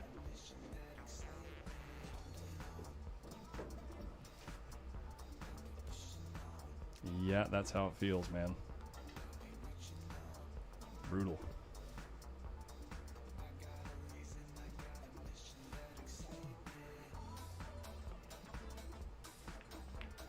That was a wreck. Both didn't do anything wrong, and Francisco just made a good kick shot and won. He got unfortunate to play had to play a safety, and now he kicked it in and is winning the wreck.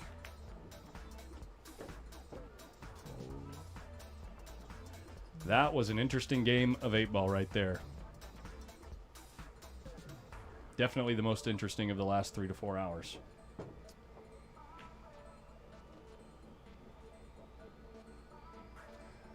So who is up next here? Do you know it already? It's going to be the 4th place match. So the winner between, both matches for 5th, 6th are going right now. I think Albin is playing Joshua, right? Yes. So the winner of that match plays the winner between Bader and Levan? Yeah. Let's see if we can get a score update on those as this match is kind of slowed down a little bit. Josh Filler dispenses Albin Ocean at a score of 8-3 in less than an hour. That was a fast match. Levan Corteza currently on the hill versus Bader Alawadi 7-2. Okay. So that's looking like Levan versus Filler. Another, like both them guys just constantly making the final 4 of tournaments. It's crazy. Yeah, Levan is doing really good here in Vegas. He won the Predator Pro Series. The Open. Yeah. And then finished in the final 4?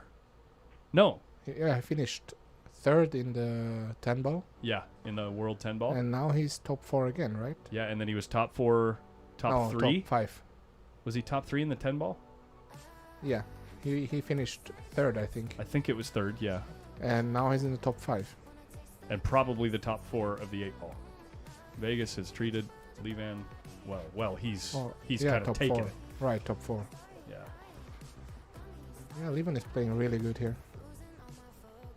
Which is really interesting to watch because his particular mechanic, like the way he moves the cue, you would think would not be conducive to consistent results. You know what I mean? But he does such a good job with it. Yeah. He doesn't play as many tournaments as other pro players do. Mm-hmm. It seems like he picks some tournaments he likes, and when he plays, he's always deep. So I would rather him to play. I would suggest him to play more when he's playing like that. Yeah, tell me about it. Oh yeah, Levan did not play in the World 10-ball. That's right. Yeah, he didn't get a spot. That's right. It's hard. So many good players who didn't get a spot, like David from Spain. Oh yeah, that's crazy too. Yeah, because the other one was Moritz Neuhausen and then Sanjin Pelavanovic as well. Niels is not playing. Right. So crazy. Yeah, there are many players who were not playing, and then he won the Vegas Open and didn't get a spot. I mean, it was too late anyway. But right. Yeah. Well, actually, didn't they have someone not show?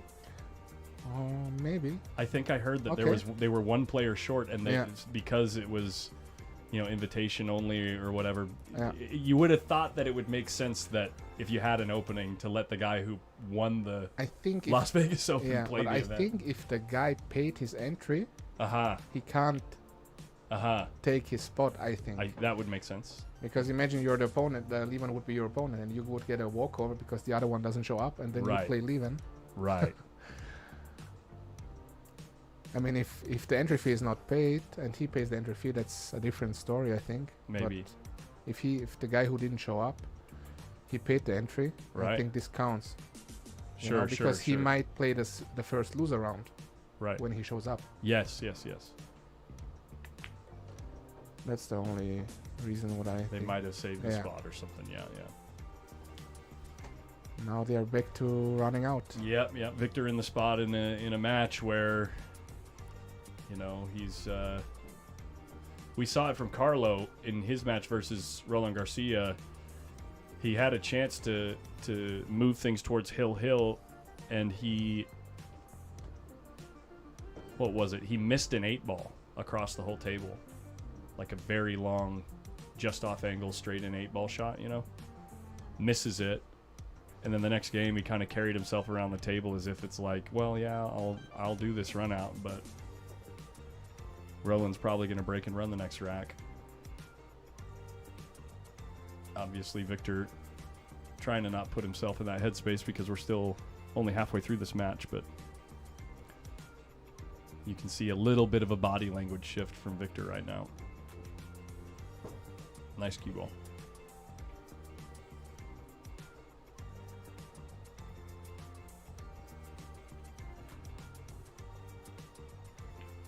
No, Robert no, that's not correct. Was saying about Sanjin on the Instagram, said he wasn't invited to the World 10 Ball, and in the brackets it looked as if he was supposed to play and then forfeited 2 matches. No, that bracket you're talking about was the Las Vegas Open, but I'm fairly certain that Sanjin had originally intended to play the Las Vegas Open, but when he found out that he wasn't invited to the World 10 Ball, he just decided not to come. I'm pretty sure. So Victor does tie it, but we have Francisco breaking. I'm gonna go grab a soda real quick. Can I get you anything to drink? Take the Diet Coke. Diet Coke? Yeah. Okay. Yeah. And I got a wristband if you. They're good. For I'm okay. sure. Yeah. And then I gotta check with Mike on something. I'll be back in like 2 minutes. Okay. Yeah.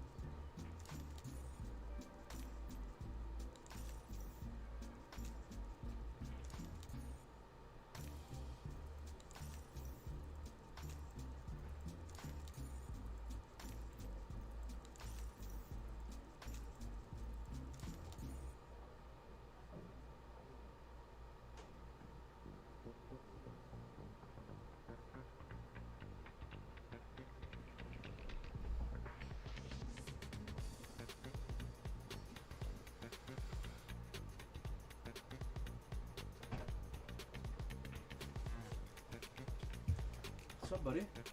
Hello. They left you in here all by yourself? Yep. Yeah? What kind of hospitality is that? Francisco. All right, what do we got going on here, Panda? Fill me in. He made his second mistake right now. Back to back. Big spot in the match, Mario. Yeah. He's solids then. He got the stripes. He's got the even worse spot. Who's break? Francisco's break. Oh man, even bigger of a spot because has it been a lot of breaking runs? I'm guessing. In the beginning, yes. Yeah. And then Francisco made a mistake. Victor, the last game was pretty good. Francisco was a little bit unlucky. They played a safety game. Francisco kicked the ball in and ran out. But Francisco missed one ball into the upper corner 2-3 games ago. Right. And then he had a dry break. So could be already over if he would have played perfect. But now... What do you think playing the stick right here, Mario? Just hit the 11 ball. Just yeah, little stop shot, right? You want to come up? Yeah. Oh, I like that. I like that even better. I don't think you can see the ball. Yep. Pretty effective. It's, yeah. Yeah, it's. What's the return here, Mario?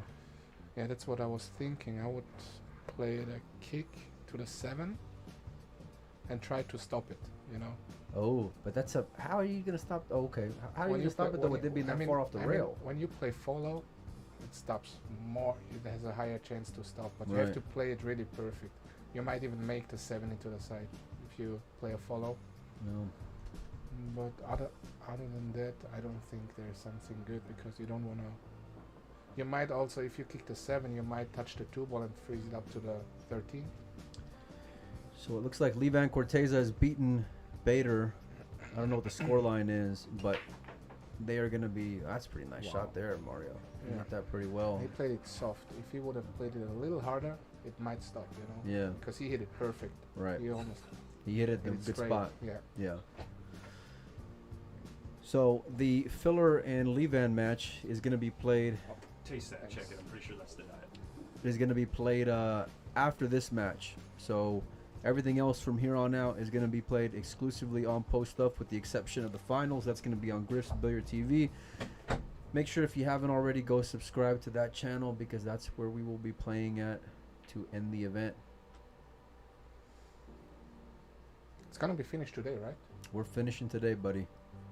We're finishing today. Are you going to Boston after this? We're gonna fly on 12th. Okay. So you got a few more days left in Vegas. Yeah? Yeah. What are y'all doing tomorrow? We might go to a hockey game if y'all want to join. You go to the hockey game? I think we're going to try Francisco to. wants to go outlet and Joshua as well. Oh, shoe shopping. Joshua wants to buy the cologne. I learned the word. Yeah? And What- Francisco wants to buy some, I don't know, some clothings. I'm not sure what he wants to buy, but he told me he wants to go before he leaves Vegas. Good call, buddy. Good call. I'm with you on that, camp. I want to go check it out as well. Maybe tomorrow after we get done with the responsibilities in the morning. He don't like something, Panda. What is he looking at? I don't think he doesn't like the 12.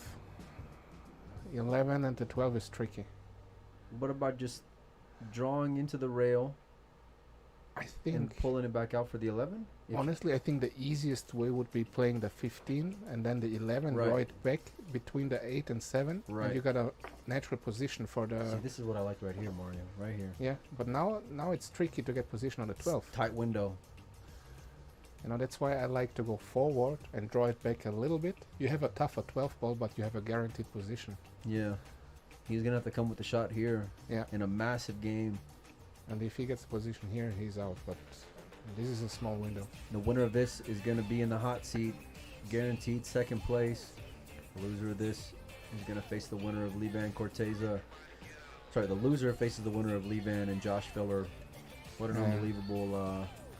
no one wants to lose here. Yeah, no, yeah. How do you like the event so far, Mario? Oh, I don't think he got there, Mario. Oh, no. I don't think he got there. No. His face kind of says it all. Yeah. I think he has to play the bank. The cross? Yeah. Yeah. I'm not sure if he gets double kissed if he plays. I think if he plays up left. I think if he can hit it full enough and just with the high ball, I think you can fade the kiss. I don't think you got to spin it in any. Oh, he can't even. Oh, he's jacking up. He's in real bad shape here. Yeah. Is he getting the jump cue out, Mario? Maybe. Oh, it's a tall task, man. He's It's a getting break the break cue. cue out the jump. Explain to us laymen, us amateurs, what's the benefit of jumping with the break cue versus jumping with the short cue, Mario? Look at that shot. What a shot there from Well, it gives you the more.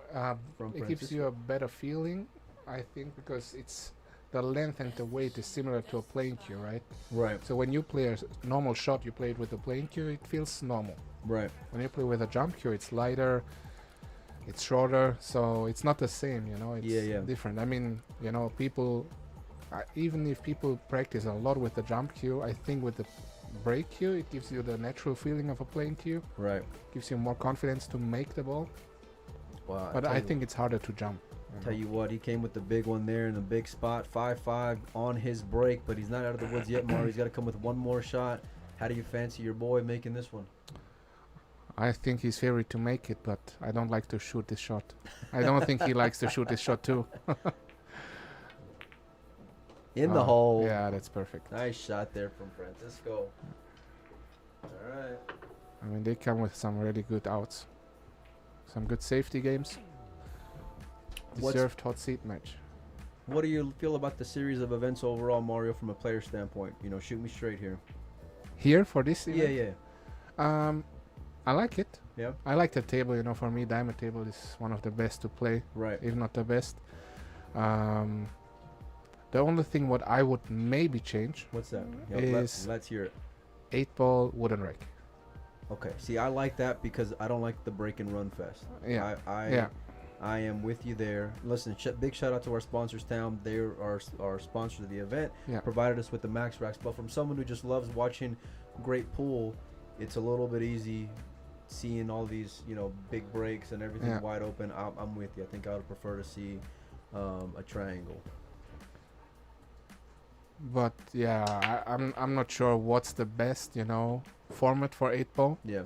I think it should be tight pockets for 8-ball because then it's Well, listen, the patterns is more We important. can't change the pockets, but I know, I know. The rack's a little bit more, reasonable request. Yeah. But the max rack is doing its job, right? It's freezing the Yeah. balls. It's making the break, just in an unbelievable advantage because Right. you know you're really taking not a risk. You know, if Yeah. if you like your break, you're busting them up. You're making a ball. You get a spread like this, Yeah. Mario, and then it's curtains because you guys are Yeah. running balls so well. You know? I think the best thing about the Magic rack is that every player gets the same rack. Right. You know, Consistency. that's a fair game, I think. Yeah.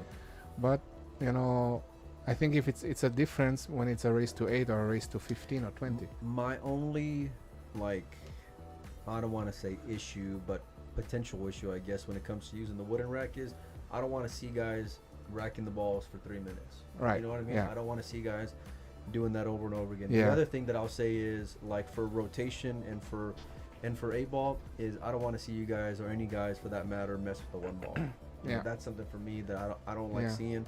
I know what they're trying to do. I know what the advantage players are trying to get. And for the most part, you Europeans are pretty, you play within the rules, and we didn't have a rule in place for it. But I would prefer, and this is probably something that I'll bring up, is just no messing with the 1 ball. You get it Yeah. set, leave them alone, and you break them as it is. So Or what else would make it maybe attractive is using the Magic rack and break from the side. yeah.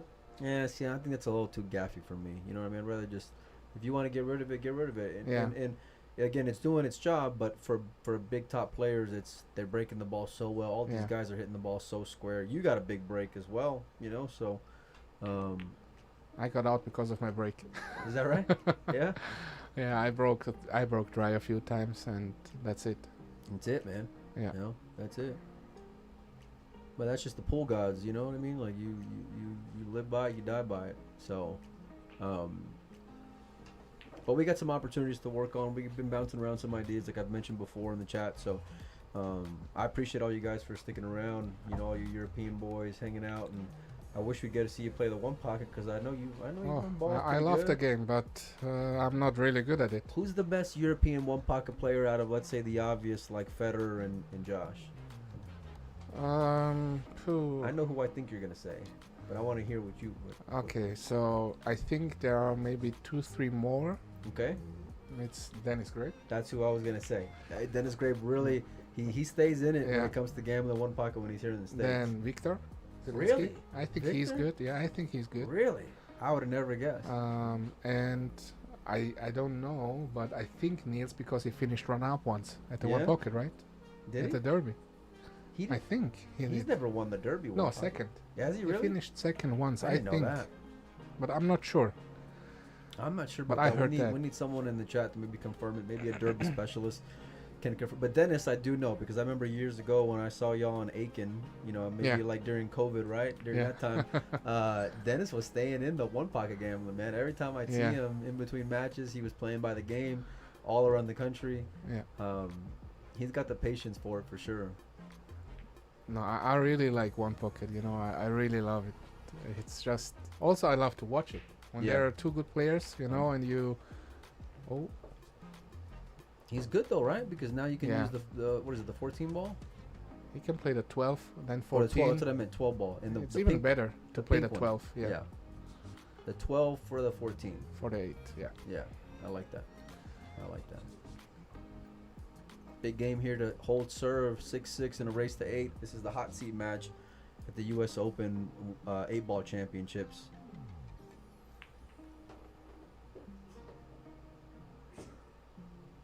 Yeah, a little touchy there, but he's good.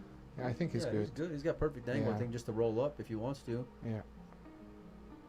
Kid shoots so straight, man. Yeah. So you're going, but you are going to Boston after this, though, right? Yes. Yeah. Yeah. Okay. You making a Mosconi Cup run this year? I'm not thinking about it. No? I'm not thinking about it too. Don't give me that answer, Mario. Come on. Don't give me that Of course answer. I want. Yeah. But it's... I was the last few years I was always thinking about it, and then... Yeah. I just don't want to think about it and just play. It's getting tougher. I know. Yeah. It's getting tougher because not only a lot of good players coming up, but all the traveling that's associated, with it. But your break has been pretty great in this format. You've shown consistency and form playing this not on the spot break. Talk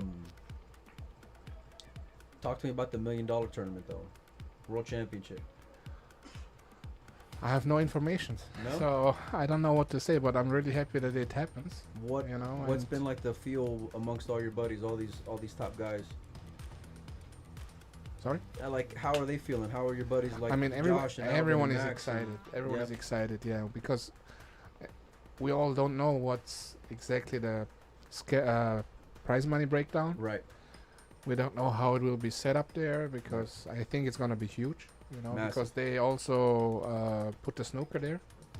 Right. So I think everyone is looking forward to that. So look, there's a lot of people, myself included, feel like you've been maybe on the cusp of being on the Mosconi Cup, maybe maybe the first guy left off the team, you know what I mean? So, I mean, it's tough to say, but it's like you think about 5 guys, you may be number 6 a couple of years, and so, we hope. I think the last 5 years I got 1 spot, 4 times 1 spot away, and 1 time 2 spots away. It's pretty gross, Yeah, it's pretty tough when you think about it like that, man. Yeah.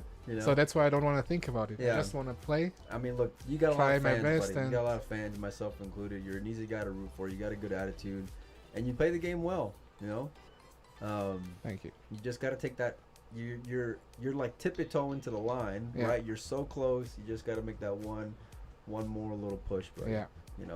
So that's what I try to do this year. Yeah. I'll give everything. I'm hoping you do. Let me tell you something. We've done some like drafts, right? Like amongst some friends of mine, online, and I've picked you many times to win events. Oh, I'm sorry. I know.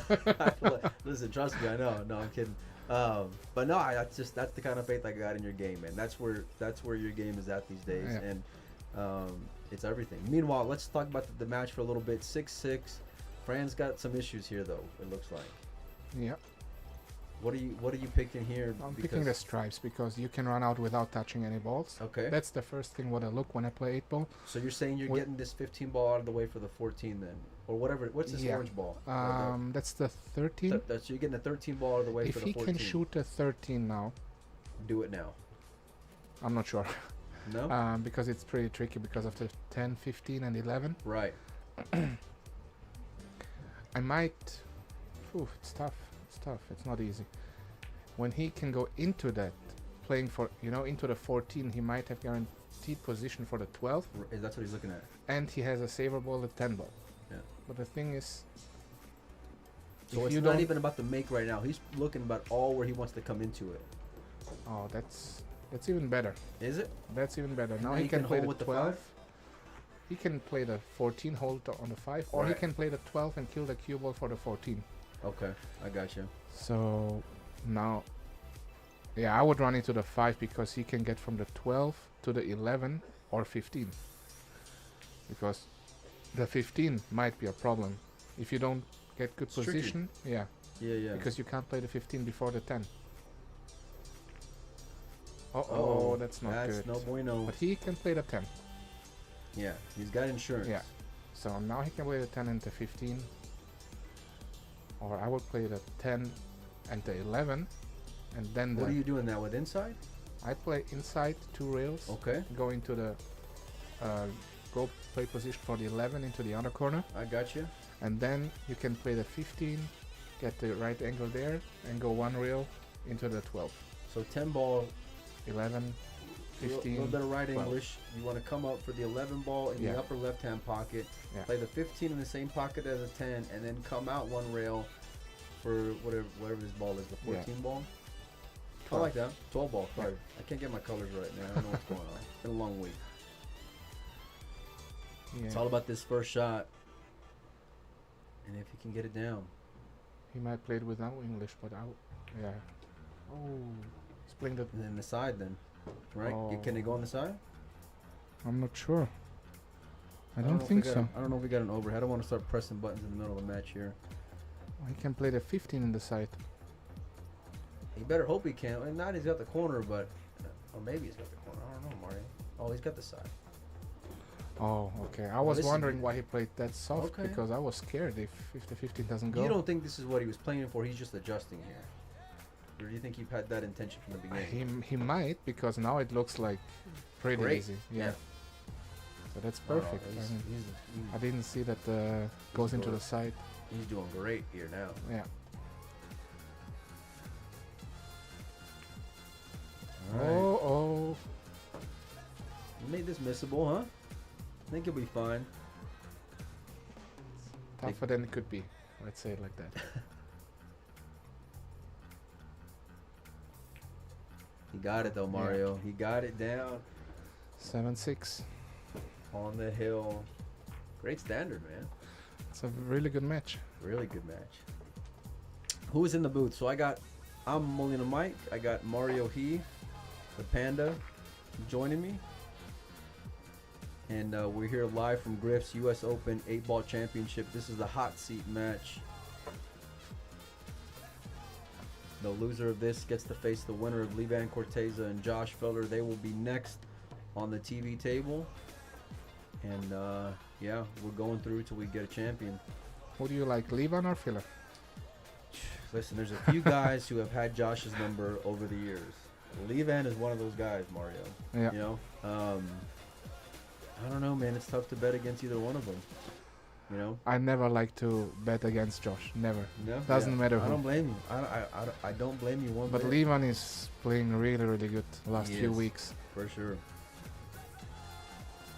I don't know, man. I guess flip a coin. I mean, both of them are playing extremely well. Look at that. Powerful break. Yeah. You got a couple balls down. Is anything going to tie up Mario?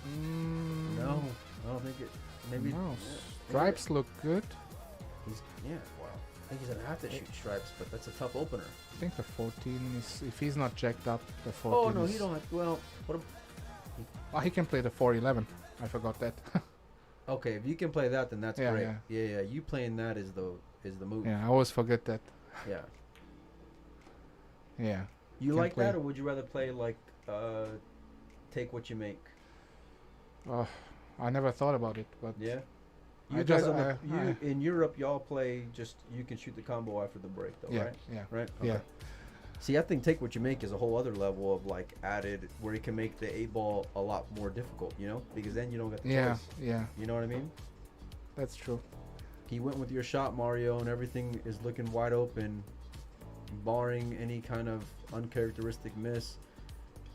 Victor is a few balls away from making this a hill match for the hot seat.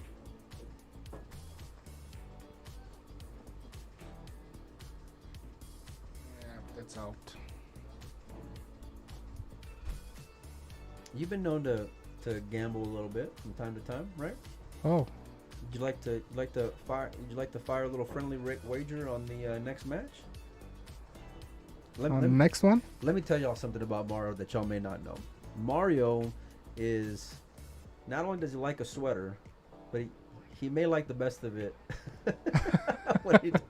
whenever he does fire. He's laughing because he knows. Meanwhile, Victor's about to make this hill. We'll do something friendly, Mario. You know? I'll take Francisco. No, not Oh. not on this rack. Oh. I'm not. You see what I mean? You see what I mean? He's willing to take the guy who's breaking the balls. That's how nitty my man. Oh, the let next him game. in. No, the next match. Filler and Levac. I like filler. Of course you like filler. Okay. So what do you want to do there? I don't know. What do you want to do there? We'll do something friendly. We'll talk about it. We'll do a little friendly cash wager. We won't mention the amount, but if you're willing to do it, I'll take Levan, and we'll have a good time with it, huh? All right. Yeah. All right. We got something. We got it going. There you go. But I didn't get what we bet for. What's that? What did we bet for now? Hold Nothing, on. right? No, yeah, we're betting something. Yeah. Ah, We're betting something. We'll bet a little. Look at that. Someone says 20 push-ups. Can you do 20 push-ups, Mario? it's hard. I think 15 maybe. 10, 15? 15. All right, listen. I will bet the 15 push-ups. All right, you good with that? No. No. You got Josh. You're stealing, man. We'll figure something out. Meanwhile, I don't know. What's a fair bet? Leave on +1? I'll take Levan +1. Yeah. You I, gonna give me a game? I don't know I'll what take a I game. don't know what's fair. I'll take a game. Yeah, sure. I mean, since you're offering me a game, I'm not gonna say no. I will take +1 in a race to 8, taking Levan. Done deal. Maybe like a friendly 50 on top then while we're at it. Huh? And some push-ups. Huh? We'll figure something out. Meanwhile, Francisco's got a ball down, Mario, and everything looks wide open, you know? So, Yeah.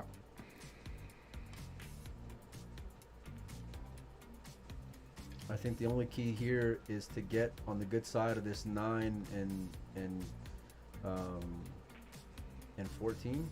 No, 9 and 12, whatever it is.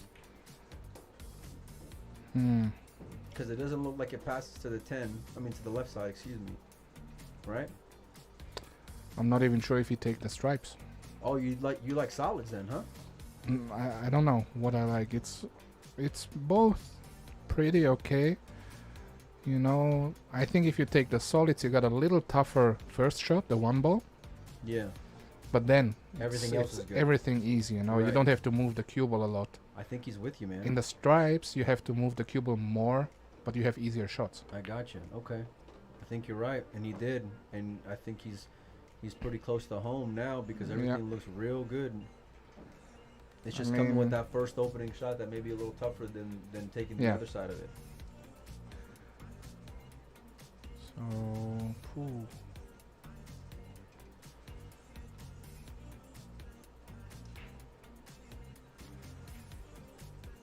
If the 2 goes by the 3, it's very easy. If it doesn't, Are you trying to just like hold here off the 4? I would play the 4 and hold for the 2 or 3, whatever Right. is possible. Right. But if he's straight on the 3, he can draw it back right now. But Right now. I don't like to keep the 4 because I don't know if the 4 goes into this corner. Either way, Because- you got real good on this, Mario. Not. No? Yeah. I mean, he's good. You can stop the 4 ball here if you want to, no, and then you got either choice. If you don't want to move the cue ball a whole lot. Not You sure know? if he's playing the 4. He got some angle on the 4, right? It's got a little bit of angle here on this 3 ball here. Yeah, that's. It's a good problem to have though when you got the cue ball on Yeah. the center table Yeah. and you got everything wide open, right? Yeah. It's really what you feel is best, and everyone's got their own pattern.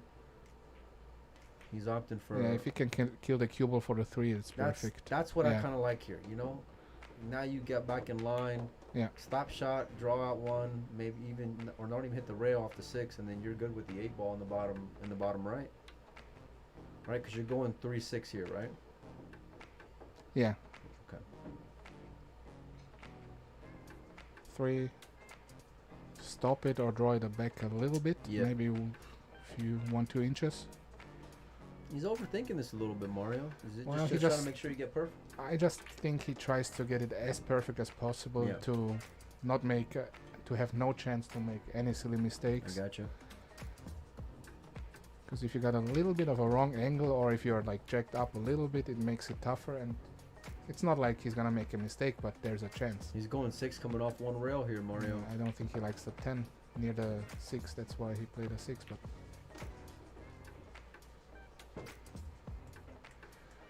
he's good. Come out 1 rail, center table. Yeah. Game, set, match.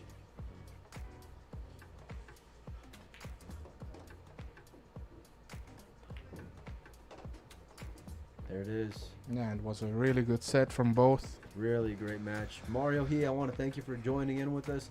You guys make sure and hang out. Francisco Sanchez-Ruiz is in the hot seat. Victor Zielinski plays the winner of Josh Feller and Lee Van Corteza. That match is coming up next here in just a couple of minutes. You guys hang tight, hit the like, hit the share button, and we'll be back shortly, you guys. Thank you. It was a pleasure.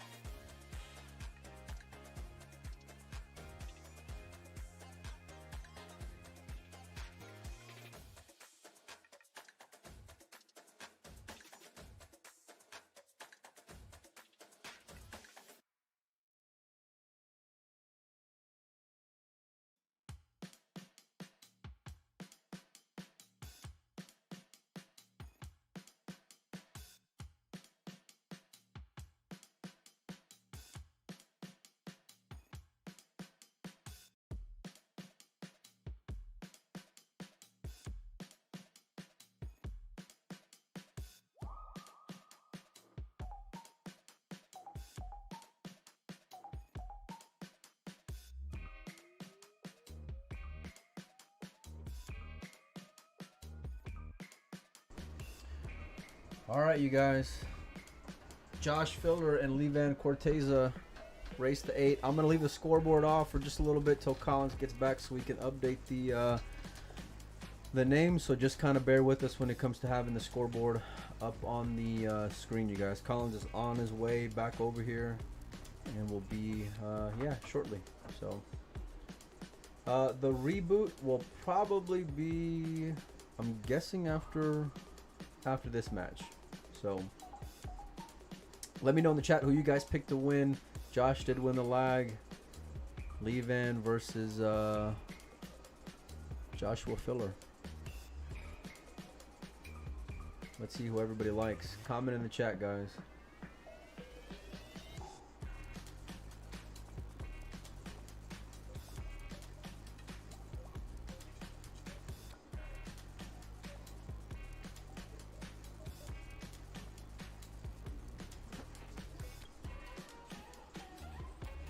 Let's see, first rack.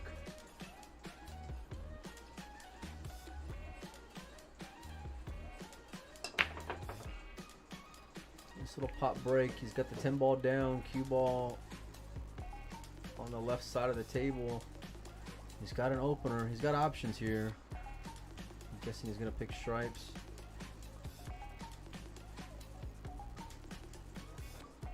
Say Filler wins 8-7. Josh wins 8-6. Be a tough matchup for sure. Hopefully I'll win that sweater I got against Mario, get in the game.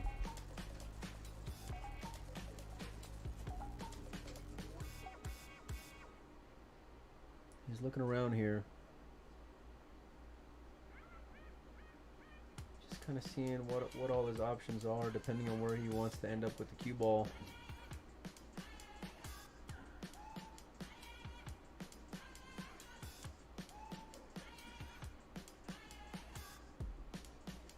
Yeah, you guys, all the matches from this point on will be live on Post Up, Facebook, and YouTube, along with Griff'S TV. And then for the finals, it'll be exclusive on Griff'S TV. So make sure and go hit the like, hit the subscribe button on there.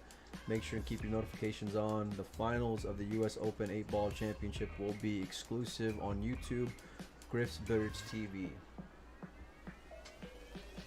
The loser of this is out in 4th place, and the winner moves on. Levan just defeated Bader Alawadi, who's been playing really well, and Josh just coming off a win over Albin Ocean. What day will the 8-Ball Championship go down? Today's the 8-Ball Championship. Today it goes down. And tomorrow we will not be streaming at all. We may do the we may do the raffle drawing tonight. If we don't do it tonight before the final, then we'll do it either it will be tonight or it will be on Sunday, since we're going to be off tomorrow. So I'll know here probably as soon as Collins gets back, and then I'll jump on in and I'll give you guys a bit of an update. So meanwhile, this is rack number 1. If you're just joining us, the scoreboard's off on this one. Keep the score updated in the chat for everyone if you guys can. Help each other out, help me out. And yeah, we'll have the scoreboard back on the screen as soon as Collins gets back in the building.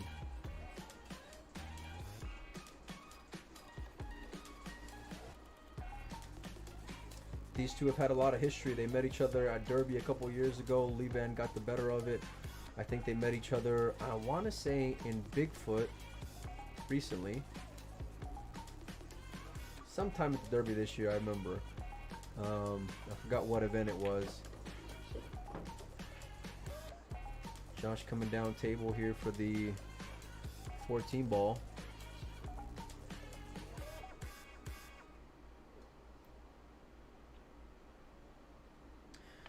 They've been running into each other quite a bit because they're both playing really well and having a lot of consistency. First rack here. Josh Filler 2 balls away from a break and run.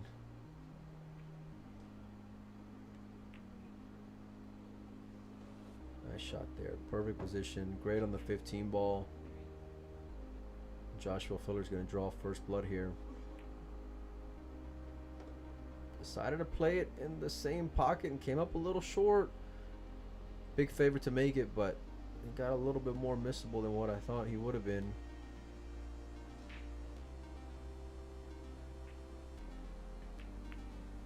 Runs into the 2 ball. 8 ball down. Rack number 1, Josh Felder.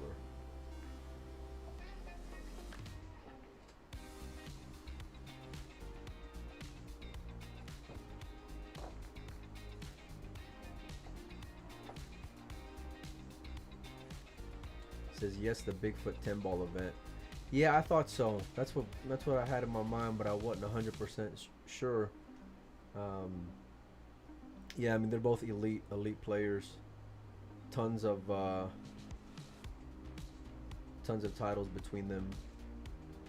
Lee Van just coming off of that win out here in Las Vegas at the Rio a couple weeks back. Follows it up with a 3rd place finish, I think, in the 10 ball, and then here we are in the 8 ball, and he's guaranteed at least 4th place. It's 1-0 in favor of Josh.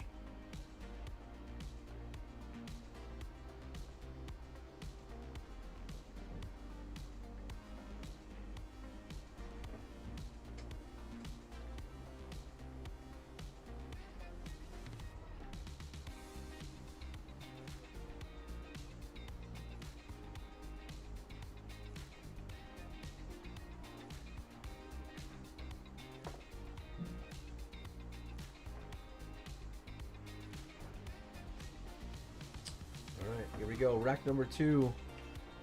Lee Van to break.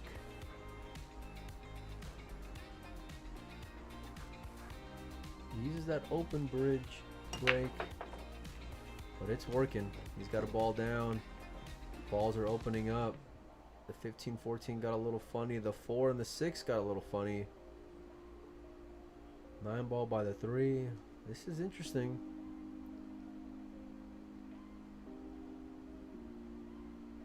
I wonder how he's gonna attack it. He's just sizing up the table.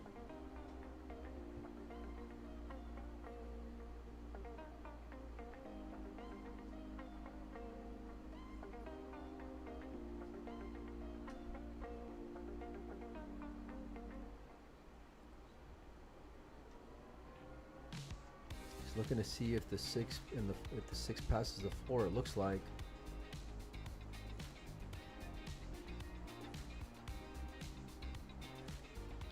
So I guess I'll start off with this 1 ball then.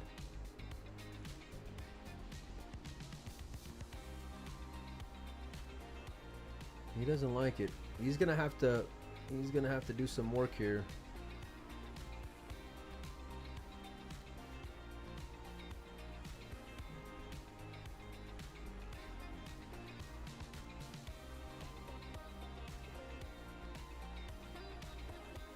He's coming across 1 rail. He made the ball, and that's why he was looking down here to see if the 6 passes the 4. Does not want the cue ball on the rail. He should be all right here though. Mike, can they start with a dirty combo? I'm assuming you mean a solid into a stripe, and yeah, you can.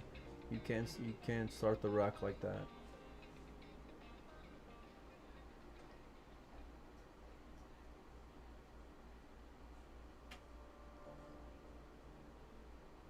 He's not out of the woods here.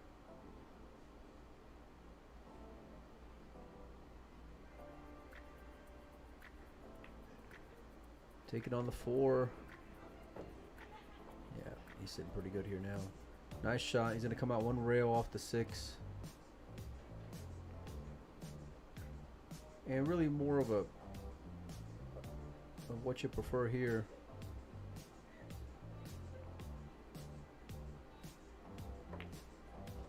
Playing the 2 ball on the side, it looks like, or even the 7 ball on the upper left.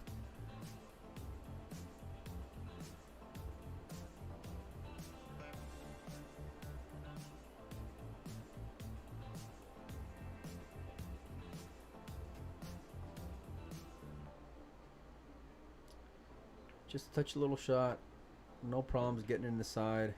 Gonna go 7-3, probably 5 in the bottom left as you guys are looking at the screen. 8 ball on the side. He's sitting real good, and he needs to. It's his break. Josh took game number 1. If you guys are just joining us, we are going scoreboard list for a little bit, but we'll have it up here momentarily for you guys.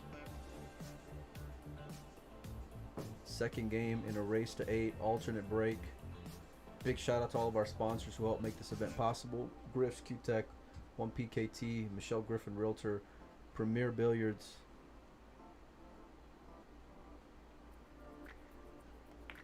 No, I'm missing someone. Oh, Town Max Rack. There you go. Good shot there from Lee Van.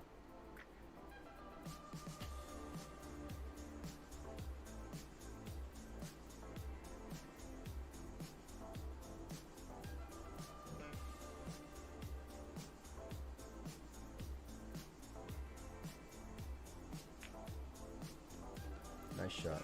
Nice shot there. Nice to make it 1-1. Race to 8. Josh to break next. Top of the table from Josh. A little sign of respect there.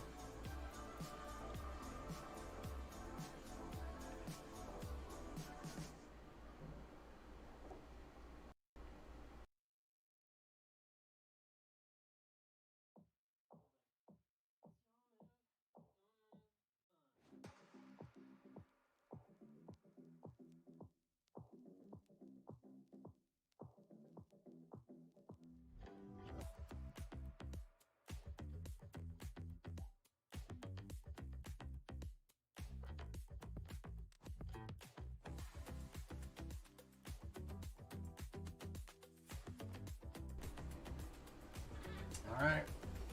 Third rack, 1-1.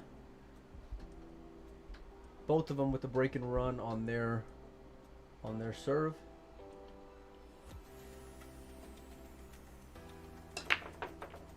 Nice pop, 14 ball down. Cue ball in a really good spot here. Looks like things are just gonna dress up for Josh.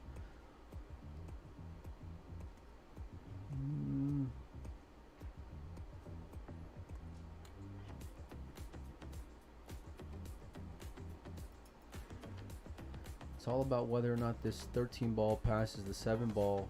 For me, everything else looks to be pretty good. Stripes are looking pretty choice.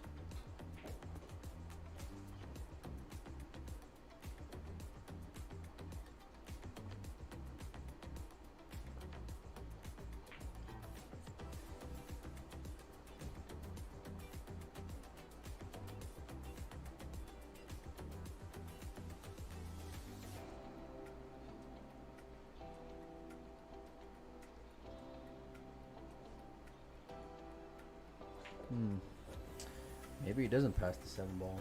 It's tough to tell just looking how he's looking at the 13 ball.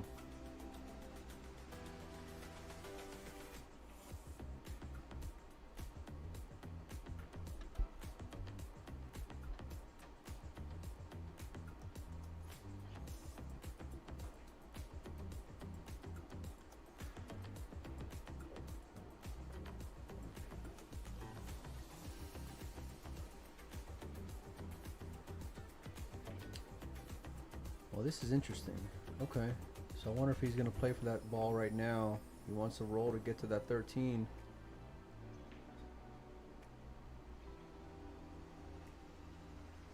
A lot thinner than what he wanted to be. Certainly makeable for Josh, but not the position he was intending on. Comes out one rail and just gins it. What a great shot here. He needs this ball to go a little bit. Hang on. He still has the 14 ball on the side, but that's the only ball he's going to be able to shoot at. I don't think he can shoot the 10-9, and I don't think he would want to shoot the 10-9 either.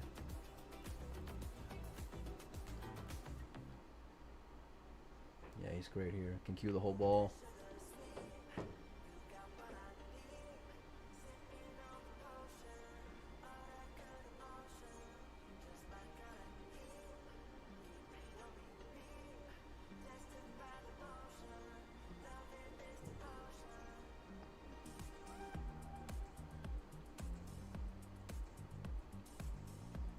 It's 1-1 right now. This is Josh's break. Levan is breaking next. Both players to this point have had break and runs in the match. Both batting 1,000 so far.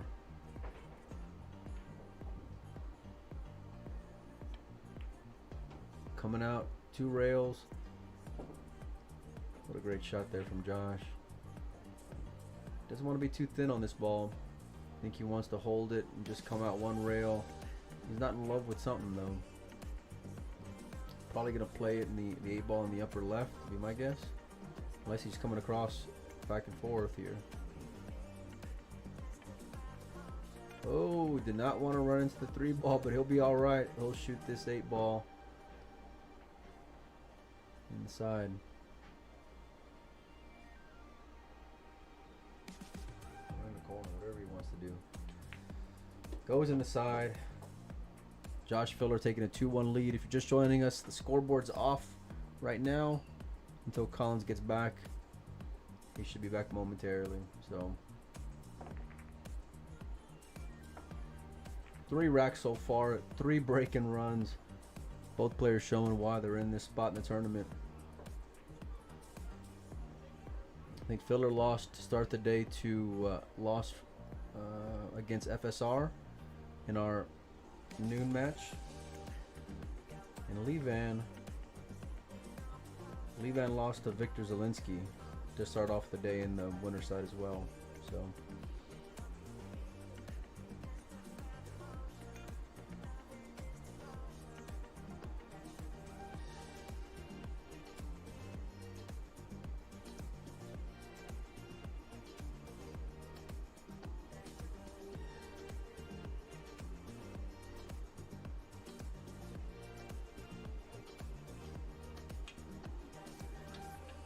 comes the open bridge.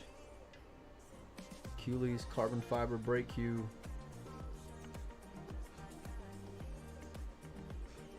Really tries to get a pop here on this break. And he got it, but it got away from him. I'm not sure he's going to get a ball down here. And he is not. First one to blink is Levan Corteza. Things look pretty good here for Josh. Let's take a look and see what the problems are, if any. I guess the 2 off, it doesn't pass in this bottom left, but I think it does.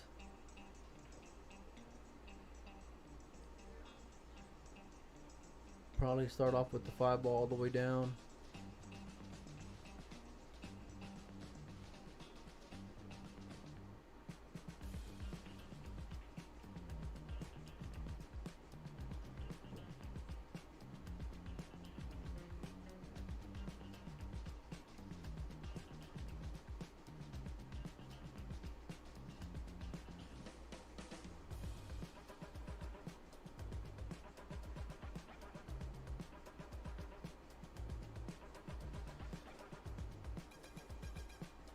I wonder what he's looking at.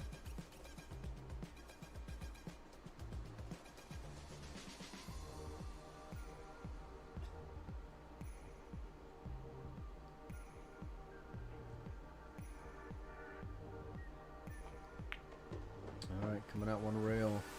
Guess he's gonna get after this one right now. Tells me the 2 ball does not pass in the bottom left, but it does in the bottom right. Golly, what a tight cue ball position there. His facial expression shows he got where he wanted to be at. And I love it, just addressing the problem early on in the rack. You know, the toughest part for him was just deciding how he wanted to get there, or trying to figure out how he was going to get there. Such a high level for Josh. Now he's great.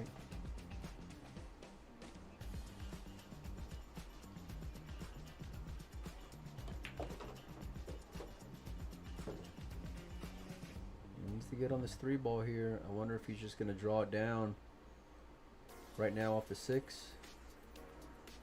He's playing this ball on the side. And he does. Tight little spin here. He's going to hit the 3 ball with inside English to get on the 5.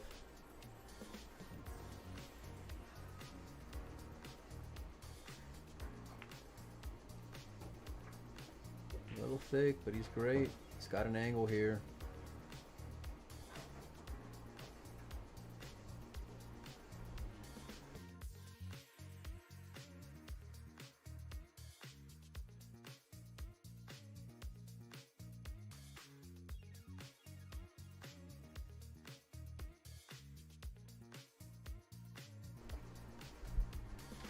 Joshua Filler taking advantage of the first mistake. A little bit of frustration there from Levan as he put the balls on backup table. I think he knows that that's not the way he wants to start off. It's going to be 3-1 in favor of Josh. This is going to be Josh's break coming up. We started off with 2 break-in runs from both players. Josh followed that up with another break-in run to go up 2-1, and then Levan just broke dry. It's 3-1.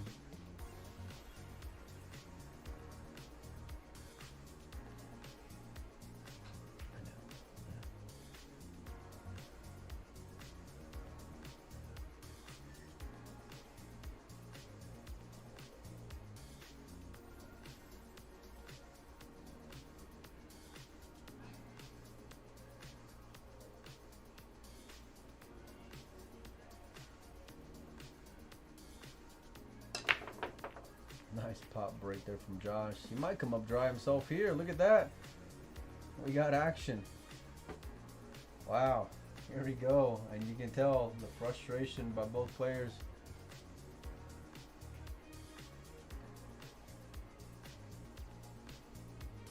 It just shows you the weight of the break. I mean, which is the case in all games, but especially when you know these guys are running out from everywhere. I don't see any problems here for Levan whatsoever.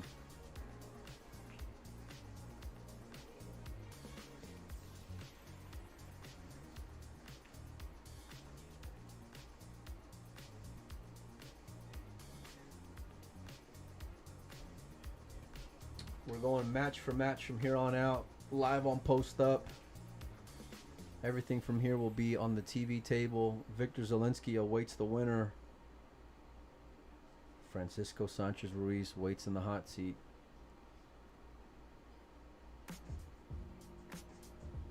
He's coming out playing these balls up top. It's 3-1 right now in favor of Josh.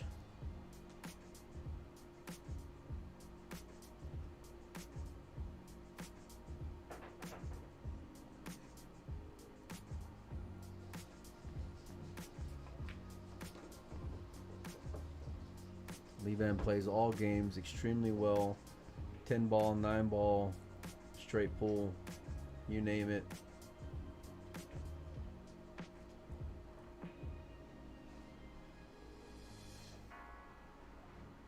He's looking for the bridge.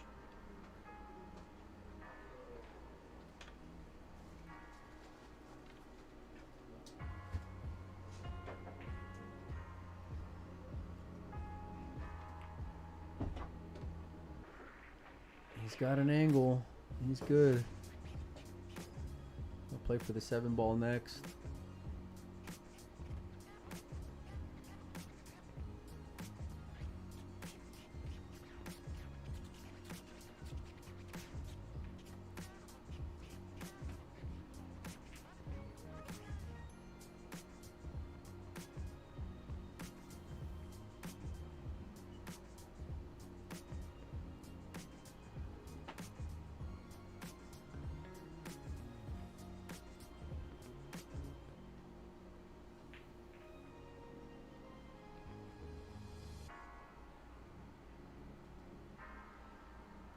Just trying to pinch it back a little bit.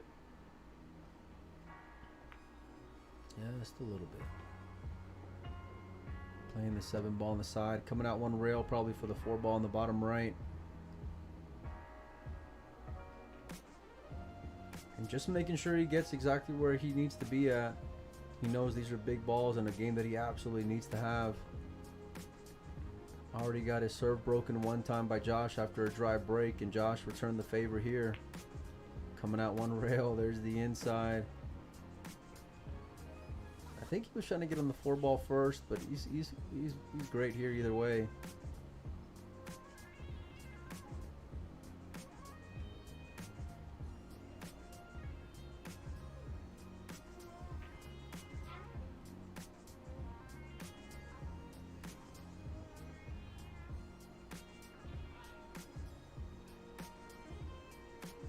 Making sure he hits exactly where he wants to.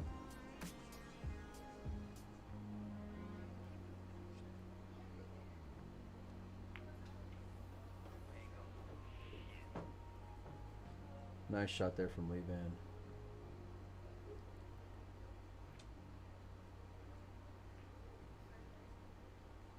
Two balls away from making it 3-2. Ivan Cortez is going to be breaking next. 8 ball on the side. On its way. In the hole. There we go. All right, you guys. We will get the score up here as soon as Colin gets back. You guys can check out live scoring on digitalpool.com. Search US Open 8 ball and find the live scoring on there. In the meantime,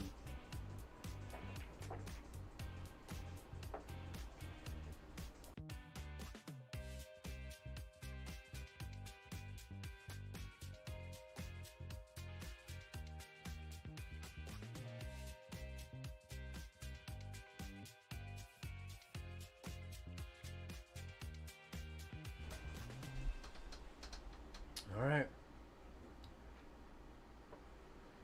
Racking the balls on the Town Max rack. Big shout out to them for sponsoring the event. They are the official rack of the 10 ball and 8 ball portion of our US Open events out here at Griff's. 45,000 added altogether. We also have an all-around bonus that we're giving away.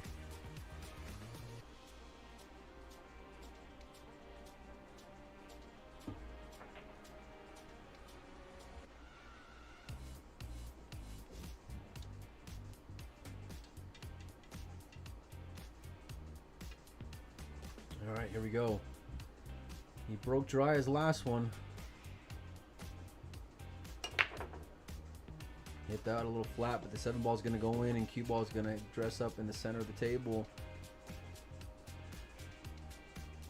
Not the most ideal opener, but I think you're good with whatever you want to do.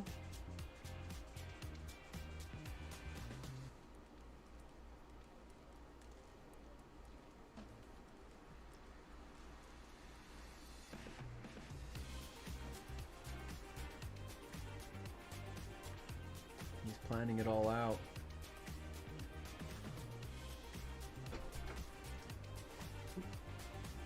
Well, welcome back. Finally made it. Finally. Yeah, that was a quick break, buddy. Had to go. Yeah. Had to go. Let me switch spots with you. Yup.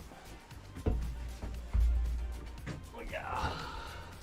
I'm glad you're back, so that way I don't got to get asked for the 18th time about why there's no scoring. I know. All right. Getting the 5 ball down first to open him up. He preferred the solids. Now I think after this ball, he'll be right back in line.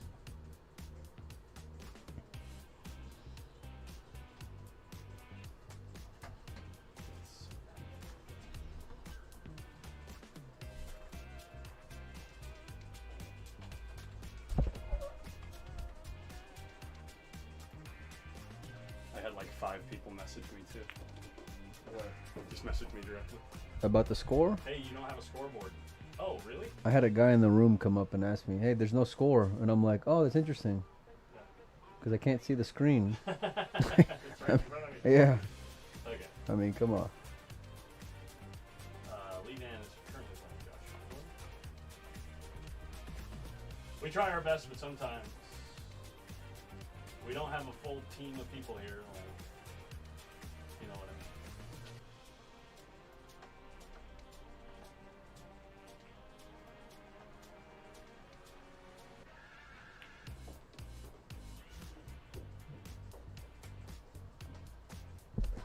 Apologies, guys. We're back on track. Holy hell, how hot did you make this chair? You run hot, don't you? Appreciate the compliment, buddy. That's yeah, right. thanks, pal. It's like sitting It's on the a nice. furnace. It's the nicest thing you said to me all week. Mm-hmm.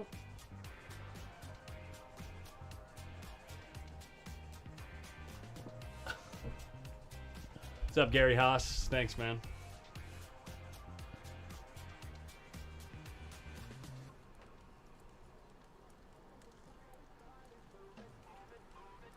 All right, so let me fill you in, big guy. All right, let's hear it. Break and run, break and run, break and run, dry break, dry break. Lee Van got a little funny here.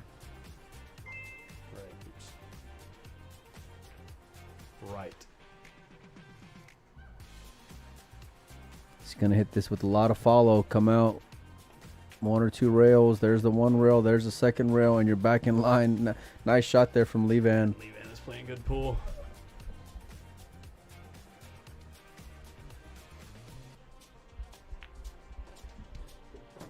Three.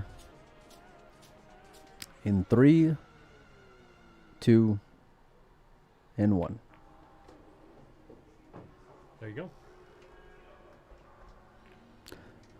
Fire at it, buddy. Let's go. Did you stop at the casino on the way over? No. No? I don't know if I believe you.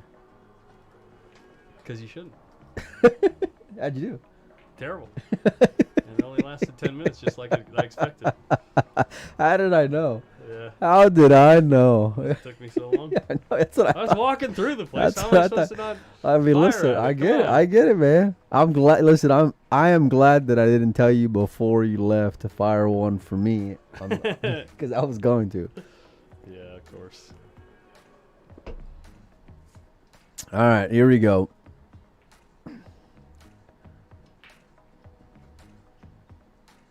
Josh broke pretty good that last one, man, but he didn't get a ball down. Big break. Let's see. That one was a little flat. The 14 ball goes in. Cue ball is running around all over the place. Is he going to have an opening shot? I'm not sure. Maybe he can back cut the 6. I don't like the 1. I don't know. Who am I sweating? I may have bet the Panda something a little friendly. Getting Levan +1.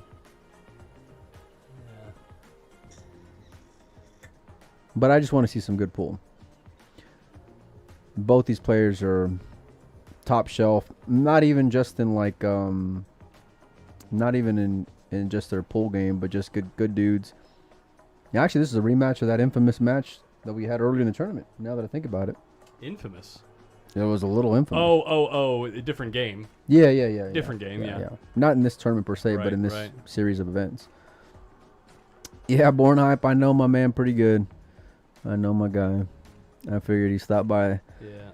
He stopped by and put a little sweater down on something. Josh is going to scratch in the side. No way. Wow. A little cold roll there, but he's going to get ball in hand. He being Levan, that is.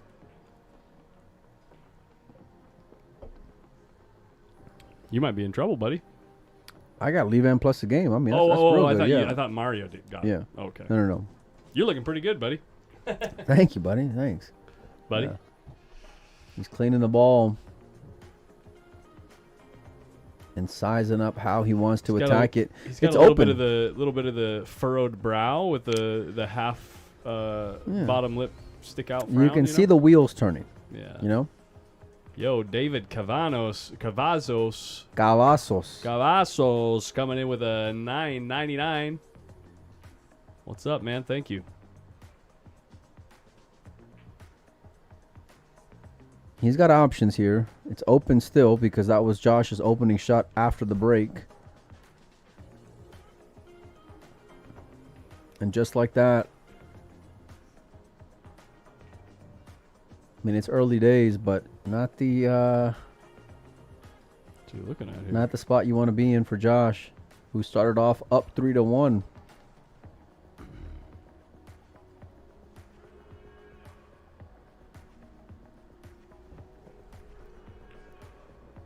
Huh. Then playing the 3 on the other side. It's interesting. And then the rack is open. They make it look so easy. I really like it. I really like the pattern he picked right there. It's good. Well, let me tell you, someone who can, butcher. You must be talking about yourself. I am. Okay. I am. He makes it look easy because he's playing really great, you know? Well, the interesting thing about this run out and the reason he had to think so long is because each of his solids on this side of the table has a stripe either next to it or on both sides that kind of like restricts what he can do with the rails. You know what I mean? So he just had to make sure that in these first few opening shots, he really got his cue ball into like really specific windows. And now the work is done, and he should have no problem taking care of the 7, 4, and 8. Yep. GG's. That's why. He went back and forth. He overcut that though. He hit it to the left side of the pocket. That's not where he wanted to be at. He overcut that ball.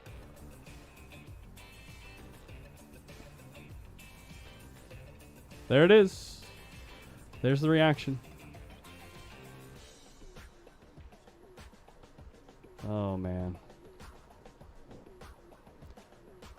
Let's see hold on. As much as I love a good reaction, let me see what he's left with here. Don't care.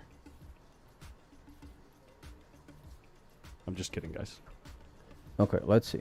So he's gonna have to cut this 4 ball in the left, right? Can he make the 7? He's sure acting like he can't. He's looking like he can. If he can, then he's good, no? He's calling it. I love the way he called that ball too. Just right over there. It looked like you were doing something else there for a second, but I'm like this. Put the camera back on. I'll show you. No. All right. Big shot here. Spun that a lot. And he missed it. Wow. Josh Filler. Wow. Josh scratches. Oh! Whoa. Take it easy, Lee Van. Josh is going to feel a little bit awkward after that one. I'm surprised. You normally don't see Levan like show that kind of emotion, you know. And early on, whenever he raked the balls after the dry break, he threw the balls back down there with a little bit of heat.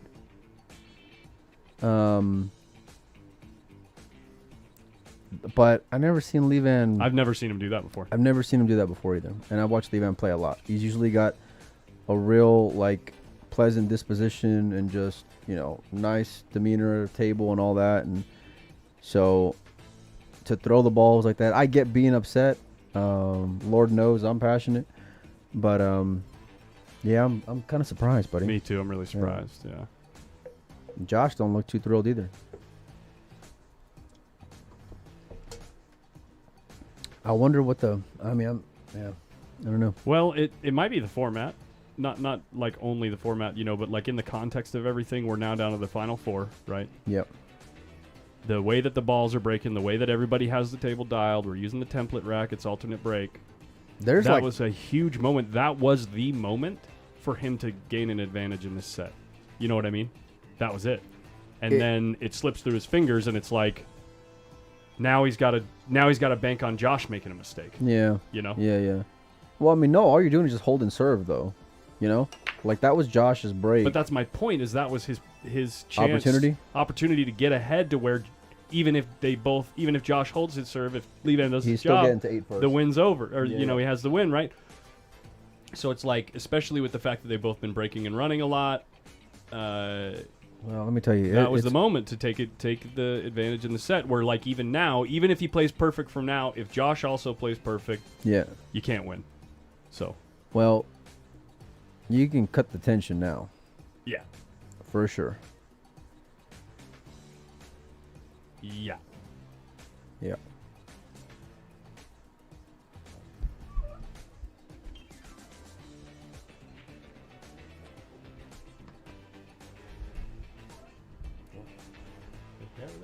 Yeah, I'm good. Okay. I'm good, buddy. Thanks. Yeah. We do not have any rules as far as conceding racks or giving up games, any of that stuff. We don't got anything in place for that. So no.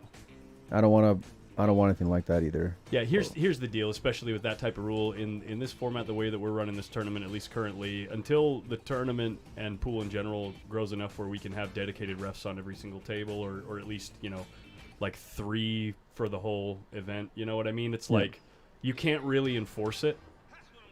You know what I mean? It's really difficult to enforce. So yeah, well, because then I can't watch every table for sure. Right. You know, so and it's not like we're only going to enforce it on one table. You know, so it is what it is. Concessions happen. Yeah, these guys are in the thick of the grit, and you know, on a tournament like this, a tournament this size, especially when you get to the final 4, the pay jumps become pretty big, and It's the difference between having a, once you get to this moment, it's the difference between having a break even 3 days and actually making some money. So Chris Santana says, I want to be good enough where my opponent gives me the rack with 7 balls left on the table. Yeah. I can see when I'm still at the table. So, I mean, Yeah. I'm like, I ain't got it. Yeah. You're good.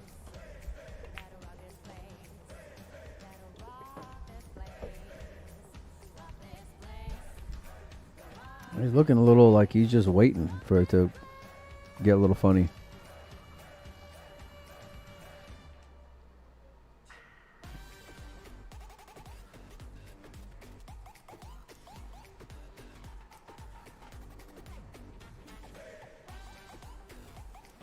I think they're playing for titles, not money. What's 9K? In a tournament that you fired out yourself without a stake horse, 9K is great for a pool player. Are you kidding me? Ship me 9K, Justin. Yeah. It ain't nothing. Yeah. Don't worry about it. If you're in a position to say what's 9K, your life must be pretty good. Yeah.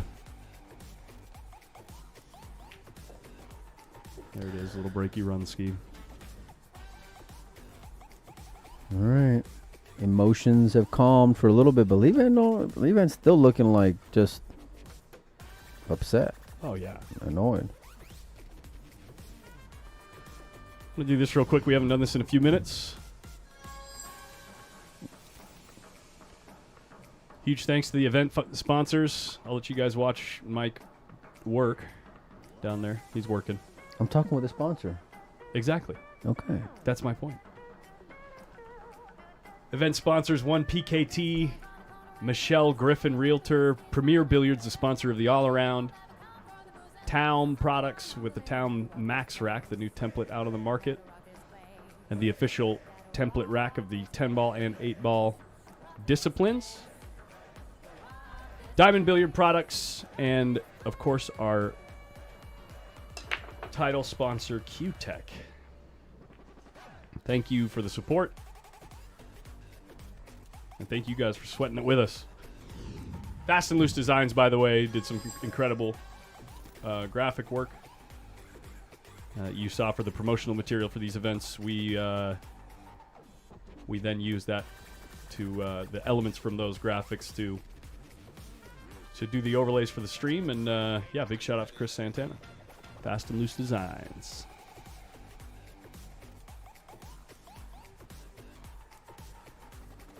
Yeah, Nick Yuko's right. The top prize for this tournament is $7,500, not $9K. $9K was the 10-ball. $7,500 for this one. Yeah, I can send you my payment information, Justin, if you want to ship it to me. It ain't nothing. To that guy.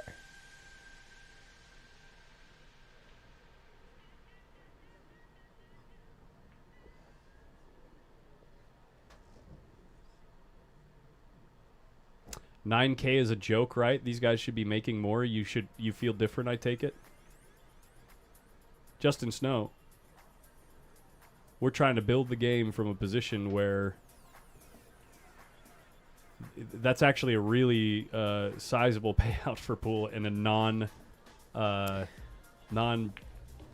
like there's only 2 series on the planet that have payouts bigger than that. I love the knock on someone who doesn't do anything themselves. Yeah, exactly. You know what I mean? If you think that there should be more, then go out and make it happen, man. Yeah. We're here 12 hours a day. Well, it's not even about that. It's Yeah, about I mean- I think the game should be in a better place too, but you can't. Yeah, of course. You can't just wish it into existence while sitting on your couch. Right. So nice shot by Levan Corteza, opening up the rack, getting a little jelly roll on the 12 ball up table, opening it up.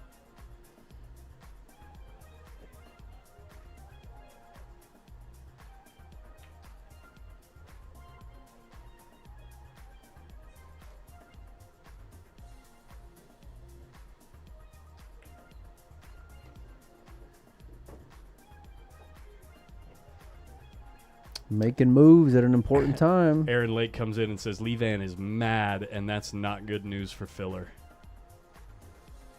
A little prediction there. I can't. I'm not Kevin Trudeau. Well, sure sounded like it. I mean, if Anyway, if 9,000 ain't nothing. I know. I'll move on. I digress. I'll move on.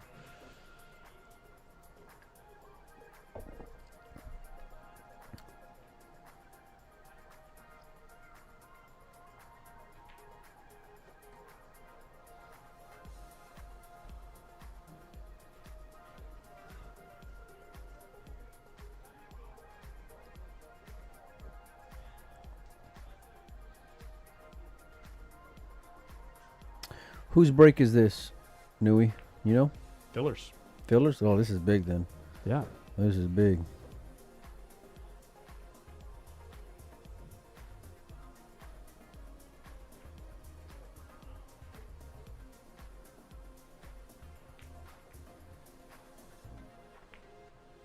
Pinched it back, got an angle on the 11 ball, and he's in a great spot here to take one off of Josh's serve. And break.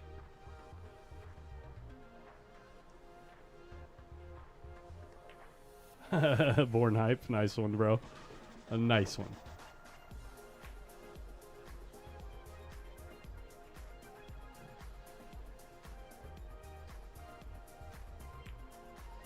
Ball down. Oh, ball down. The ball fell. I think Levan might be feeling a little bit better now. He's looking pretty good. His, you know.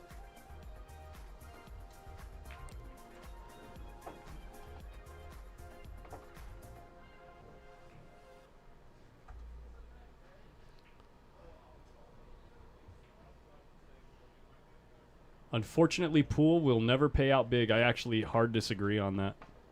Especially because we have $1 million prize fund tournament coming up already within 3 to 5 years of people making big moves in the industry. And on top of that, I don't know if you know, the BCAPL, which is a really good kind of like litmus test for how pool is doing in general across the country and the world.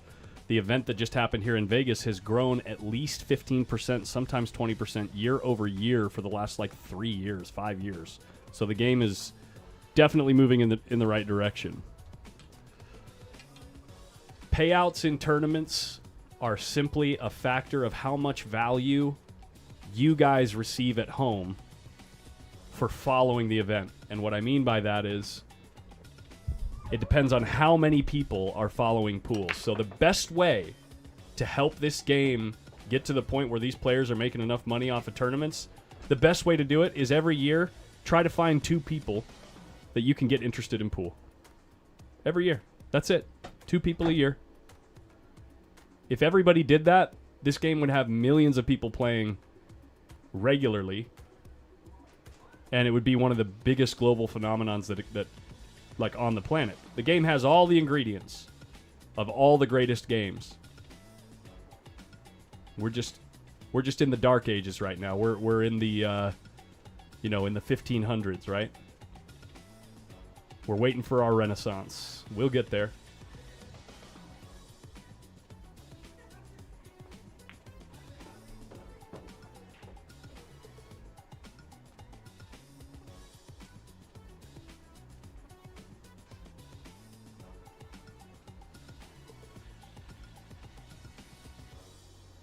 I would agree with you, John Disk. Yeah.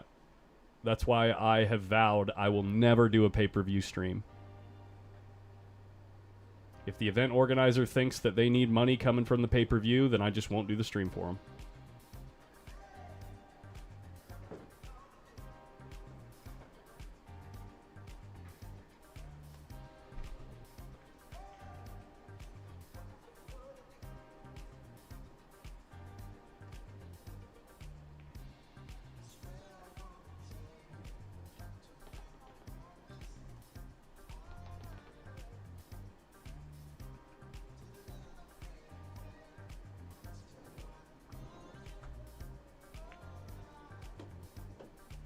Nice cue ball here. Is he going to overrun it a bit? Obviously, putting the cue ball there, he thinks the 12 ball goes, so...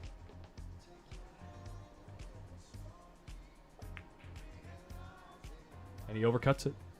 And he overcuts it. Josh Filler ready to... Oh, he made a bad hit. Made a bad hit. That's why the cue ball, or that's why the 12 ball was overcut. Unfortunate. Josh Filler gets up and just starts running laps, dude.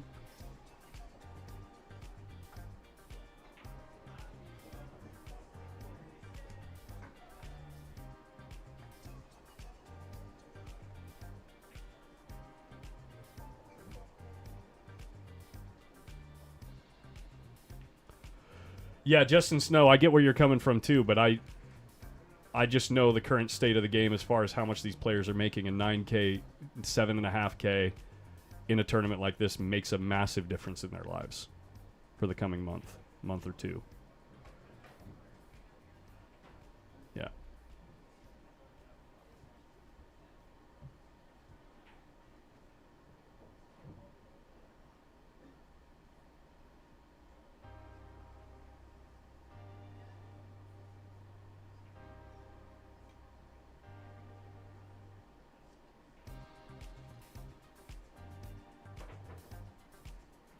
Stephen Fair, this is not a World 9-Ball Tour ranking event. None of these events are World 9-Ball Tour ranking events because we didn't play 9-Ball. They're headed to Boston after this to get the WNT points. Some of these Europeans will stick around to play some bank pool and 9-Ball, or sorry, bank pool in one pocket, but yeah.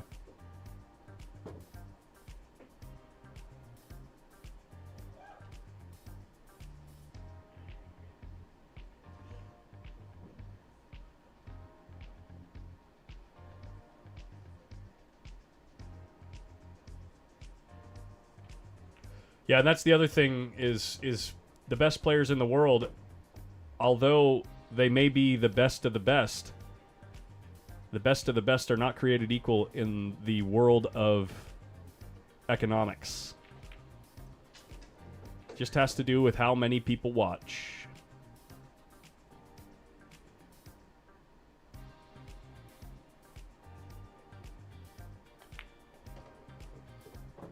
Because ultimately, they're entertainers.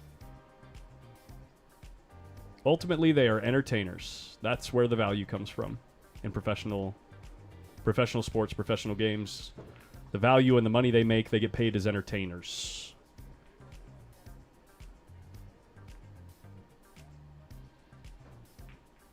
And salespeople. That's where the sponsorship logos come from on their shirts. They're paid as salespeople. Even though they may not be going door to door and knocking and trying to get you to buy. They pick products that they want to represent, and it becomes a mutually beneficial agreement. You can see the Q-Lee's logo right there on Lee Van's shirt. This camera is really having trouble focusing in the sliding. I apologize, you guys.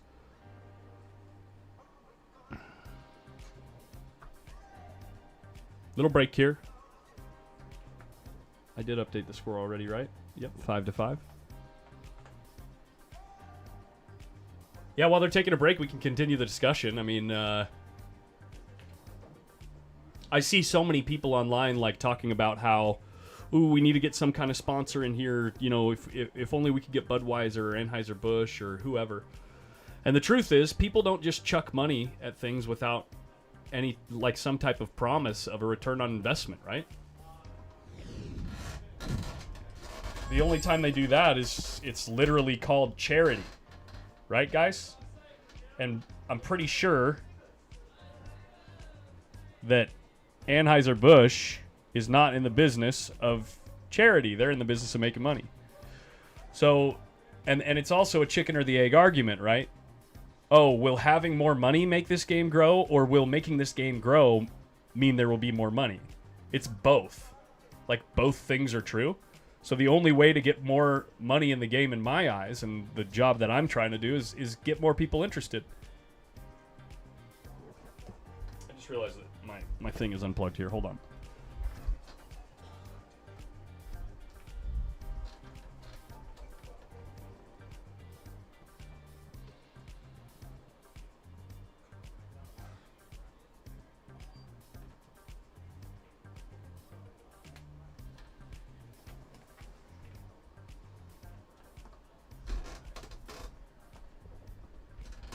There we go. A better youth and amateur development system would help it grow too. Yeah, that's another thing, right? It's like it's not as simple as all we need to do is this one thing and it'll grow. No, if you've I'm sure there's someone in the chat that's either listened to the audiobook or read the book itself, The Tipping Point by Malcolm Gladwell, right? When things go viral, when things get to the point where it just spreads like wildfire, it's a slow build of like a bunch of things that all kind of move in the right direction, and then all of a sudden it takes off and goes over the tipping point, and it's like a boulder rolling down a hill that you just can't stop. So the same thing would go for our game.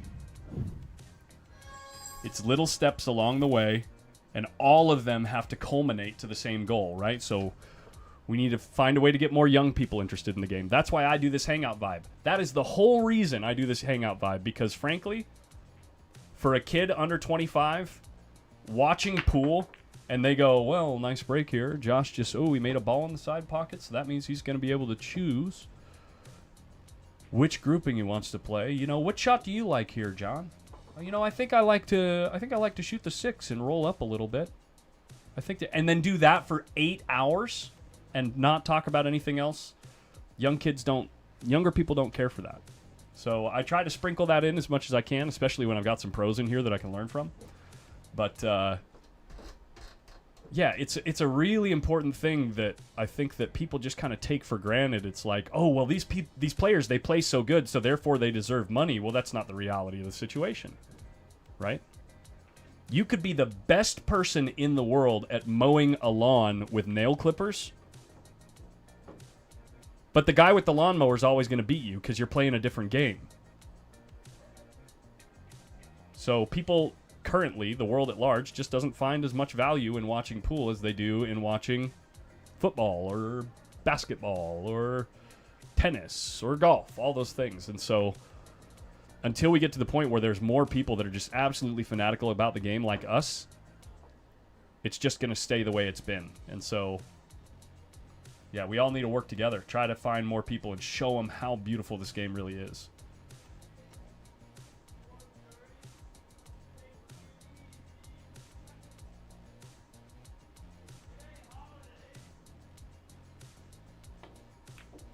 Yes, the truth is, for the most part, pool is just boring to watch. Denying that is just advocating for more failure. Exactly.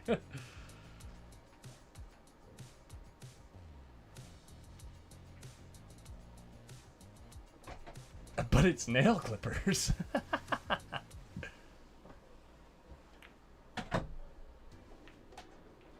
Yeah, they not only think of it just as a gambling game, but they also think of it as a game where they just like, you know, it's something you do while you're drinking. Just play, like, especially in America, that's how people see pool. It's just a game that you do at a bar while you're drinking. And we're working to change that. Golf is boring to watch, and look at them. The difference I think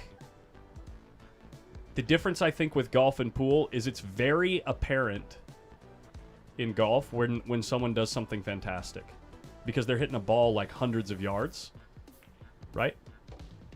When we do something fantastic, it looks like the ball just rolled around the table and they just cut the balls in the hole, just like every other game.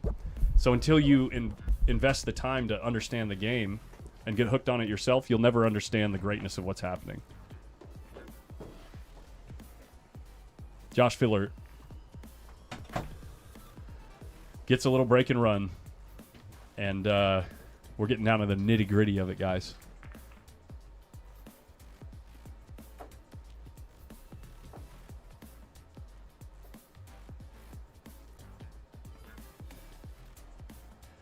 The truth can be told about all those games. Football's boring to watch for some people. Basketball's boring to watch for some people. Hockey's boring to watch for some people. All of them are.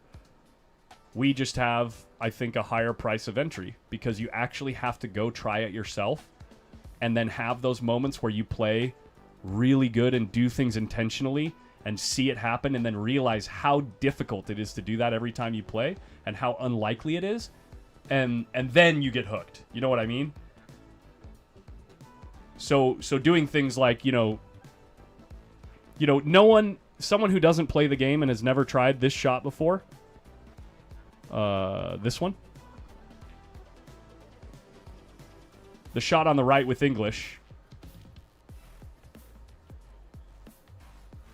and really swung the cue ball like that, until you've done it a few times, you'll never know really how satisfying it is to do it in competition exactly as intended.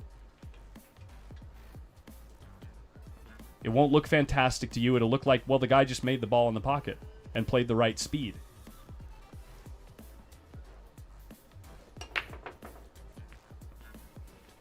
And that's what I mean why we've got it tougher. Until the game starts growing on its own like wildfire, every single one of you at home, if you really want to see the game get to that point, you're the ones that have to go out and get your friends to really see the game for what it really is. Because honestly, the truth about this game and the beauty behind it has been hidden from the public for decades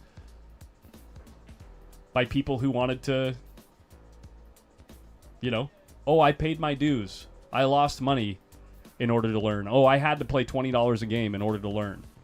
And those people that were making the money, I can't blame them for doing what they did in the time because that was the norm. And a lot of them had to make a living somehow. But that being said, harboring those secrets for so long basically made it so the rest of the world has no idea what these guys are doing on the table.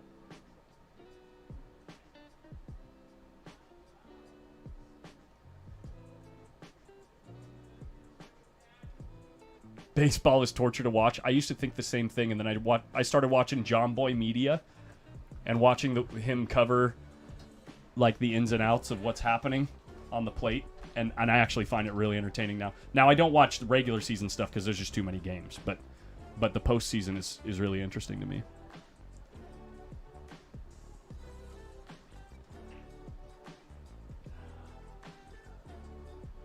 Yeah, perception needs to change as well. I did a show and tell for my colleagues, and they were actually impressed and interested. That's really cool, iCastle.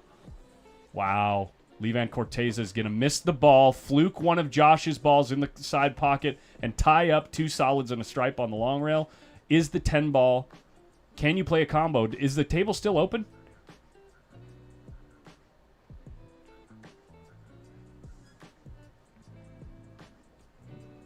Justin Snow, yeah. I mean, it's an important conversation to have, and I feel like, I try to do my best to bring it to the table when it's appropriate, but yeah, I know we're getting down to the nitty-gritty of this tournament here, and we'll be on the game in the hot moments. But right now, Josh Filler is just trying to find a way to get to the hill first. Hey, thanks, Paul Sim. Craig, I can't see your last name, but he says we have way too many rules, too many different games, and big table, little table. That's another ingredient that I'm talking about, like it's just one step at a time. Everything moves in the right direction slowly, and hopefully eventually it gets to the point where the rest of the world goes, wait, what's going on over here? Huh? I'm talking to these guys. Oh, sorry. Don't bother me. Okay. Excuse me. Excuse me.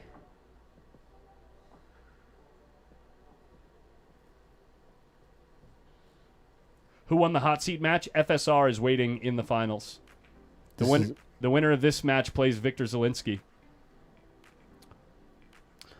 I love this part of the game, buddy. Yeah, it's really interesting. It's a shame we didn't get to see more of this in this tournament. But understandable. It's actually good for the format and the amount of time that we have to work with. But could you imagine if the majority of games were like this? We'd be here till tomorrow night. Till next year. Yeah, we'd be here till tomorrow night. Easily, yeah. Jennifer Rabbit in the chat. What's up, girl?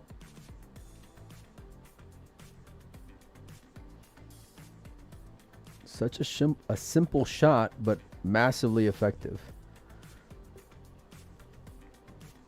The chat, the discussion is getting so good that now that the chat is, now the chat is moving so fast that I can't even read what you guys are saying. You're all putting in paragraphs.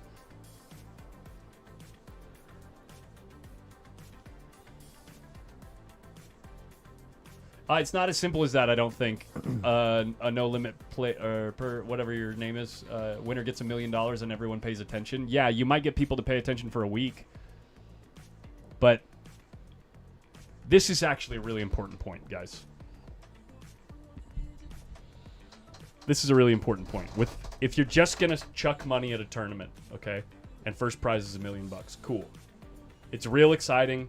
You might get people watching outside for a few, maybe the first 1 or 2 times, but eventually they'll get to the point where if they don't know the game themselves, they're gonna get bored with it and then just look at the results and not sit there and watch it live.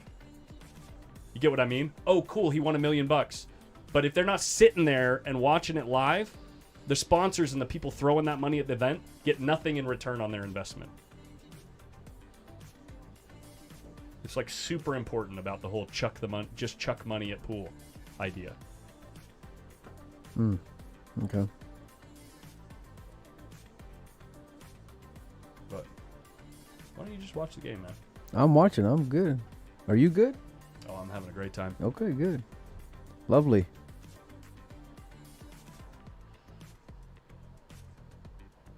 Nice shot there.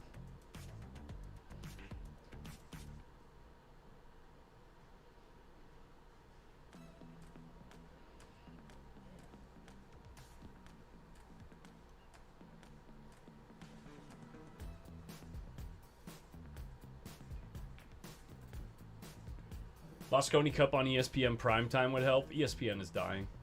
Unless they pivot more. Wow. Smart shot. Smart shot. Yeah, all those mainstream, cable TV's dying. It's bleeding out.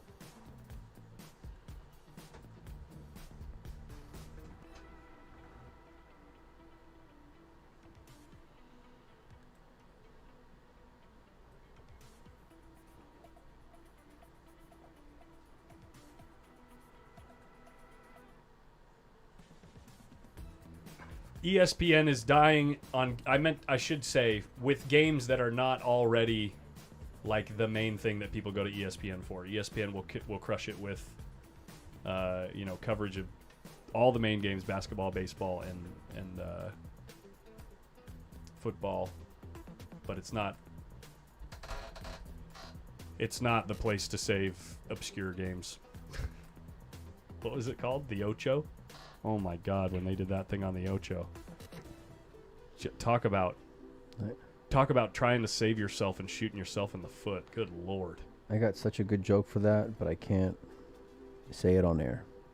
Okay, I'm going to mute the mics.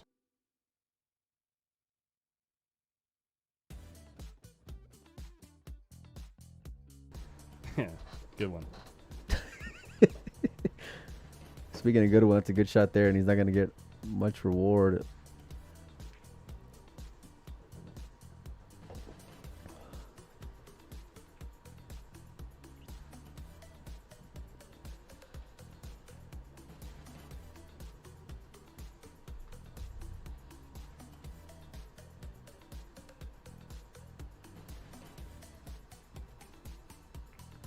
Oh, ruh-roh.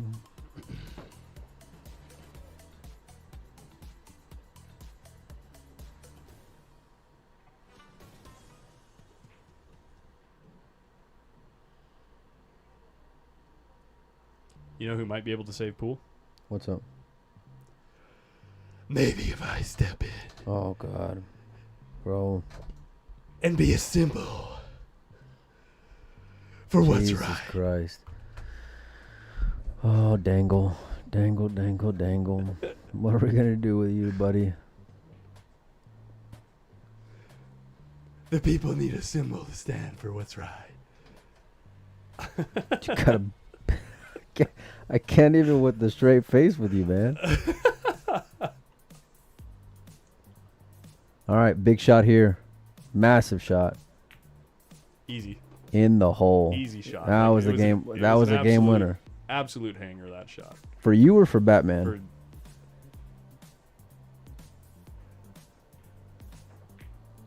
Usually I don't like to kill. But when I watch this guy play, I feel like becoming a killer. Do I got to call EMS or I mean, are you going to be all right? All right. Are you good? Okay. I always get so lightheaded. I get loopy after doing that one. But we appreciate it, though. God.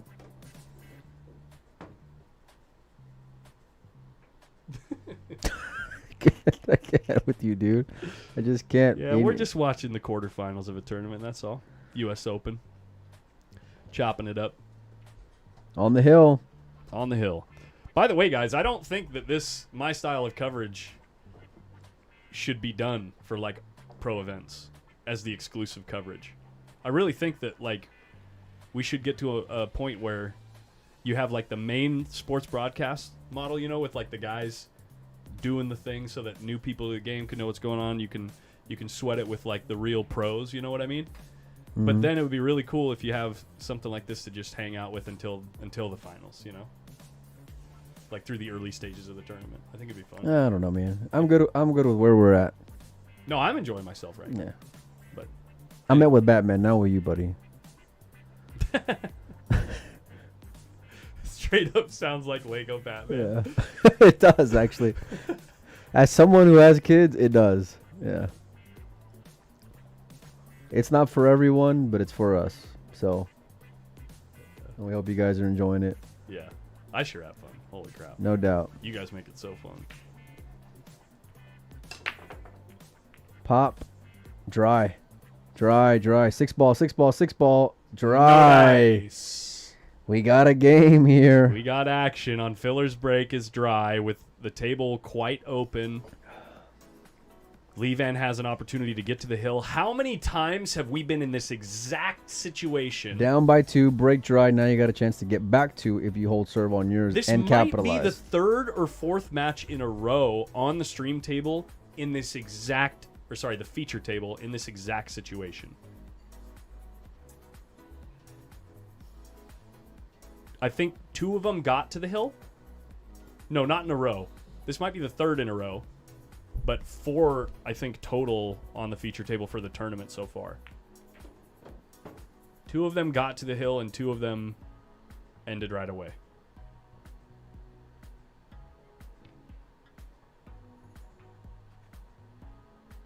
I wonder if I can interview Lego Batman during this event. Yeah. Okay. I'm serious. How would that even work? I mean, I'm just going to, like I talk to anyone else. What do you mean? I got a page. It's called Windows Open. And on there. What was it called? I'll show you. It's on Facebook. I know you have never heard of it. But on there, we talk to players. And we just chat with them. Okay. So if I can chat with Lego Batman, I think people would like it. Okay. The interview's got to literally be like 15 seconds or I'll pass out. I'll literally just I can't commit to that. Yeah. Anyway, irregardless. I love putting you on tilt. All right, buddy. How many times are we Come on. All right. He's handling one part of the puzzle. Hopefully. And I'm not just saying that because I got him +1. I want to see it go hill. Yeah.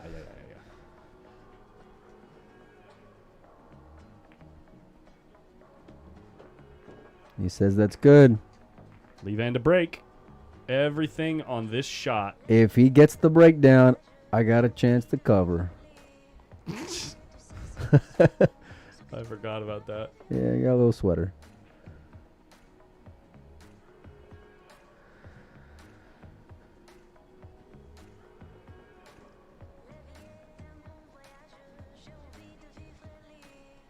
Oh, best believe if I get the 7, I'm getting a video of Mario doing some push-ups. This is one of my favorite parts about the decor of Griff'S. The history? Yeah, it's really cool. It is cool.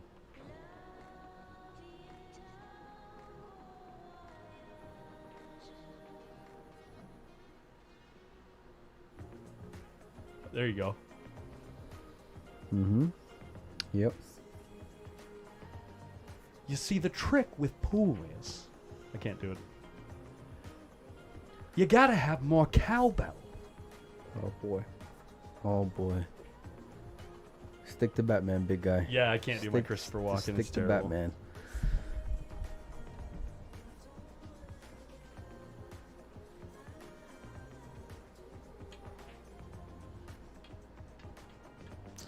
All right.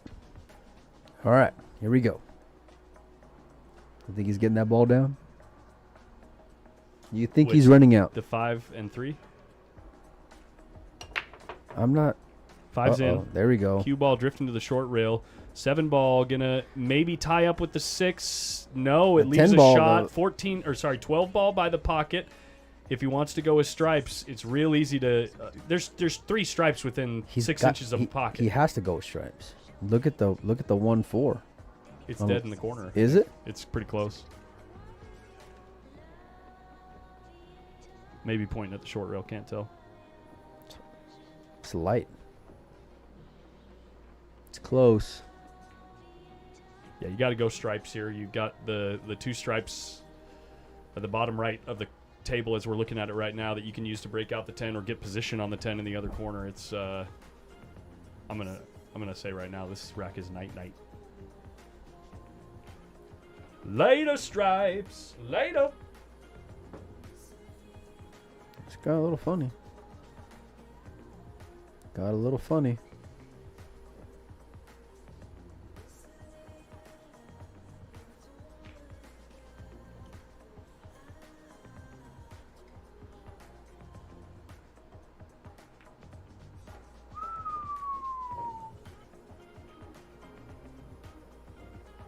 Who's the dude chatting with Collins?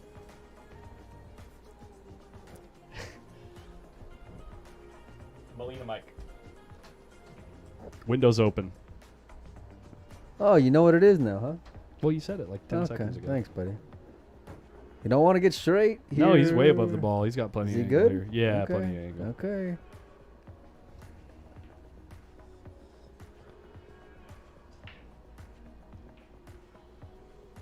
Could be 5. You just jinxed him, dude. What do you mean? This rack is over. Like trying real hard to commentator's curse. Dude, you are. No, I'm not. Come on. It's like you were the one that gave me a game. Nah. The winner of this faces Victor Zielinski. The loser is out in 4th place. Francisco Sanchez Ruiz awaits in the hot seat. This can be my last match with you for a little bit, buddy. Yeah. I got to jump and go do some commentary somewhere else. A little conflict of interest, apparently. I didn't. My bad. That's my bad. That's my bad, yeah. Yeah. Get to the other side of the one time. Get there one time. What? Does it pass the 3? Oh, 100%. Yeah, that's where he was playing the cue ball. Okay. 100%. God, you're such a pole snob sometimes, I swear. Yeah. Excuse me, mister. I got an overhead camera. Mike, I got it all. Dude, all I know is Mario's about to have to do some push-ups, son. That's what I know. Who? Mario. The panda. 2 balls away. Come on, no whammies, no whammies.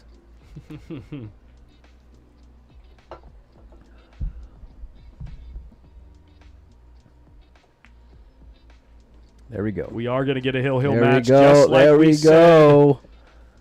All right, the Son biggest one. break of the match. Collins, are you going to reboot after this? Yeah, we're a little past that at this point. But yeah, I think we'll do... No, it's just the semis, right? Yeah, no, we'll just go through the next match. We may as well just keep it rolling. You sure? Yeah, I'm already past 6 hours, so we just have to gamble on it. Okay. I think we went over 6 hours when I wasn't here, unfortunately. Oops. No, you wanted to go fire at the Rio. Yeah, I wouldn't have cut the stream in the middle of a match anyway. Here we go. There we go. Nice little... Good luck, sir.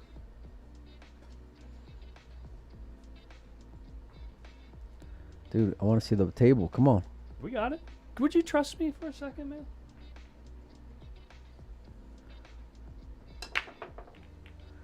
Three ball down. Cue ball getting kicked all over the place. In the side. Oh! It stays up. It stays up. Mike, Look at Levi's face. Did you see this? This isn't my first time. Did you Mike. see the face that he made? Yeah, that's why I went here. Mike asking me like, I want to see the table. You don't think I know? Psh, this guy. Wow. Relax, Batman. All right, relax. Relax, Batman. Now you can actually unironically call me Batman. Yeah. Yeah. Okay, Batman. You know that's staying with you now for life. Oh, good. Hell yeah. For life.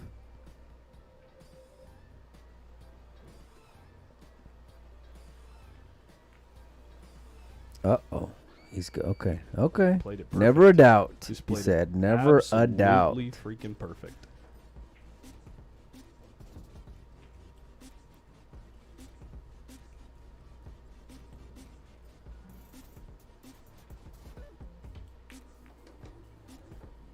Mm-mm. Dead perfect. Mm-mm, mm-mm, mm-mm, mm-mm, mm-mm, mm-mm.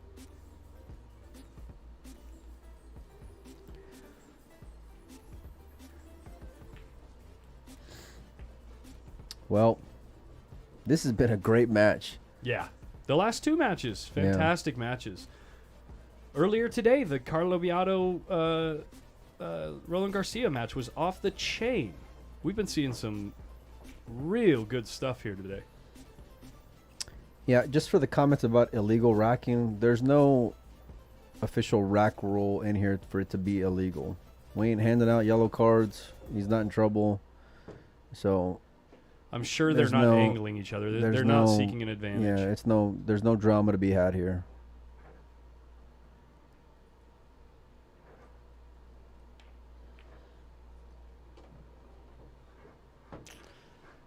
Eight ball in the side to face Victor Zielinski next. Boom. There you go.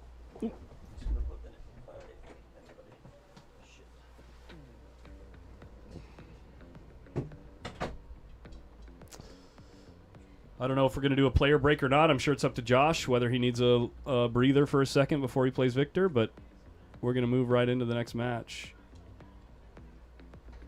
Looks like he's stepping away.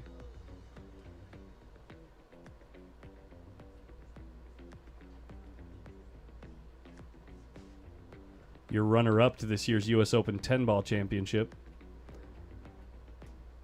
Vitaly Patsura. This camera is really struggling with that zoom, man.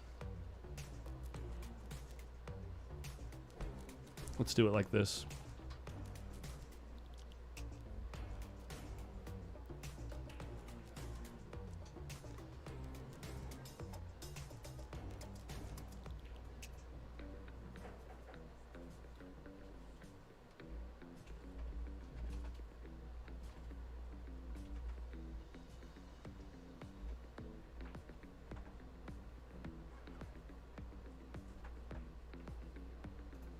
Why'd I put a V right there? What the heck is wrong with me, dude? Good Lord. That is embarrassing. Okay. Speaking of Victor.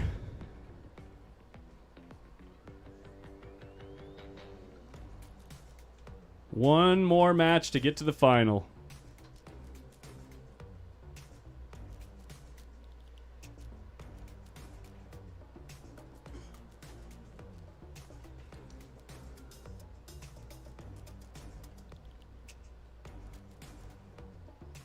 Drum roll, please.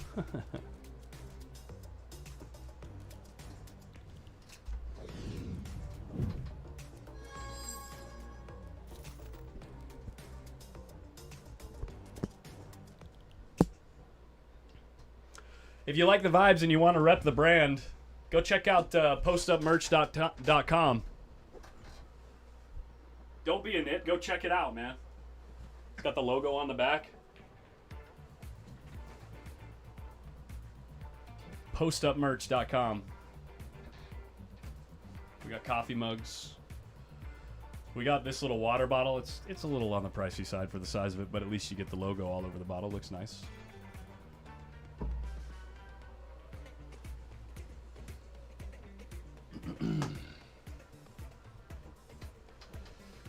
May I ask what that means? Don't be a nit. A nit is somebody who only puts it all in with aces. Or in pool, it's someone who won't play for any kind of cheddar unless they're sure they're going to win.